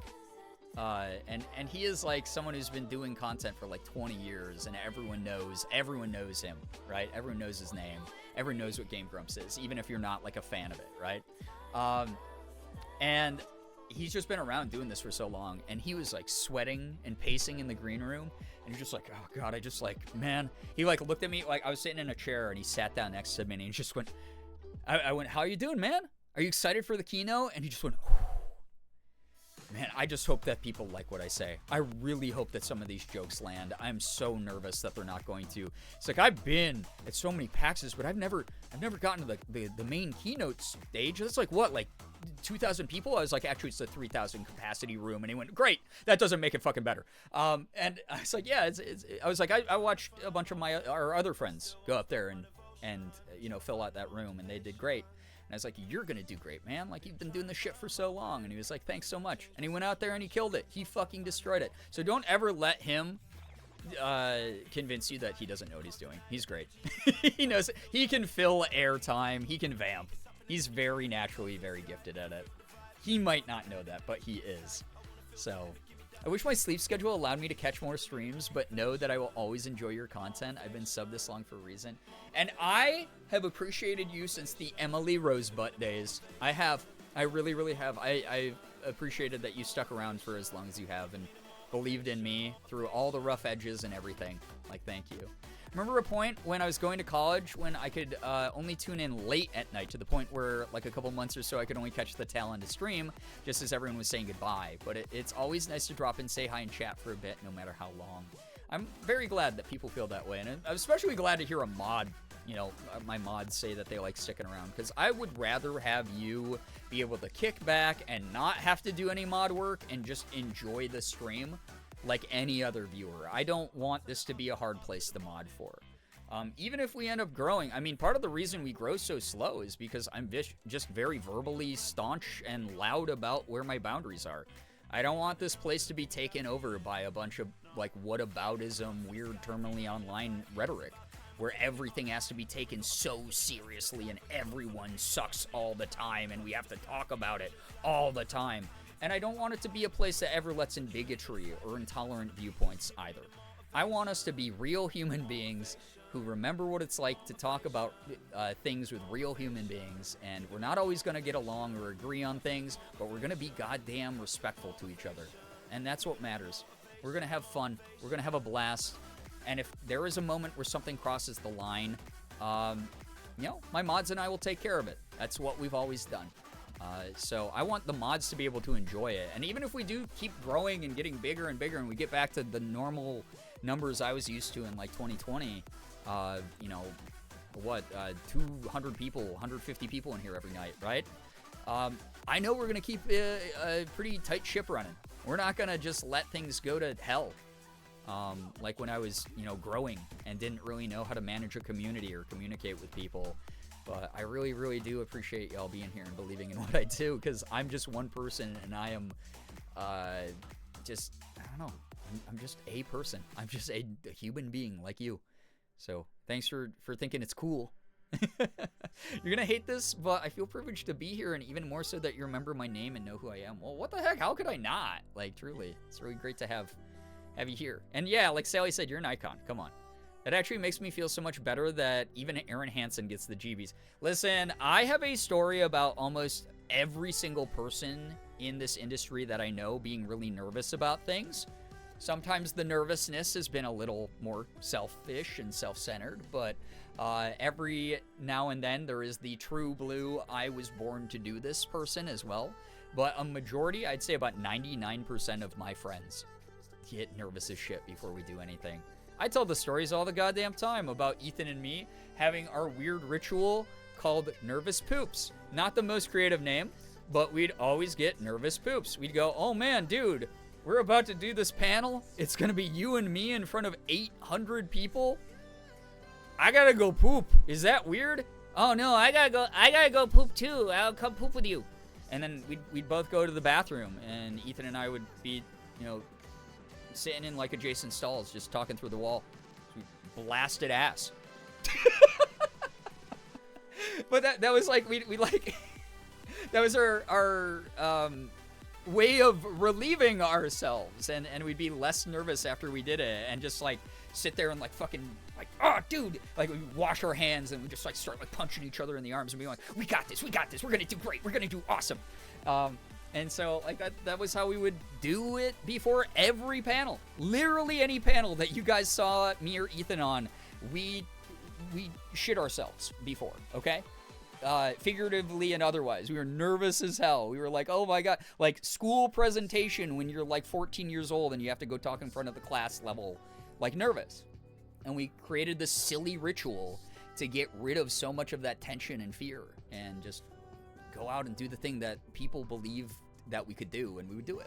So yeah. Tito, what's up? Simul poops, yeah. All of us at Summit being like, oh, thank goodness it's not me up there when you went on stage, yeah. And then everyone being like, oh, you killed it though, bro. And me being like, I literally don't remember what I did on stage. And that's me. That's just, I get just as nervous, right? So, blast ass, call heap ass. Battle shits? Oh, God. Friends who shut together stay together. God, this is not the moral of the story. The moral of the story is everyone gets nervous. And we all, like, don't believe in ourselves for that brief moment. But it's like we talked about earlier, true bravery, true courage is knowing you're nervous, knowing you're scared, and still doing the thing in spite of it. Still facing that fear to do the thing that you need to do. And we did it every time. So, yeah. There's a reason I felt comfortable enough to have this sword in the first place. That's because of everyone here, the community, the other mods. Brian, you're also welcoming understanding. It's so easy to mod here. Hell yeah. I'm like seriously very happy to hear that mods think that it's easy to mod here. So, yeah. And that everyone poops. Brian and Ethan holding hands under the stall. We didn't ever do that. We did play some footsie. We all get nervous and everybody poops. Yeah. That's okay, sure, fine. That can be your takeaway message, chat, if that's what you really wanted to include that part of it. I should have used literally any other story I had. My dad had a friend we called Nervous Shits because he'd get nervous shits before he'd have to referee a basketball game. There we go. It can happen in any field, even if you're volunteering to referee a basketball game, right? You can doesn't matter the scope. It doesn't matter the activity. People get nervous and they go, I got to crap, dude. Or they have some kind of ritual they have to do to make themselves a little less nervous.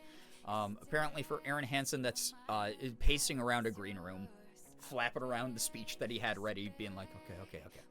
And he did great. He killed it, man. I laughed my ass off during his opening comments, his keynote that year. So, yeah. This stream brought to you by the letter P. I tend to get so nervous just to go out of my apartment. I had to start anxiety meds after not wanting to for years. Now, after a month and a half, I feel like I can do things, but I need to take it slow.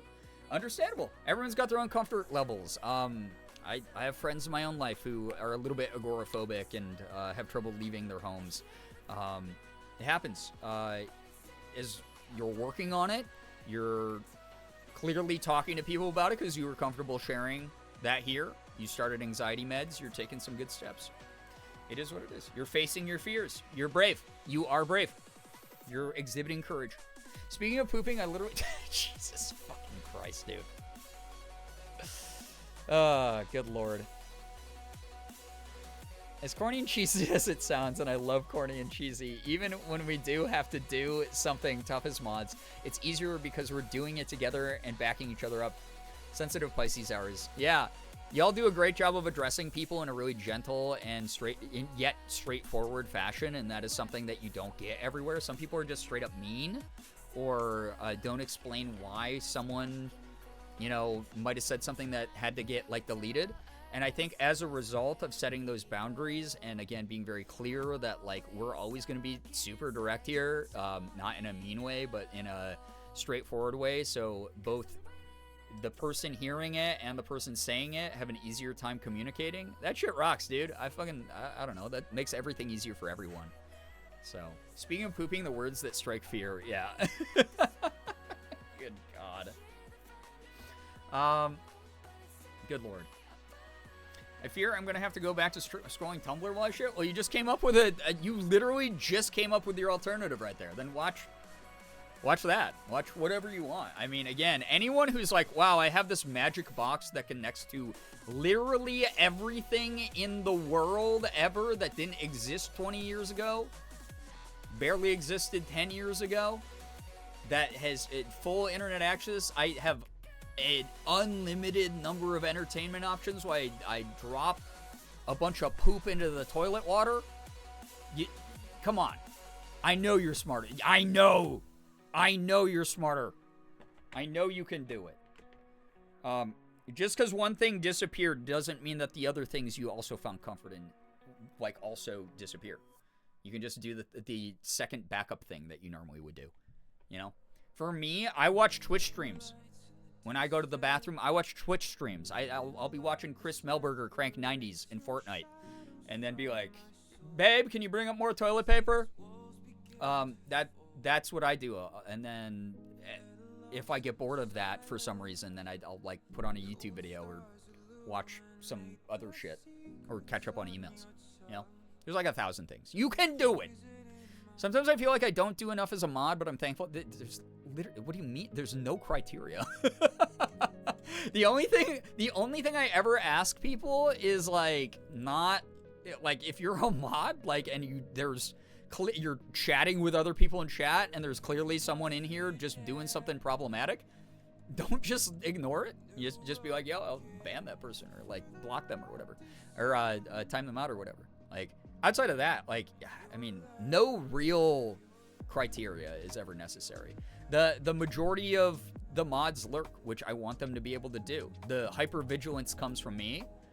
Outside of that, it doesn't have to be all hands on deck, but like, yeah, the very obvious things are kind of the only expectations, and even those are like, what? Like 2 things. Hey, let's not have bigotry in Twitch chat. Let's not have problematic conversations going on Discord. The end. oh, that person self-advertised that they stream like 8 times in 1 week on Discord. Just, you know, we time them out, tell them, hey, please don't do that too much. Like, that's it. We really don't have to do much here. It kind of rocks. It's really cool. So, just cleaned up dog shit, and now we've really taken a very stinky turn here tonight. I don't know what's going on.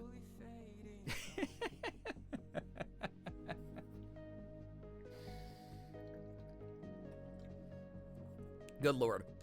No, why would I get fat? That makes you fat. Muses, what's up? Welcome to the stream. Good to see you here. Good to see you. Thank you so much, by the way.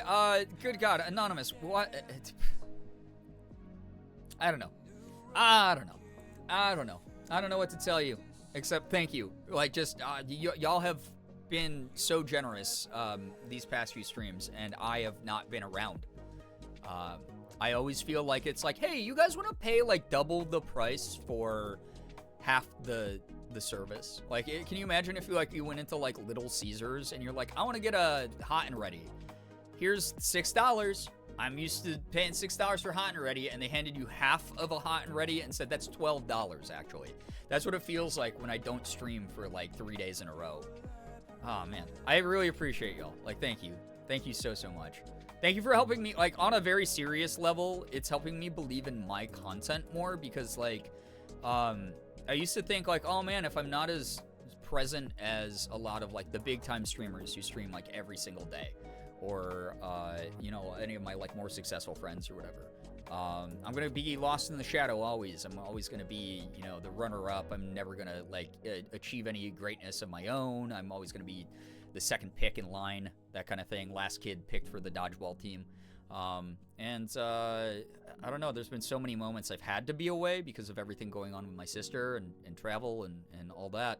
And God, y'all show up. Y'all have been showing up so much lately. I'm so grateful. I don't know what to say except, like, thank you. It's in a time where my ability to believe in myself and the reality that I've lived in is very shaken, and there's some, like, very genuine sadness in my life and a lack of belief in myself. Just people showing up to watch content is so cool. Thank you. It's really cool. I should probably get to bed. I really needed this stream tonight. Thank you for the comfy, cozy vibes. Glittergoth, I'm so glad you got to join for it. Like, thank you so, so much. Again, keep fighting. Keep kicking butt. I believe in you entirely. And I really meant what I said earlier. Like, it's always so nice to see your username in chat. Take care of you. Yeah. Anyway. I had, like, one more thing to talk to chat about tonight, and now I've completely forgotten. I guess we can, like, plan out tomorrow's stream. Obviously, with TikTok gone, it sucks that media review will be a little bit sparser. I will, I guess, click between the TikTok videos. Maybe click on one or two, hopefully, to, like, oh, man, maybe it will just, like, load. Maybe there's a special loophole that we'll get to watch it tomorrow. Sorry to those of you who wanted to say goodbye together here tonight, that I just didn't get around to it. I yap a lot in the beginning of these streams, but I also didn't think that 10:30 tonight is going to be when they actually did it. The crazy bastards did it. They actually went through with it. So, thank you for, I guess, another impromptu just chapping? Bro, I need a nap. Just chatting? I was going to say just yapping stream as a joke, and then because I'm so used to saying just chatting, it came out as just chapping. Don't just chap. It's bad for you. I promise you. You're going to chafe. It's going to be terrible.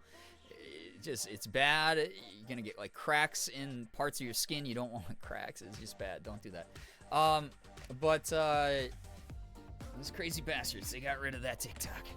So tomorrow will be media review, maybe for just a short time, since we don't have nearly as much to catch up on now.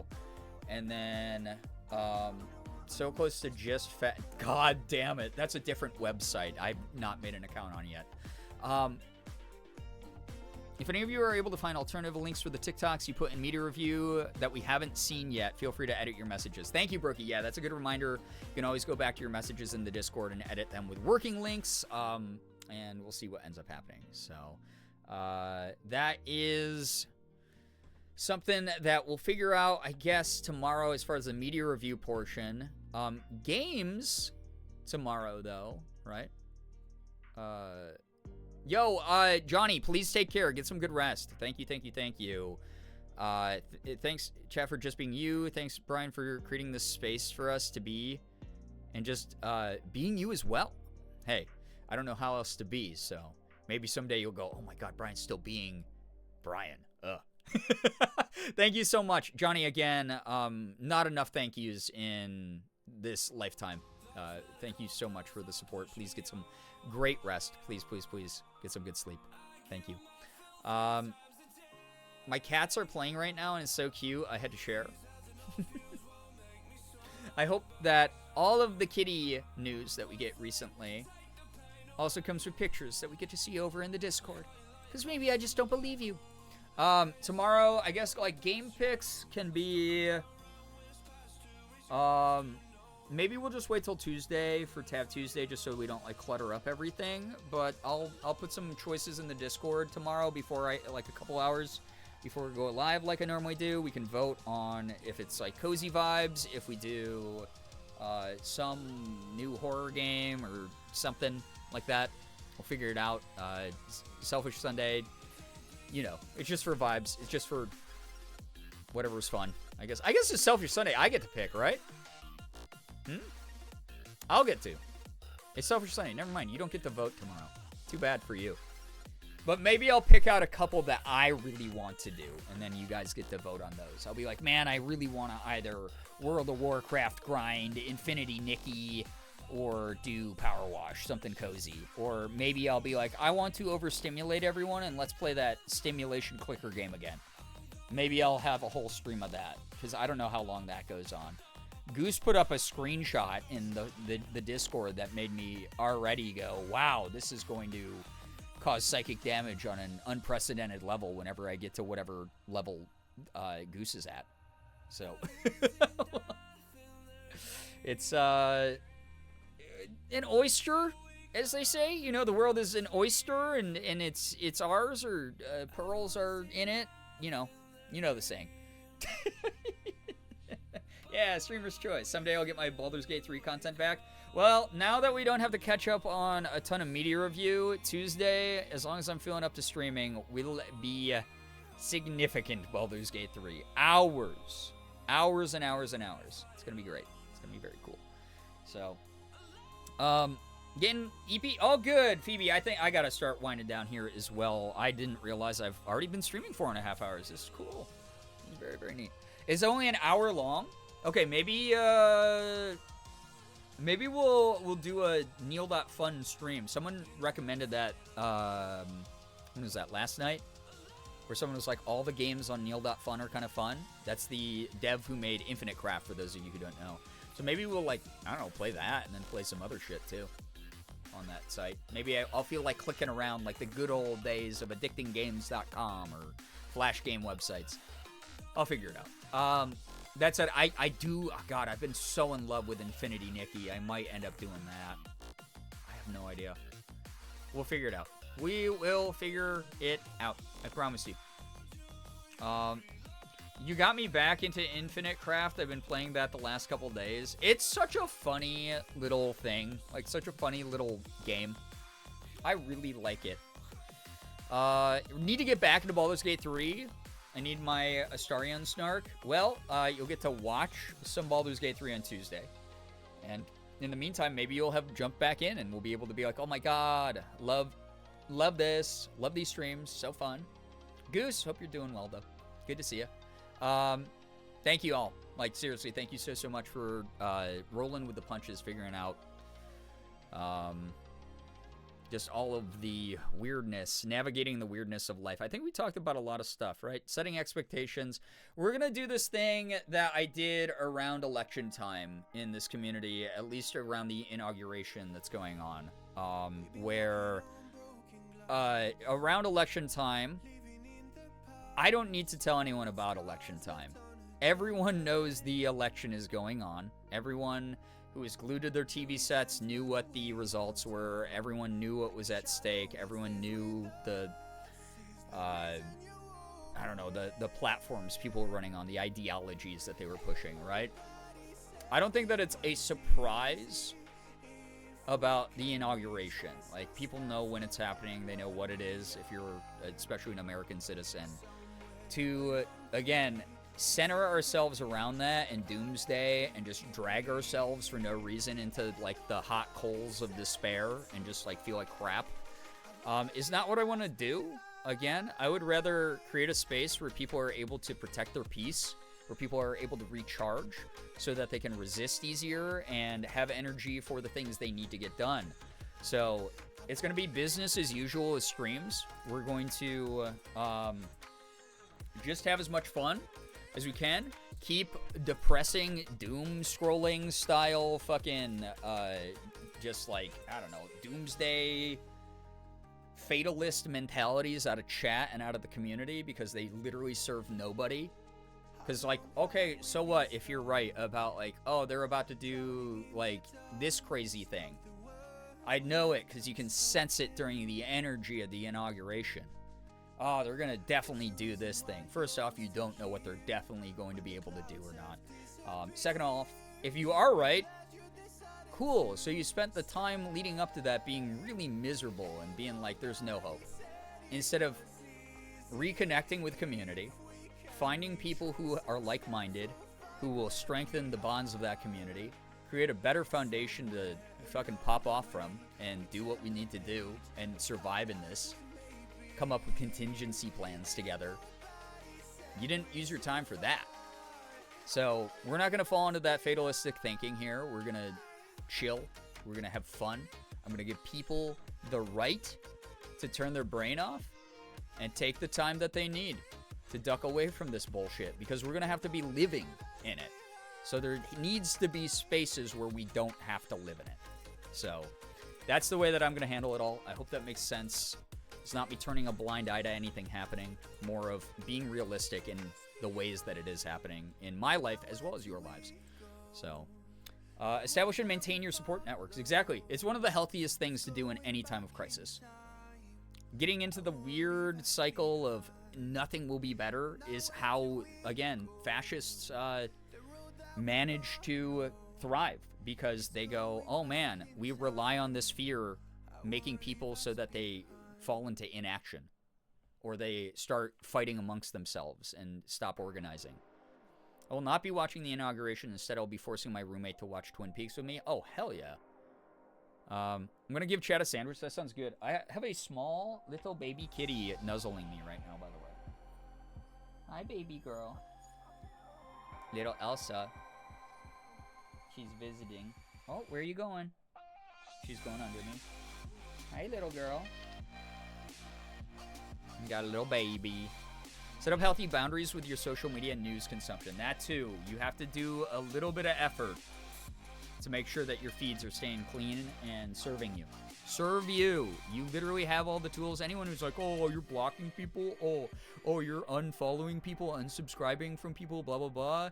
Oh, well, you're just avoiding the truth. No, you're protecting your peace. You wouldn't have those tools unless you're allowed to use them.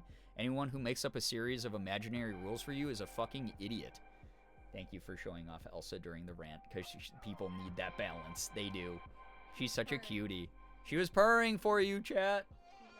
And Elsa says the same. She says, stay off the fucking shit you don't want to be on, dude. Why are you doing... Well, don't poison your mind. When I see something I don't like, I go take a nap. You know? Everyone's saying hi.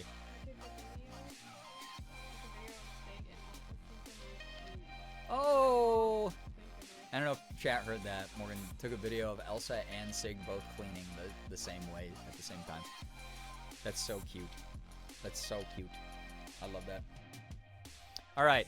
I'm going to wind down here because it is late, and I actually want time to put into my hobbies as well before it's 4 a.m. And I go, holy shit, babe, I'm so sorry for streaming till 4 a.m. again. I'm sorry that we can't watch a movie together or something. Huh? Yeah, I have to hug. You want to hug on stream? Okay. After stream, I have to give Morgan the off-stream hug, you know? Anyway, I'm gonna get going. I had a good time here tonight. Doesn't feel like it's been 4 hours. Dude, 4.5, if I'm going to be honest. If that's cool with people. Let's stick around for a raid. So even if you can't stick around for the entirety of the person stream that I send you to. Actually, you know what? It's freaking Saturday. Just go off. I mean, it's party night. Go hang out with whoever you want. Some of you might be like, yo, that was great. I'm going to the bar. I'm on West Coast time. Like, I don't know. Some of you might have other shit to do. So go hang out wherever. Go do whatever. Be kind. Be mindful representatives of the community, as I know you will be, and you always are. Didn't feel like stream was that long. Loved the vibes tonight. Guys, thank you for letting me just ramble about my frustrations, about my apprehension for certain things in the future, about my hopes, about my philosophies, about how I think we can all be better people and for ourselves and survive this weird roller coaster that is life. Thank you for just letting me yap. I don't have any other skills. I really don't. I know how to talk. So thank you for helping me believe, I guess, that I'm okay at talking.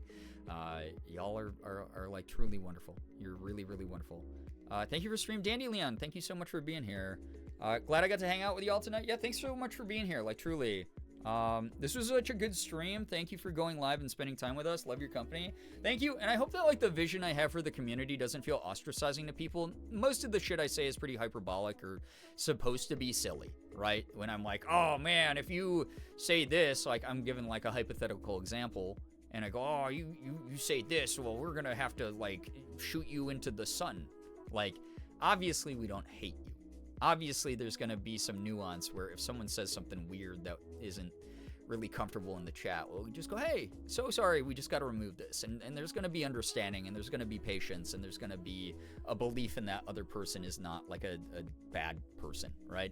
But also, like, I think a big part of that, where we don't even have to discuss it nearly as much, is I am setting boundaries. I am very direct about what I expect. I don't think that it will serve us if we have a bunch of people who are what-ifing and what-aboutisming everything. I don't think it's going to serve us either if we ever let any sort of intolerance in here. So we're going to sit where we sit. We're going to vibe how we vibe, and we're going to love how we love, because that's just the way that real human beings do things. So thank you for believing in that philosophy. Thank you for, again, just being a part of the do no harm, take no shit club alongside me. Like, we're going to do the best we can, and we're going to thrive, and we're going to celebrate each other's moments of thriving, and that's that. So, like, thank you. Yeah, that was great. I'm going to the bar. I'm on West Coast time, but seriously, it was nice chatting and hanging out. Brookie, thank you for being here. I did a lot of listening from across the room. Thanks for the TED Talk. Yeah, I don't claim to have all the answers. People are literally allowed to disagree with me. Like, some of you are going to be like, okay, Brian thinks this way about life, but I just don't see it. Maybe it's going to take you some time to get there, or maybe you won't ever see eye to eye with me on those types of things. I didn't say that I have the answers. I just said what my opinion was. I've never claimed to have any of the answers. I just know what's worked for me. I know how I've survived through all the years that I didn't think I was going to survive through. So I hope that that opens up more understanding and more open conversation than it opens up weird pedantic, like, let's lose the plot, let's focus on the wrong part of the discussion that's going to suck all the oxygen out of the room, and no one's going to be able to actually be able to discuss anything that was meant to be discussed about. I really hope we can move away from that on the internet in general in 2025, but especially here, I'm going to be, I don't know, just be like a little bit more vocal about it. I'm going to set expectations so that it's easier for people to navigate any of the spaces that I create. So, like, truly, thank you very, very much for just being awesome about all that. And again, just taking it in stride. We're figuring it out. So I like that. Do no harm, take no shit. Yeah. Stay in your lane. Work on the stuff that serves you. Build up the skills that you have that you want to put time in, instead of bitching about the fact that you don't have time because you just wasted your time, doom scrolling alt-right rhetoric or getting into a fight with someone on Reddit over something that, even if you, quote, won the argument, wouldn't actually result in any positive forward momentum for your life. Use that time instead to build up your own stuff. Don't go out looking for trouble. The moment it enters your space, though, don't ever be afraid to swing back. Don't be afraid to defend yourself, if it serves you in a moment. Sometimes I'll have someone say something egregiously terrible to me, and I just go, I literally don't have the time today. My life is too important. It's way more important than this person's comment. Delete, block, move on for the day. It's kind of your own, like, just stay in your lane, do your thing, protect your space. There you go. I'm also off to the West Coast bar. My Steam Deck, probably.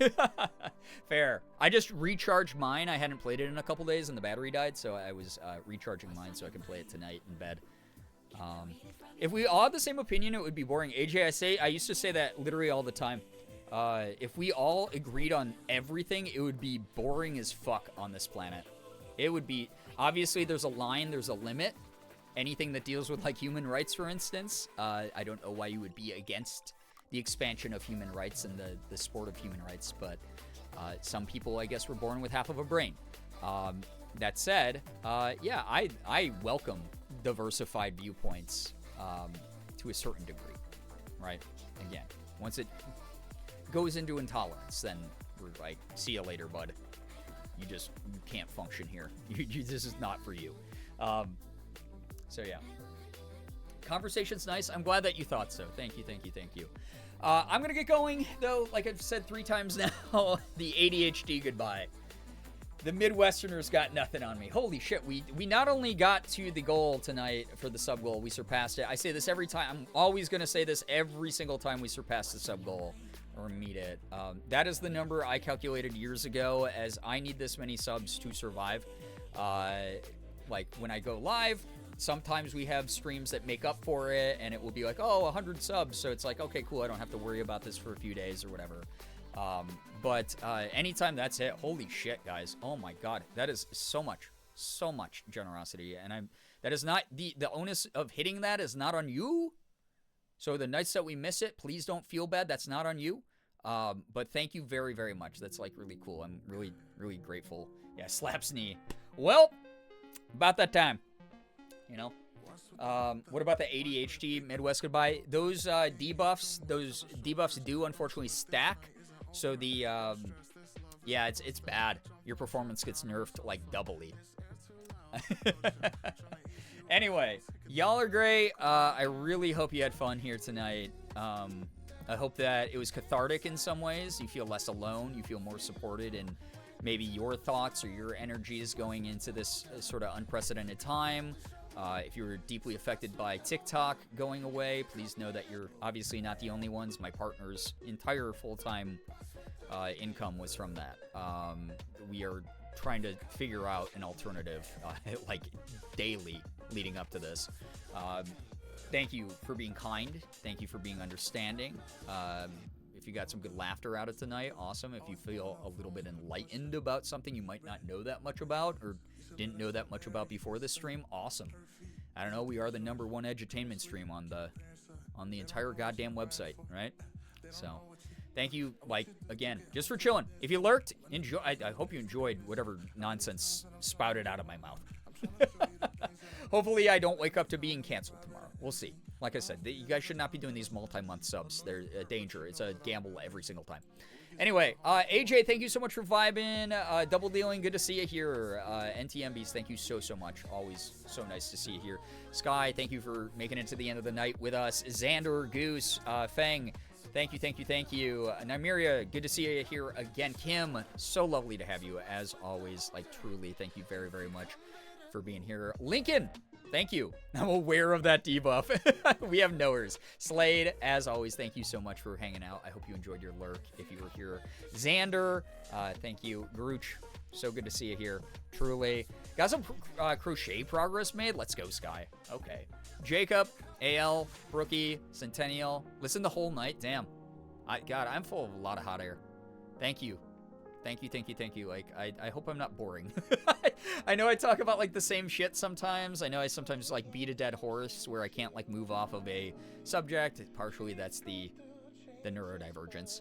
But partially that's also because, like, I always am like, but if I keep exploring this point, I'll keep making a better point, maybe. Maybe I'll educate myself.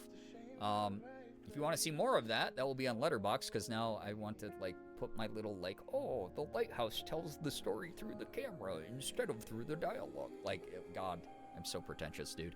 But, like, thank you for listening. You're all so great. Goose, so good to have you here, even if it was for the end here. Get your Gerbeagly on now before he's canceled. Exactly. Gray Lady, so nice to see you here. Nye, good to see you. Thank you.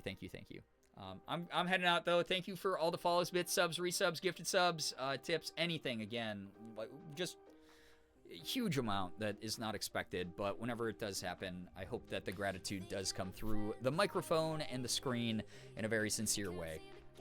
Y'all are so wonderful as far as company. I needed this night of just ranting and rambling, because I was going to do it anyway, even with media review. If we had gotten to catch TikTok in time, I still was going to rant about shit.